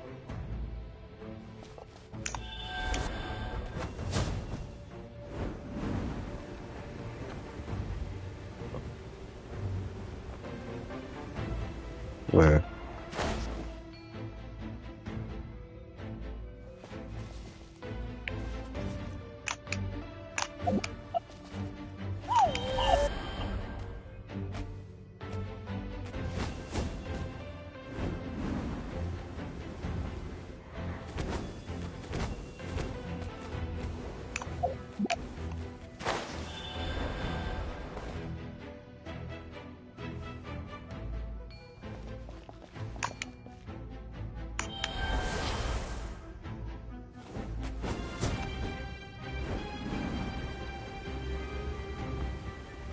Der schafft das nicht bis rüber.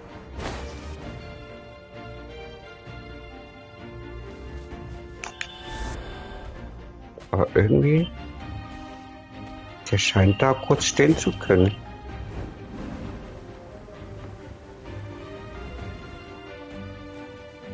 Ach, guck mal, der kann hier stehen.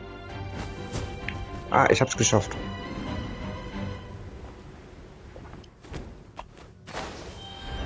Och, endlich.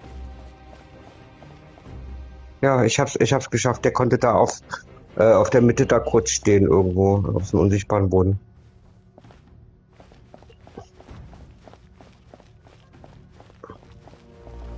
Oh, nee. Achso, ich brauche diesen Saurier hier nochmal, oder was?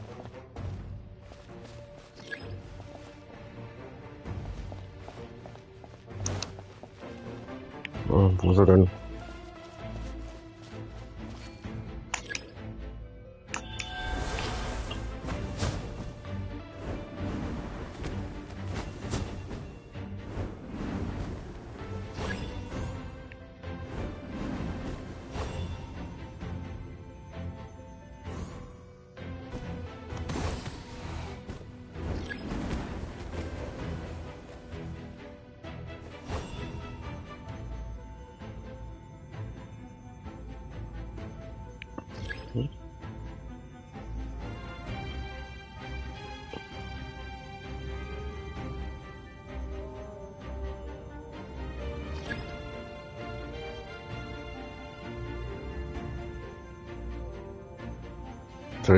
Was soll ich jetzt hier?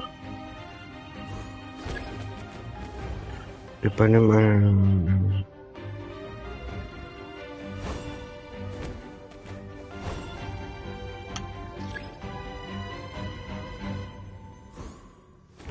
ist das da trotzdem drin?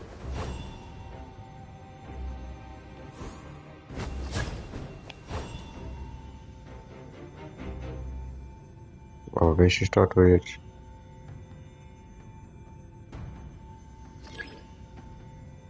Kann doch nur eine von denen hier unten sein, oder? Also sobald wieder irgendwelche Rätselsachen kommen, dann bin ich raus, ey, bei sowas.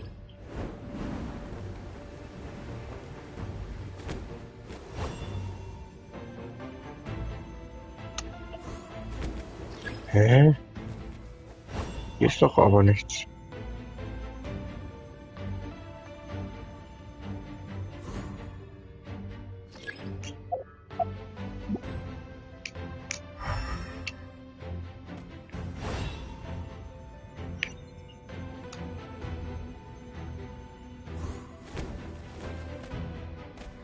Ach, wie die sich auflöst.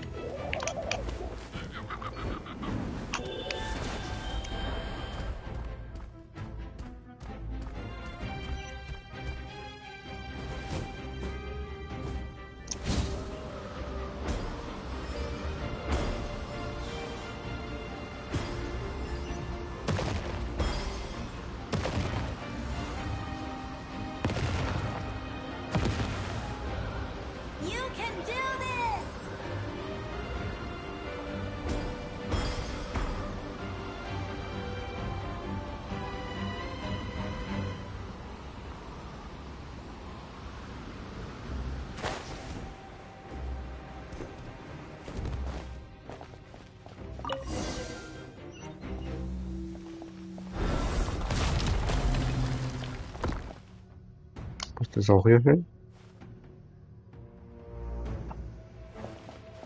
Na gut.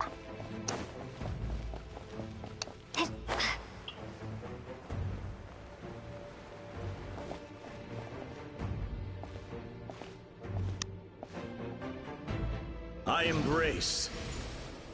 I trust. I acknowledge.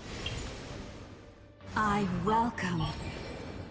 I follow. I walk with. Tenoch, the one and many.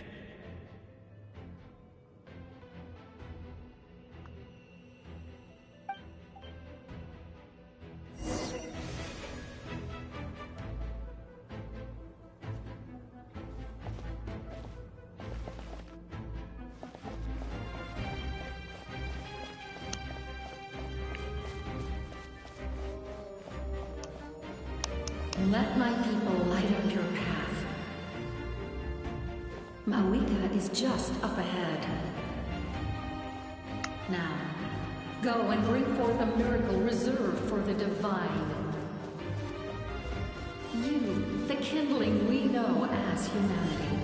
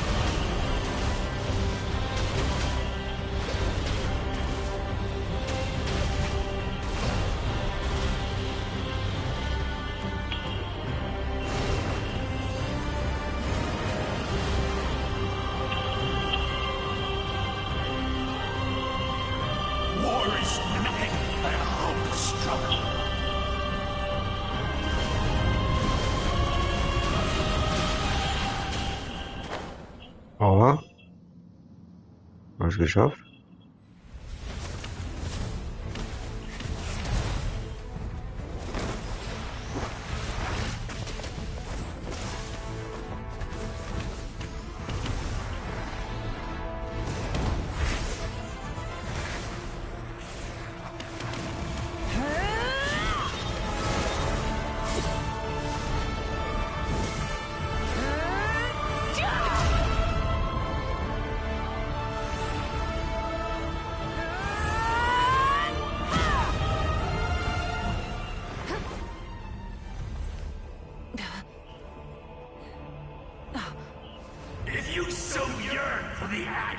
dead, then bow down to its true appearance!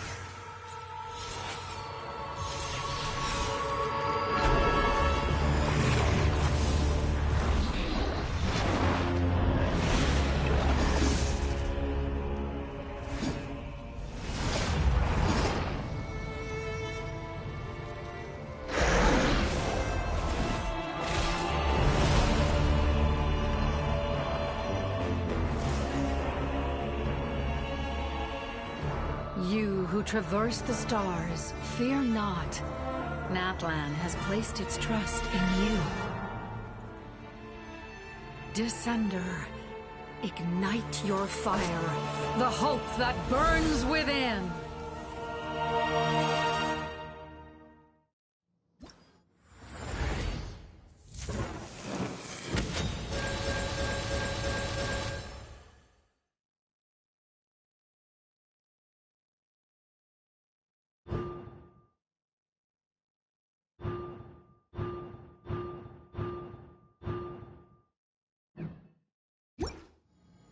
I have witnessed the light of this flame dozens of times. Once the wood is spent, night will return. Failure. Failure. Failure. Failure.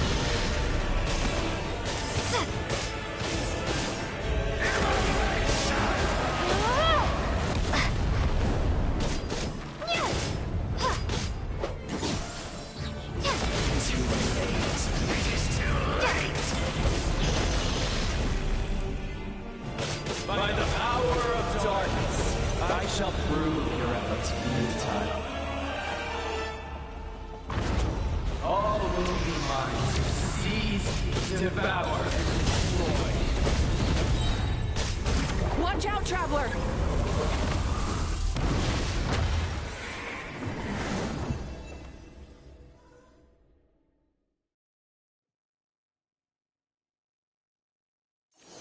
All will be mine to seize, devour, and destroy.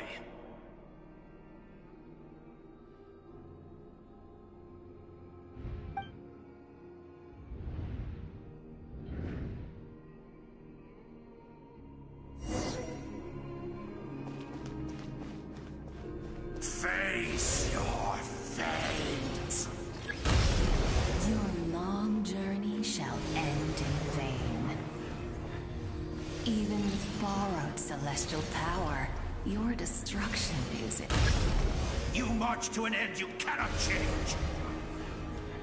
Millennia of struggle, all in vain!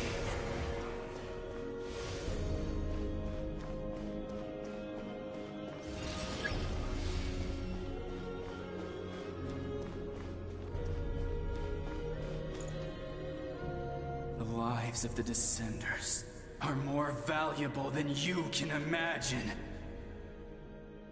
You destroy this world's hope with your own hands! If I was fated to fail, then why do you fear?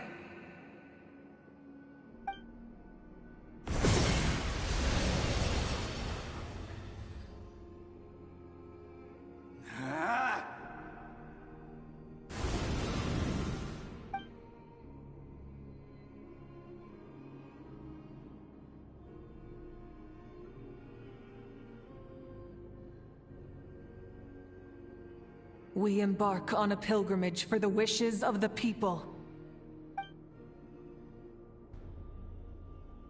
We choose to battle, to earn a glorious name.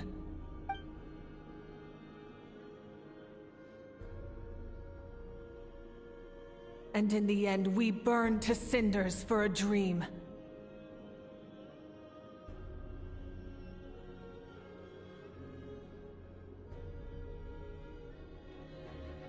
And so this cycle continued, time after time.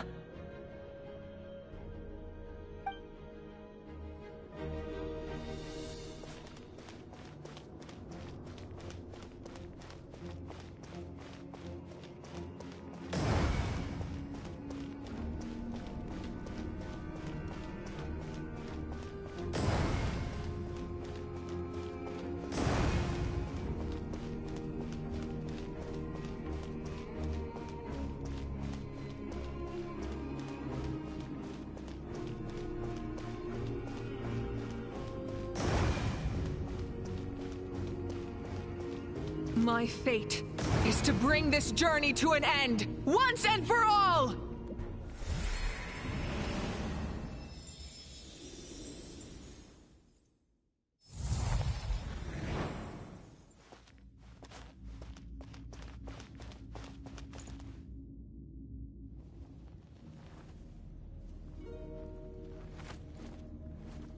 Listen.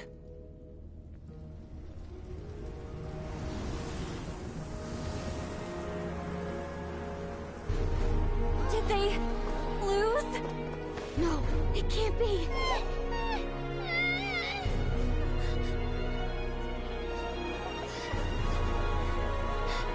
We are the inheritors of memory and legend! Those who grew alongside sun and wind! Those who forged our own destiny and future! That is Natlan's fire, the lifeblood of our nation!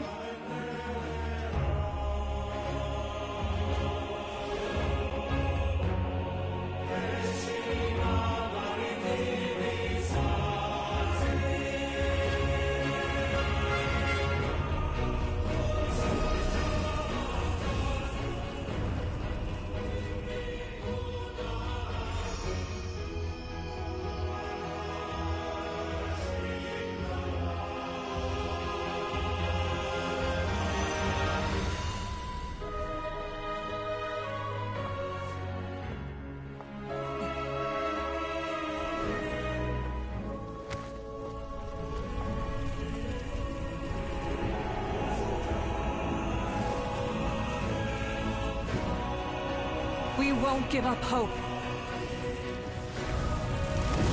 This is where we forge our future. With our own 2 hands!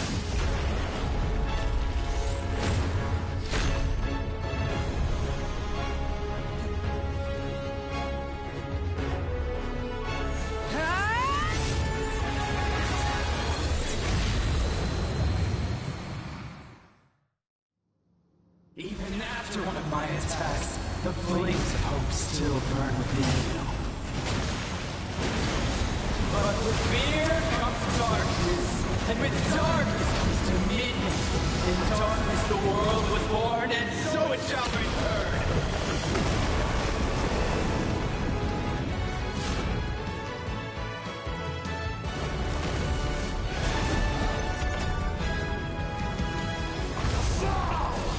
Try and stop me!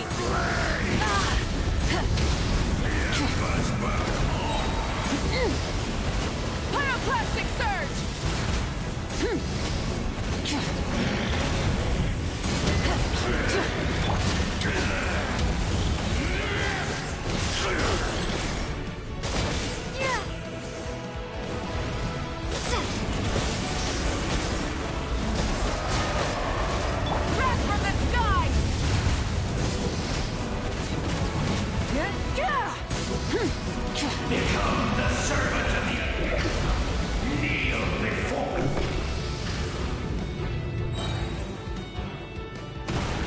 I bring forth the faith of the 6 tribes and bestow absolute freedom upon Accursed angels, vanished greed. You should have long since been. We need to purify the totem poles.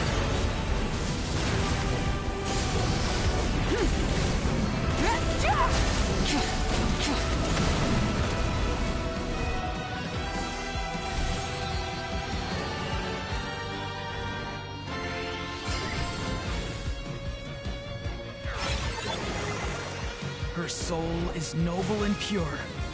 Hero is just her starting point.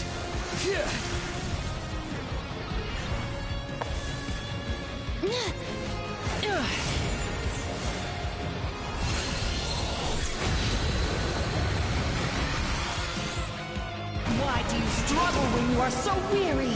Why must you seek pain?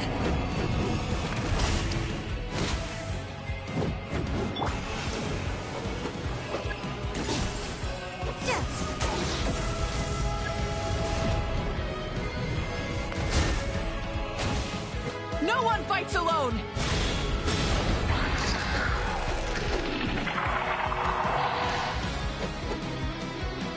You toil in vain, and your blood is a worthless sacrifice.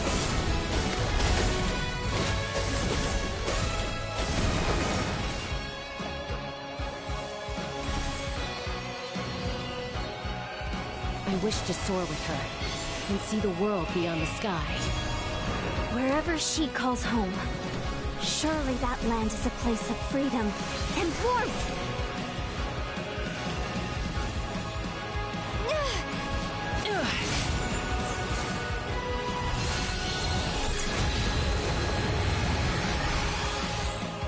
You toil in vain, and your blood is a worthless sacrifice.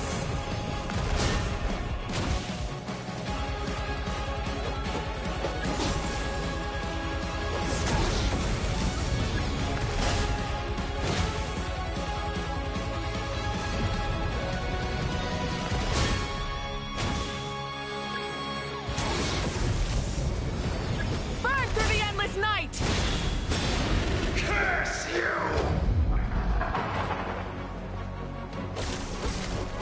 Enough, you foolish pests!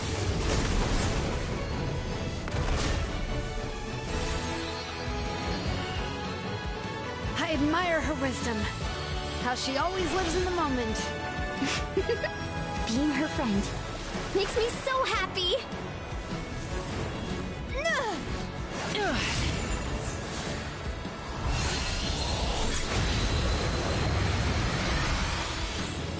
Enough, you foolish pests! We will take back Natlan's future!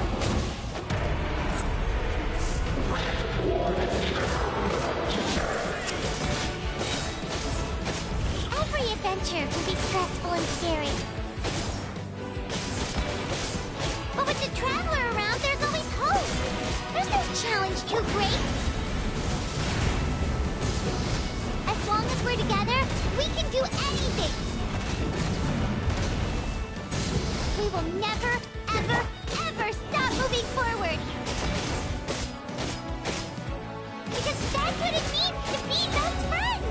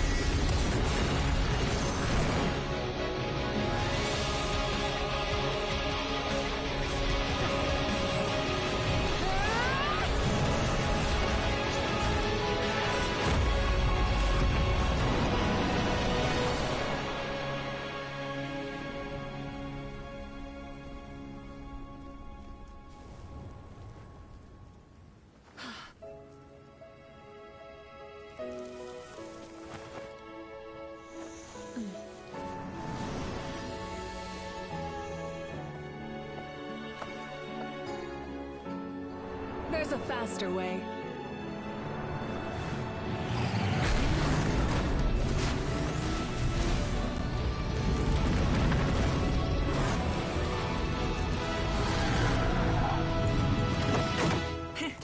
Hop on.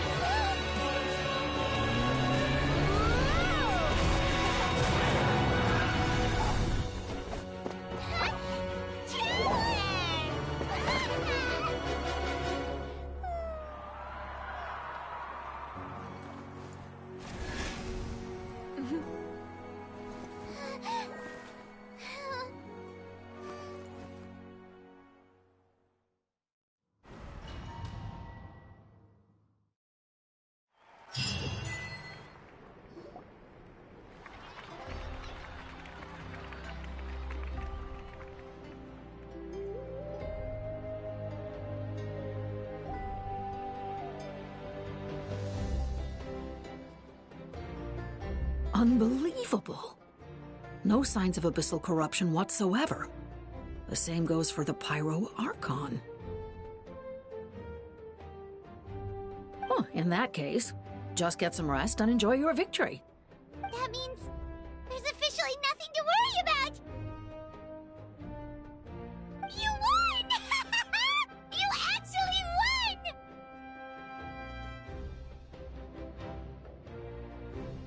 Paimon knew you could do it! The Abyss is no match for you! You did it again, Traveler. Your strength is remarkable. And now, Natlan is finally free from the threat of the Abyss. Welcome back, great hero. I can't wait to tell your story to everyone. We should record it on a woven scroll, too. That way your story will be preserved in my tribe for generations to come. I'm sure the grannies and gramps back home are already on it. Amazing job, Traveler. Becoming the first Outlander with an ancient name definitely makes you a legend. The Lord of the Night was right to place her trust in you. She chose the perfect name. The most important thing is that you made it back safe. Now I don't have to worry about the rescue plan. You came up with a rescue plan? Well, the Traveler already saved me once, so yeah. If things got risky down there, I was gonna charge in and rescue her. I don't think it would be quite so simple, Kachina. But still, if something like that really did happen, I'd come for you too, no matter what it took. Couldn't have said it better myself. Bravery aside, I try not to act on impulse. But I suppose there's an exception to every rule.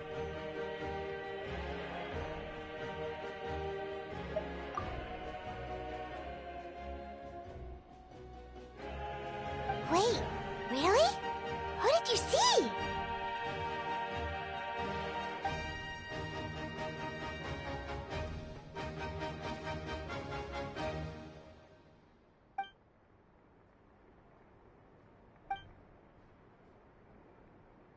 So, you heard everything we said? Those messages became part of your name during the forging process. I just didn't expect them to come in handy at such a crucial moment. To think that you heard them, though, that's a little embarrassing. Hey, what's embarrassing about that? I'll say it again right now. Being your friend makes me so happy. Good one, Koichi. Things are looking lively over here. How you feeling, Traveler? Great. Just what I wanted to hear. The preparations for your celebration ceremony are almost complete. Celebration ceremony? According to tradition, we hold a celebration ceremony for our most outstanding warriors after their final pilgrimage. In most cases, outstanding means warriors who earned more than 20 victories in the Night Warden Wars. It's an exceedingly rare honor. You can think of it almost like a lifetime achievement award. We haven't held one of those ceremonies in a long time, though. True, but given the Traveler's exceptional contribution to this victory, I think she's more than worthy of the honor. Let's head to the center of the stadium, and I'll announce the honor to everyone. You deserve a formal round of applause for this achievement. Oh, then I'm gonna grab the best seat in the house. Wait, I'm coming too! Camera! This calls for a camera! Slow down, there's no rush. Moika, if this ceremony is to celebrate defeating the Abyss, don't you deserve the same honor? What's the point of holding a victory feast for yourself? Besides, I'm already the Pyro Archon. That's enough honor for a lifetime. Let's go. Everyone's waiting for us.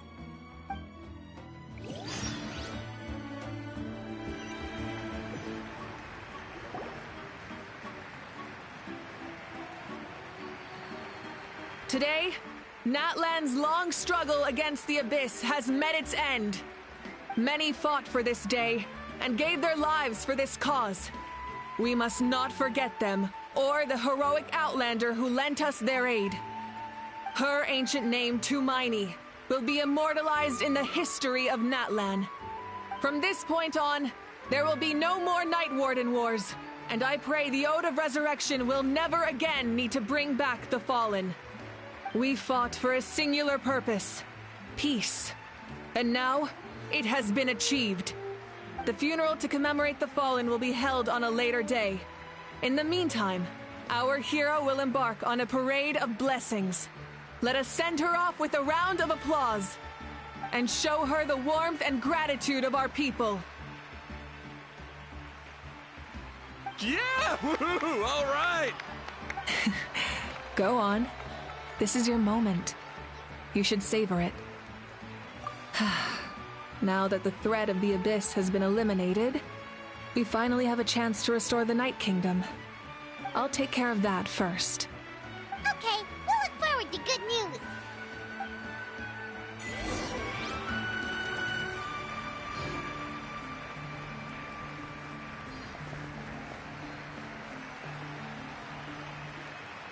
Just a moment, great hero. Before you set out on the parade of blessings, please accept these feathered accessories. We bestow these gifts to every hero who receives this honor. They are proof of your bravery and strength, and mark you as a role model for all in Natlan. Thank you for everything. Thank you for saving us from the Abyss. Now, the person who has the honor of adorning you with these gifts is none other than one of Natlan's most outstanding warriors, Chaska. Oh, it's just someone we know. You sound disappointed.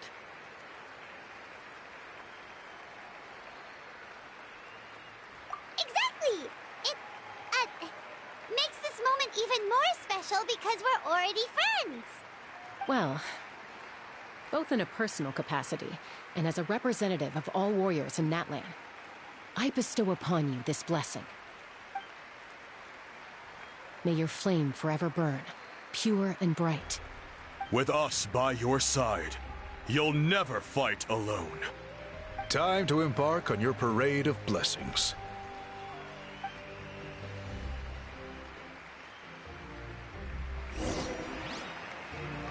Hey, hero! We're here to guide the way!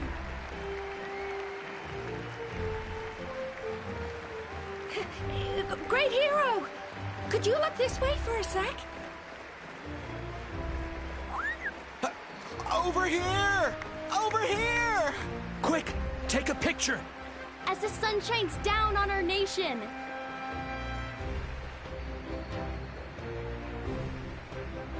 Great hero! Could I have a moment of your time? A lot of people here really look up to you and would love to get a picture or an autograph. You don't mind indulging them for a little bit, do you?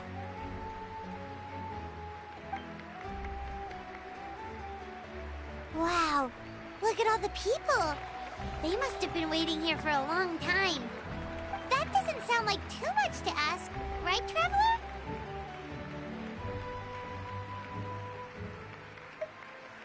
That's right. The photo booth is this way, and the autograph area is over there.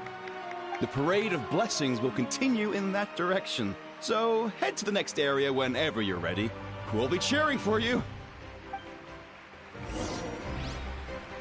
Over here! Over here!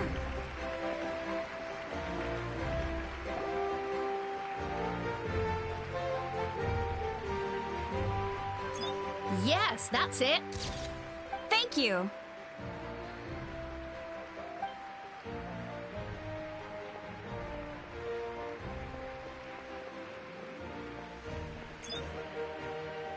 Oh, that pose is perfect. Such a precious memento. Wow, it looks great. Can I have one more photo? Just one more.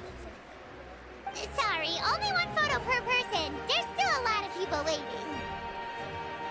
It's okay. One is enough. One is more than enough.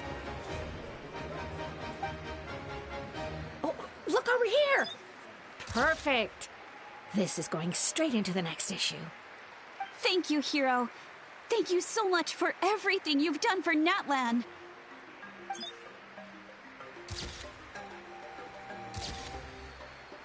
All right, that's all the film. No more pictures, everyone. Huh?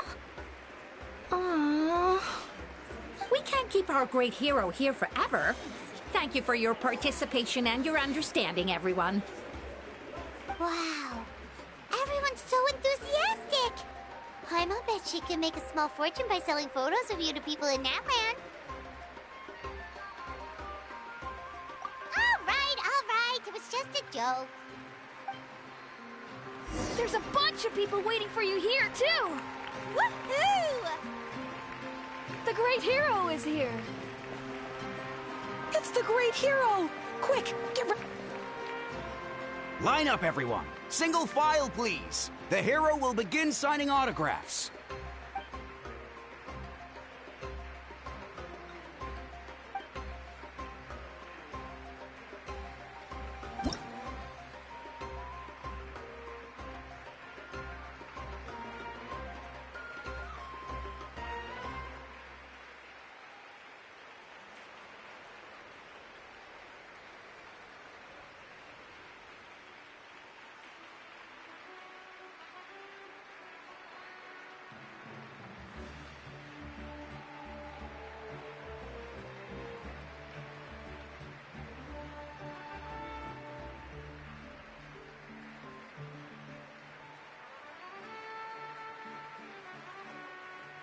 Thank you.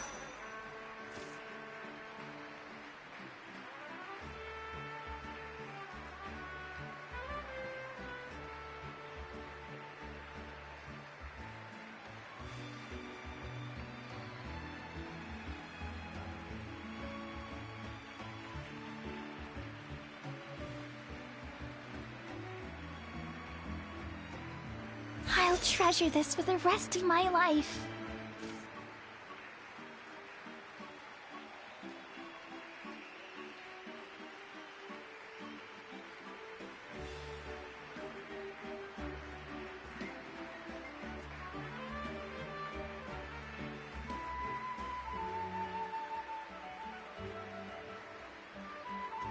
The hero's autograph? I actually got the hero's autograph?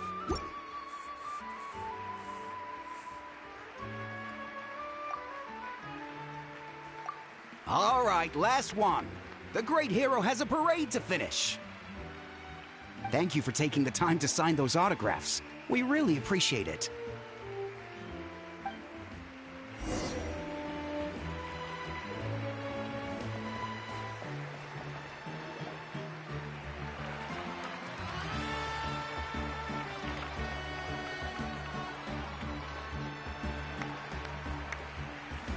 Sorry to bother you, great hero. I'm a messenger from the Scions of the Canopy. I know everyone's been curious about the hidden message behind Tumaini.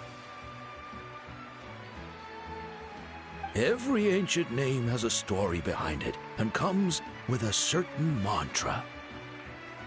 Usually, the Wyeb reveal those mantras to our chiefs in a dream, but yours is still unknown to us. Oh, you mean like the lines the 6 heroes recited when they appeared?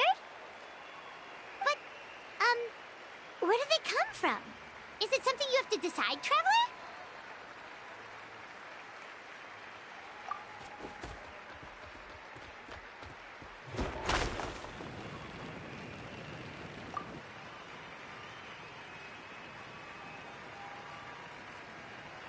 Oh!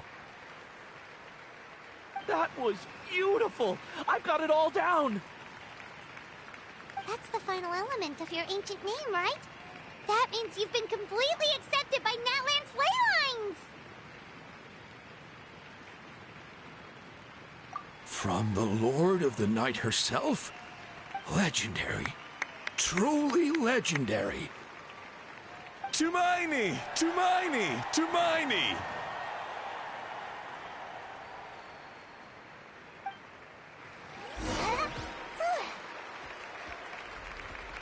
Wow, you're here too! And you brought a bunch of friends!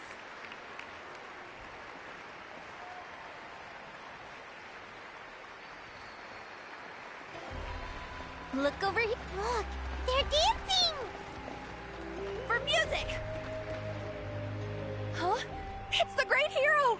Please, come dance with us! Oh, what do you think, Traveler? Should we join them? Alright, Paimon's always willing to try something new!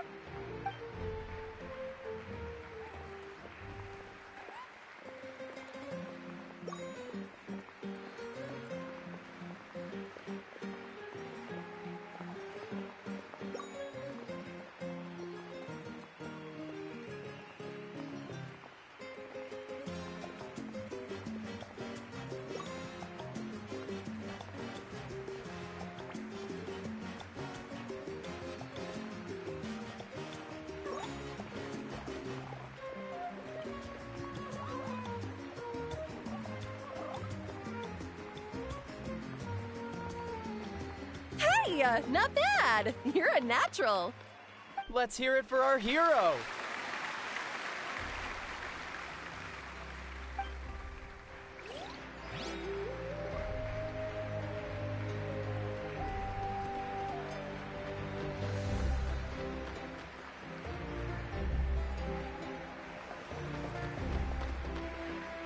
We now arrive at the end of the Parade of Blessings. Let us offer the Traveler our blessings one more time and give her a resounding round of applause. Woohoo! Yeah! All right! Woo! That's a hero's welcome if Paimon ever saw one, Traveler! You deserve it, of course, considering the risk you took. Traveler, Paimon! Finally, I was looking everywhere for you. St. Molly! Why didn't you come to the parade? Never mind that. I have something important to tell you. Come with me. I went to revisit the revelations in my dreams as soon as you came back from battle. But I couldn't fall asleep just anywhere. I needed somewhere private. I didn't want anyone to overhear me sleep talk or watch me contort myself into some weird position. Anyway, that's not the important part. It's about Mawika's death. Her fate hasn't changed at all. What?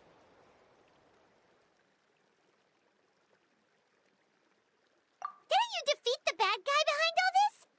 Does that mean the war isn't over? No. The disaster is over, but my dreams never lie. That's why I came to find you. I need to know what I'm missing. Where is Mawika right now? Did she tell you what she's planning? She said she was going to restore the Night Kingdom. Compared to fighting the Abyss, that should be pretty easy, right?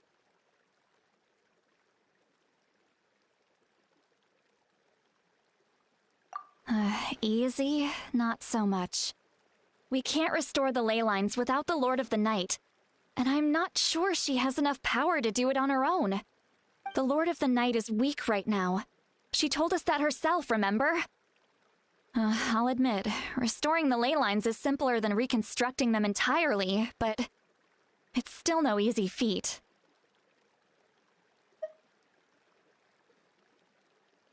True. If the Lord of the Night could restore the ley lines by herself, all Moika would need to do is tell her we won! Not even that. The Lord of the Night knows the ley lines better than anyone. I'm sure she knew of your victory before us all. Point being, this matter is far more complicated than the Archon made it out to be. We need to get to the bottom of this. Mawika has accepted her death, remember? For her to let someone else dictate her end, there can only be one possibility. She must think the outcome of her death is worth it. The moment Mawika used the Ruler of Death's power, death was demanded in return. Not necessarily as repayment for her aid, but as a rule. That means Mawika doesn't have to just sacrifice herself to the Ruler of Death. She can still use her death to get something in return.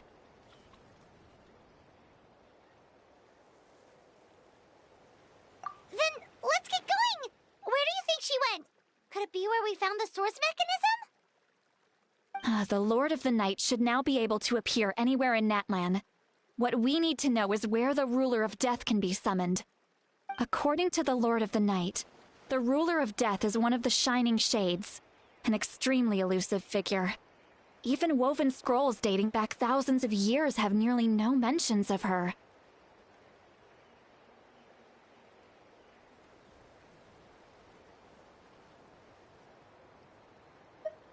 Right! Xbalanque created the rules of Natlan by borrowing power from the Ruler of Death. That means he's met her before! Wait, do you think Xbalanque could have met the Ruler of Death in Cinder City? The one they call... Ochkanatlan? It's very likely. After all, Ochkanatlan was built on the site of a previous dragon city. It's known as the first city of the Pyro Archon. Alright, then let's head over right away! It's not easy to get there, so follow me. I'll take you.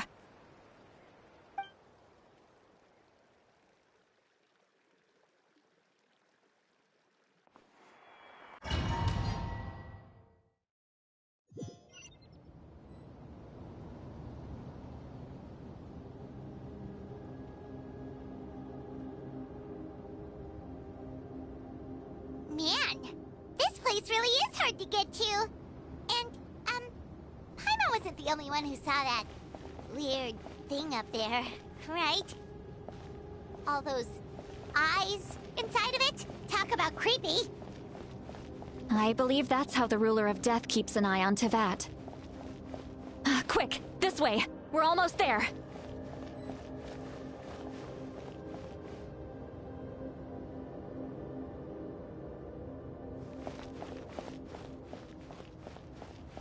Look! It's Moika!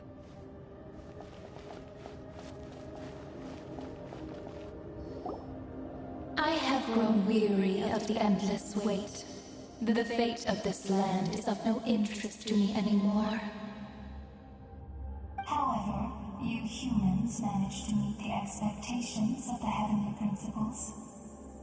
For that result, you deserve praise.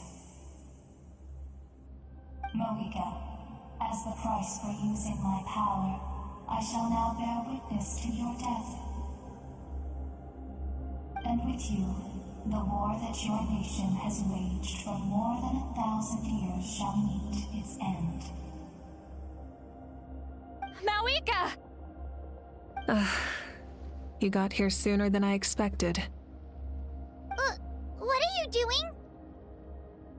Closing the final chapter on the plan that has consumed Natlan for 500... No. For the entirety of our history. We've eradicated the Abyss from Natlan, but its power remains in worlds beyond Tevat. Tremendous and unyielding. Only by completely restoring the Night Kingdom can we defend against its corrosion in the long run. But the architect of the Night Kingdom is near her end. She lacks the power for such a task. And worse still, if her life force is depleted, the rules of Natlan disappear along with her. We have no need for the Ode of Resurrection right now, but it remains Natlan's strongest defense should the Abyss return one day. So, you're planning to... Yes. My plan is to once again place my life within the sacred flame. 500 years ago, I gave my life for the chance to be reborn in this era. A chance to see all my plans to completion. And now, to sustain the Lord of the Night, I will give my life once more. I respect your decision, Malika. But this method requires an immense sacrifice. The flames of your life force are exceedingly strong. But a life sustained by fire is one destined to die out one day. What will you do then? I've thought about that. With the Abyss out of the picture for now, the Sacred Flame's power will be consumed at a much slower rate. My life force should be able to sustain it for another 200 or 300 years. Future Pyro Archons will continue to seek new sources of fire. As long as Natlan's legacy endures, the Night Kingdom will survive, impervious to the Abyss. Once again, you place hope in the hands of the future. But the pilgrimage can replenish the power of the sacred flame. We can give it that meaning. Why shoulder this burden by yourself? Because I want the pilgrimage to change. The pilgrimage was an essential part of our struggle against the Abyss. A grand competition full of promise and glory. But it also chained our people to an inescapable destiny. Fear and anxiety have been our constant companions. We knew what the consequences would be if we laid down our arms. Morality left us with no other choice. And so, Natlan became the nation of war. This is where Xbalanque defeated the dragons and granted our people the liberation of their flesh. And now, in the same place, I have the chance to grant them the liberation of their spirit. There will be no war, only competition.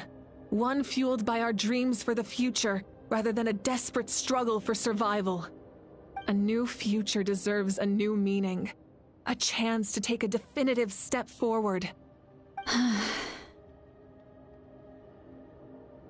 Very noble indeed. But what does any of this have to do with you? You speak of duty, but not yourself. In my eyes, Malika, you are not inherently special.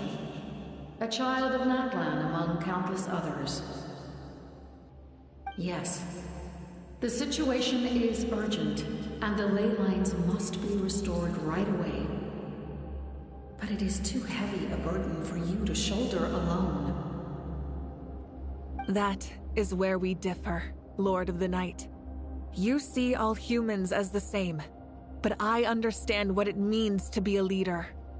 A leader is swift and decisive in the face of reality. Someone capable of making the right choice even when there are no good options on the table.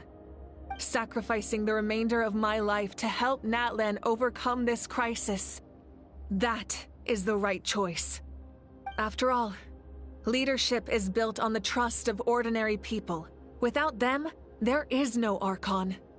The people look to their leader to make the world a better place and stand up for them when it counts. For that reason, I must see my duty through to the very end.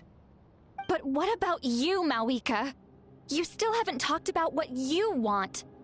Is it that unimportant to you? It's not important, Citlali. There is nothing more important than protecting the future we built together.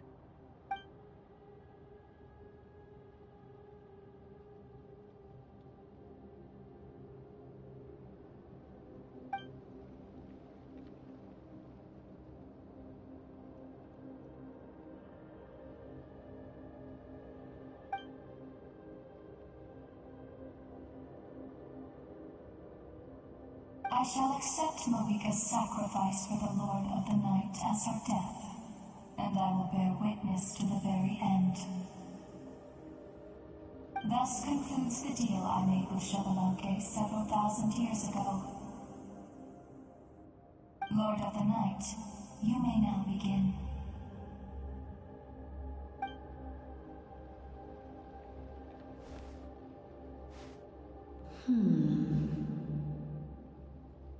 What are you waiting for? There is another who wishes to take part in the ceremony. And I cannot disregard their intentions. I must wait for them to arrive. Another? I was to bear witness to a death, and now the situation is increasingly tenuous. If the life of this second individual fails to meet my requirements, I fear I may lose my patience. Rest assured, his life will hold equal value.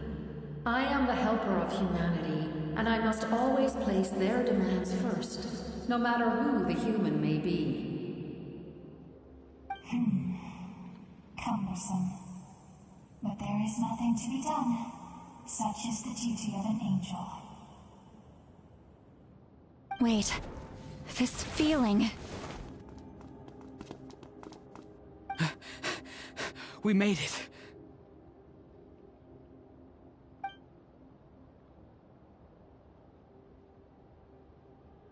Thank you for showing me the way. The captain?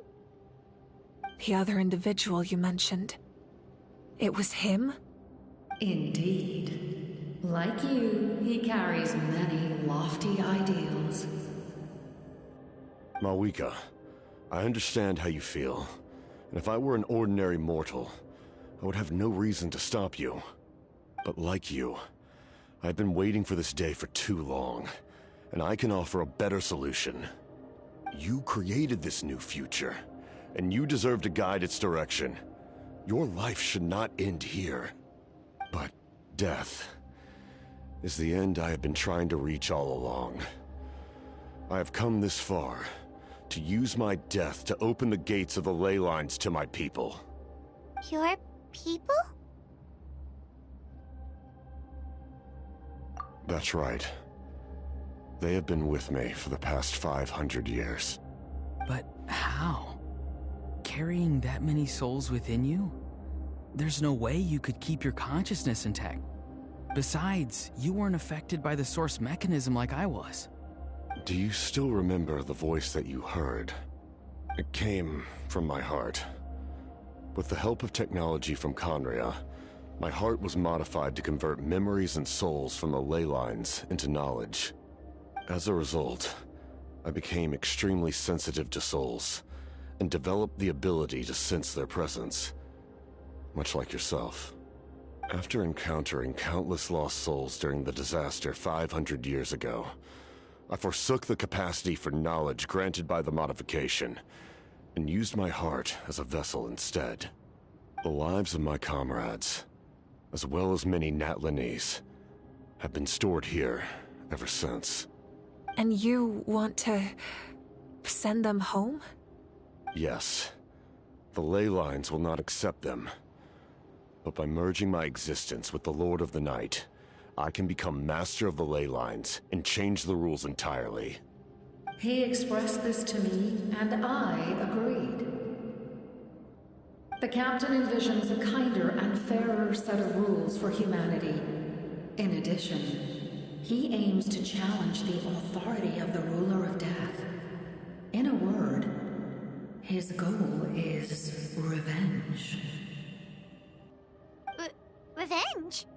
After all, it's because of her that I bear the curse of immortality, the curse of absolute life. I now understand that which you seek. Then, bear witness to my resolve and hatred. The people of Conria committed grave sins, and for that, we were cursed to suffer endless physical torment, cursed to witness the demise of everything we held dear. But Most of us were innocent. Most of us knew nothing of the Five Sinners' exploitation of abyssal power. Myself included. If I sacrifice my life for the Lord of the Night, you get the death you desire. But, at the same time, the curse of immortality would negate the very death you seek. Left unresolved, that paradox could uproot the natural order of this world. Even you, great ruler of death, lack the capacity to bear the consequences of that outcome. Your curse is now the tool with which I will overturn the oppression of the gods. This is my challenge to you. Forsake one of your rules. The choice is yours. Your new heart has limitless potential, and you have wielded it with bravery and honor. I grant you the title of Sentinel Knight. Like the four pillars of strength, you will continue to safeguard the glory of Conria. The glory of Conria. Our land, our dignity, and every comrade who fights alongside us. The Night Kingdom is almost destroyed. Our fallen soldiers, your comrades, they have nowhere to go. What are you doing? Are you taking all their souls with you? You're just an ordinary person. You can't bear that kind of burden. No hero should have to wander alone.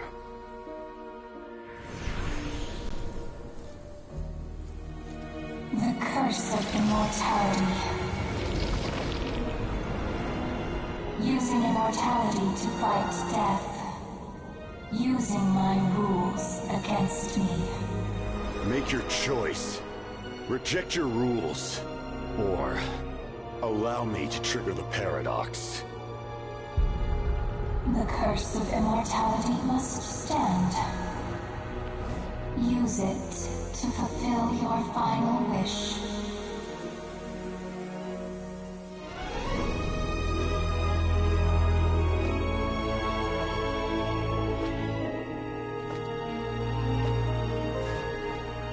Well fought, my lord. Thank you for everything.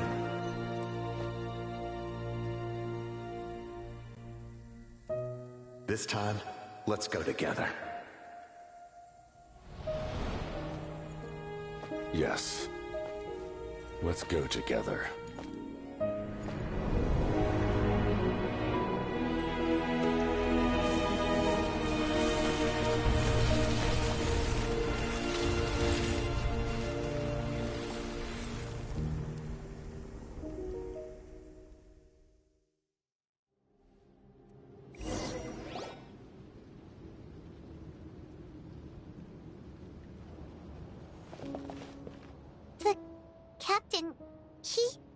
The curse of immortality still exists.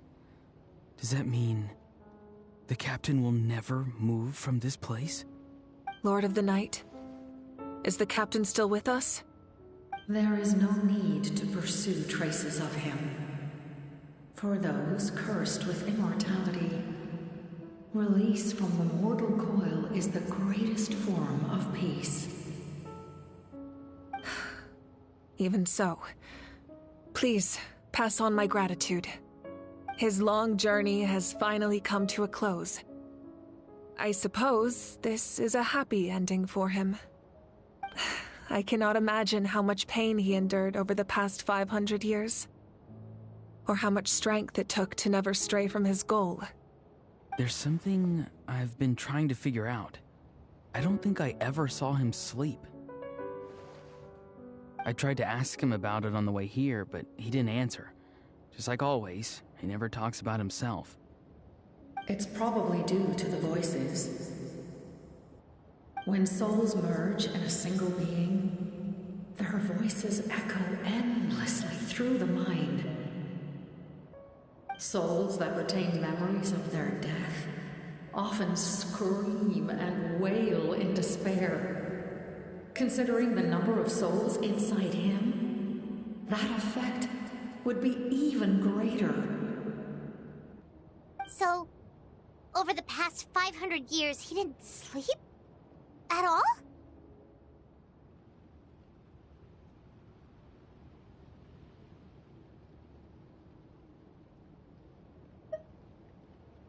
Without experiencing the curse of immortality, we will never truly know his agony. But I can see why his hatred for the ruler of death was so strong. In the end, he used that immortality to his advantage, and granted the Lord of the Night eternal life by fusing his existence with hers. Well fought, Captain. You may wonder why the Night Kingdom, a land of souls, was unable to accept the souls adrift on the surface. The reason lies in the Heavenly Principle's modifications to the ley lines. The original purpose was to help counter the Abyss, and so their stability was paramount. But at one point in time, Natlan's ley lines were decimated. Even after reconstruction, the rules needed for the Ode of Resurrection made it impossible to reconnect the ley lines to other nations. That unique quality is precisely what drew the captain to Natlan. Did he try the same thing in other nations? Yes, but all those attempts ended in failure. He fought to save Natlan not only to defeat the Abyss, but because this is the only land where the souls within him could find salvation. We met not long ago to talk about that very possibility, and I confirmed the feasibility of his plan. I, too, recognize the need to change the rules of the ley lines. Not only for the souls that wander this land, but for the outlanders that may perish here in the future. In the eyes of the Heavenly Principles, that kind of change is extremely risky, if not impermissible. But, as an angel, I have a duty to serve humanity. Such is my mandate. Thank you for everything. Seedlolly, when I gave you the Pilgrim's Chronicle, I said something rather pessimistic to you. Do you remember? How many years of life are enough? 10? 100? I thought it made no difference. But now, I have the chance to live forever. I am immensely grateful to humanity for this gift, and I am deeply sorry I thought so little of it in the past. You don't need to thank us. You bear a heavy responsibility. Heavy? No. That responsibility is the purpose of my existence. Farewell, humans. Creators of miracles. A new era awaits you. Looks like she returned to the Night Kingdom. So, this was the captain's goal all along. He fought to the end for all those souls and challenged the rules of the world in the process. He was an outstanding warrior. He took on a burden that was meant for me and even brought about a better outcome. It would seem I lost this duel. He was right. Natlan needs a leader to guide its future. If not a successor, then that responsibility will continue to be mine to bear. But for now, let us pay our final respects to this fallen hero.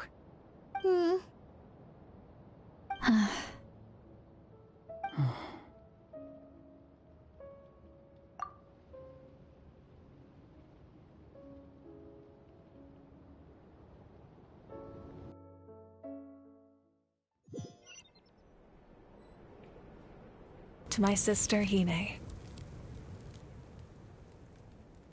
I know all that remains in the Night Kingdom is your memory, but I still wanted to write a short letter to tell you about the situation after the war. After countless partings and farewells, Natlan has finally entered an era of peace. The pilgrimage is still a popular tournament, but now its only purpose is to showcase the thrill of competition, rather than select warriors for war. Our cultural legacy is not rooted in our suffering. In this era of peace, Natlan's fire will burn brighter than ever. With the restoration of the Night Kingdom, our people are now free to leave our borders, and many have set their sights on the wonders of Tibet. I'm sure many exciting and eye-opening adventures await them. And although our battle scars will fade, the stories of our heroes will never be forgotten. When a new you returns to this land one day, I know you'll recognize the significance of this war and all we lost. The land we love has not been destroyed, but grows stronger by the day. I will forever be grateful that I got to see you again. And when the flames deliver this letter to you, I hope you know how much I miss you. I actually got the chance to finish this painting. And not a moment too soon. It's time to bid farewell to all the fallen.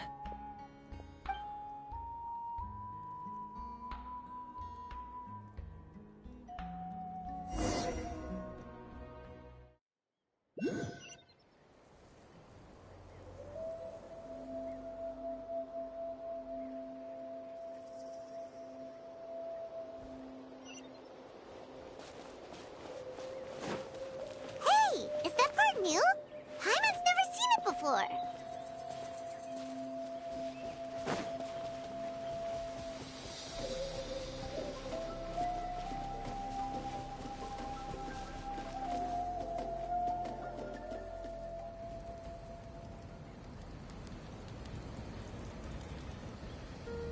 We are gathered here today to bid farewell to all who lost their lives in this war.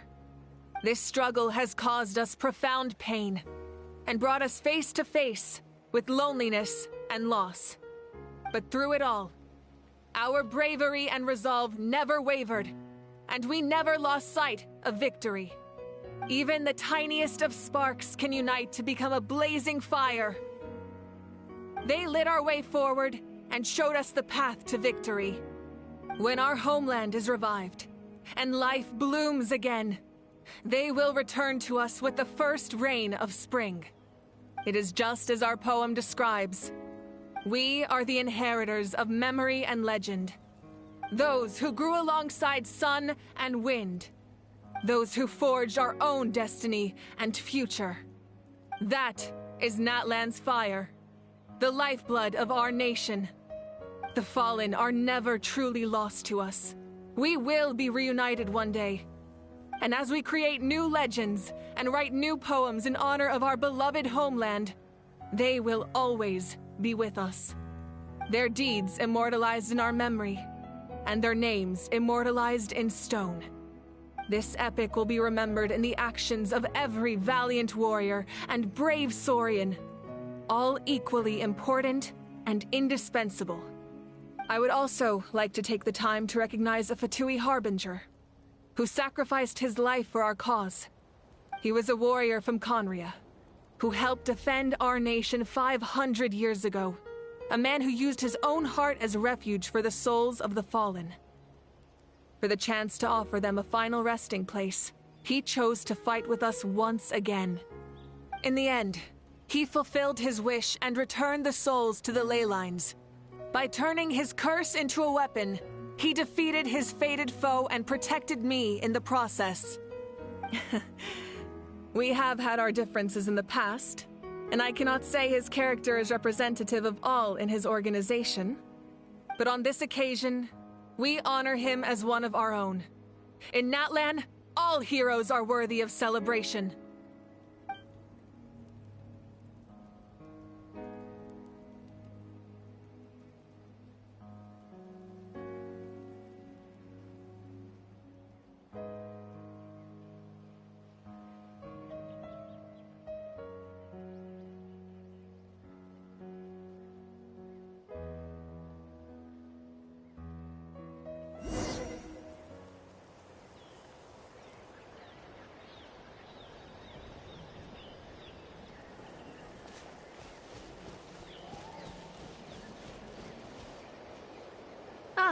Our hero's here. Is there something you want to discuss? The forces of the Abyss have always sought to corrode Teyvat.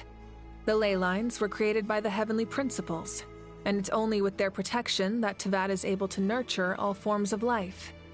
If the Abyss had free reign, this world would become a living hell. We saw that for ourselves. Any attempt by humanity to harness the power of the Abyss is met with swift punishment. The Heavenly Principles and the Shades show no mercy in that regard. That unyielding approach is also the source of great sorrow and hatred.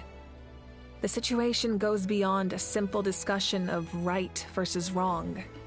Perhaps the truth will reveal itself during your future adventures.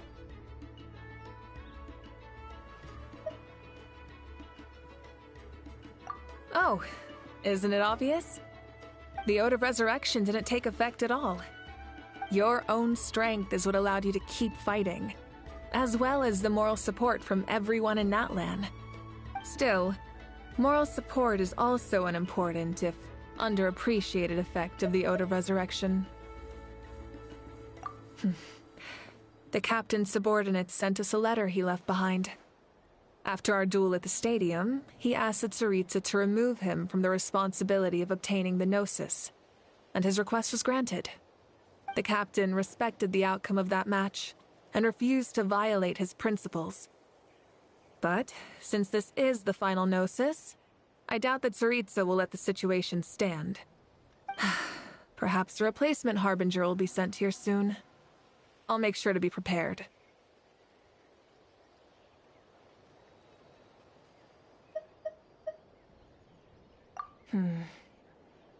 A direct conflict with the Fatui is unavoidable the moment you step foot in Snezhnaya.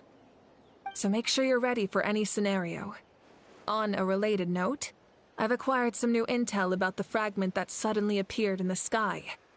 Such fragments are known as Ancient Moon's remnants, relics of secret source technology from the era of the ancient dragons. Coincidentally, a small squad of Fatui infiltrated our borders around the same time it appeared. Our investigation revealed them to be the subordinates of the Doctor. Their stronghold is in Nod Krai, a land with a long history not far from Snezhnaya.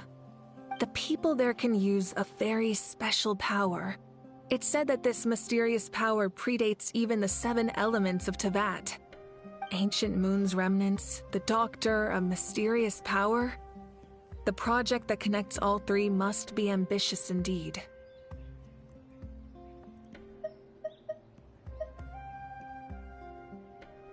Huh? Tribe? Oh, you're thinking along the lines of how the names of the 6 heroes were inherited. In truth, apart from a few ancient names associated with a certain tribal culture or tradition, most ancient names can be inherited by anyone. Your name likely falls under that category. The Wyab will select someone who shares your character and name them as your successor. Of course, that won't happen for a very long time.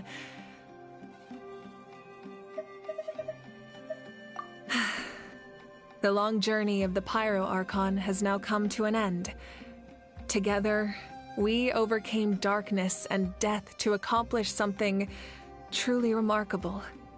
As we celebrate your glory, allow me to thank you once again. This time, just as Mawika. Thank you for the respect, understanding, and support every step of the way.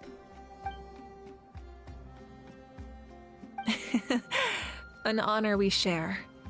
You can keep chatting with your friends nearby. I think I'll stay here for now and watch over them.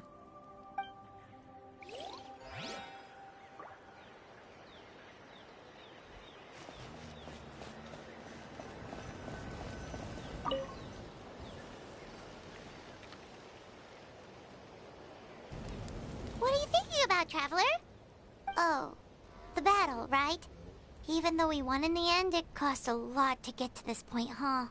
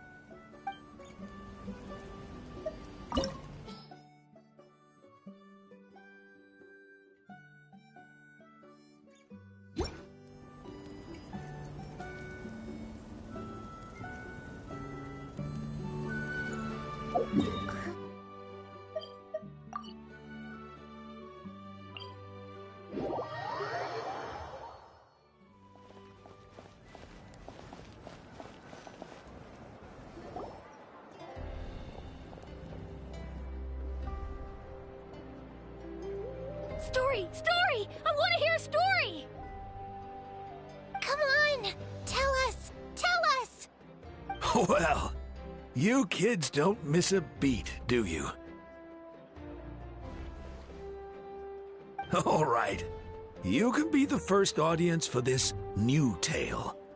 Let me know what you think. Now, where to begin?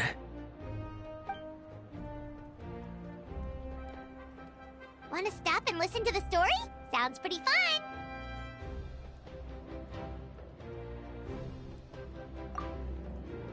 This is a story of the great heroes of our time.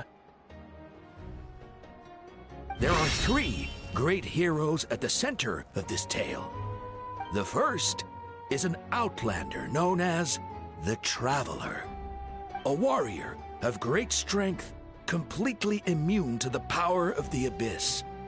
More importantly, the Traveler is kind and brave, someone who treasures those around her. You could call her a natural-born hero. Yeah, she's super strong! Tell us more! Hey, just let him finish the story!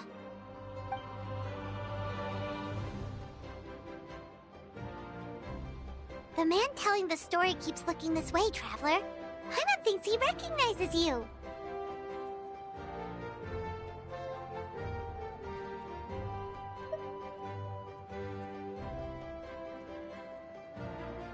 The second hero is also an outlander.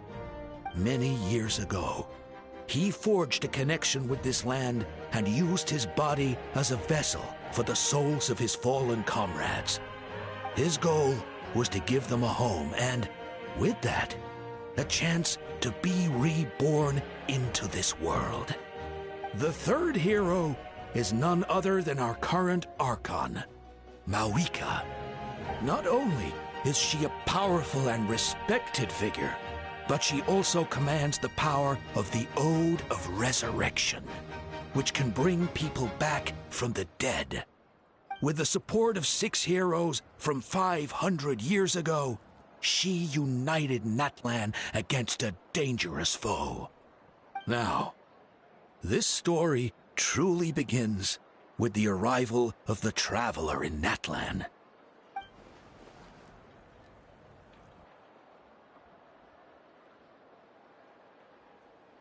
Under her guidance, Kachina performed exceptionally well in the pilgrimage and earned her chance at the Night Warden Wars.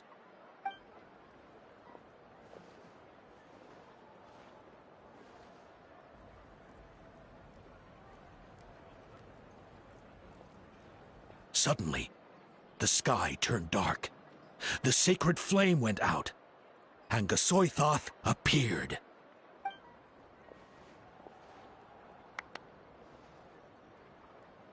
Everyone gathered at the stadium and sang the Ode of Resurrection together to send their support to the furthest corner of the Night Kingdom.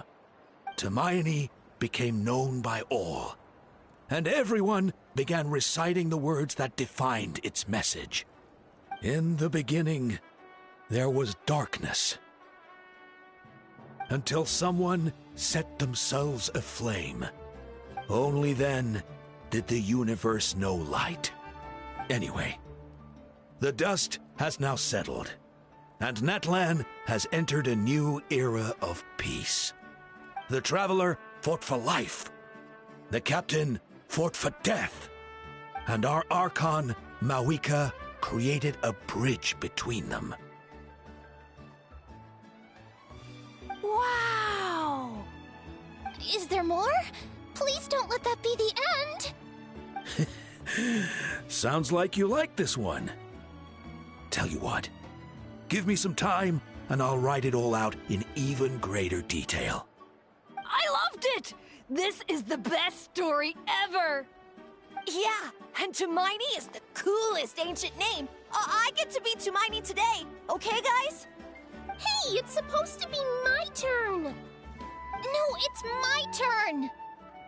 No, it's my turn! I get to be Tumaini today! So, no one wants to be the Pyro Archon anymore?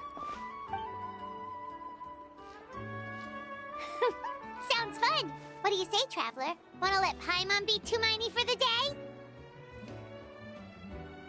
Alrighty then! Let's go, Paimon! A new adventure awaits!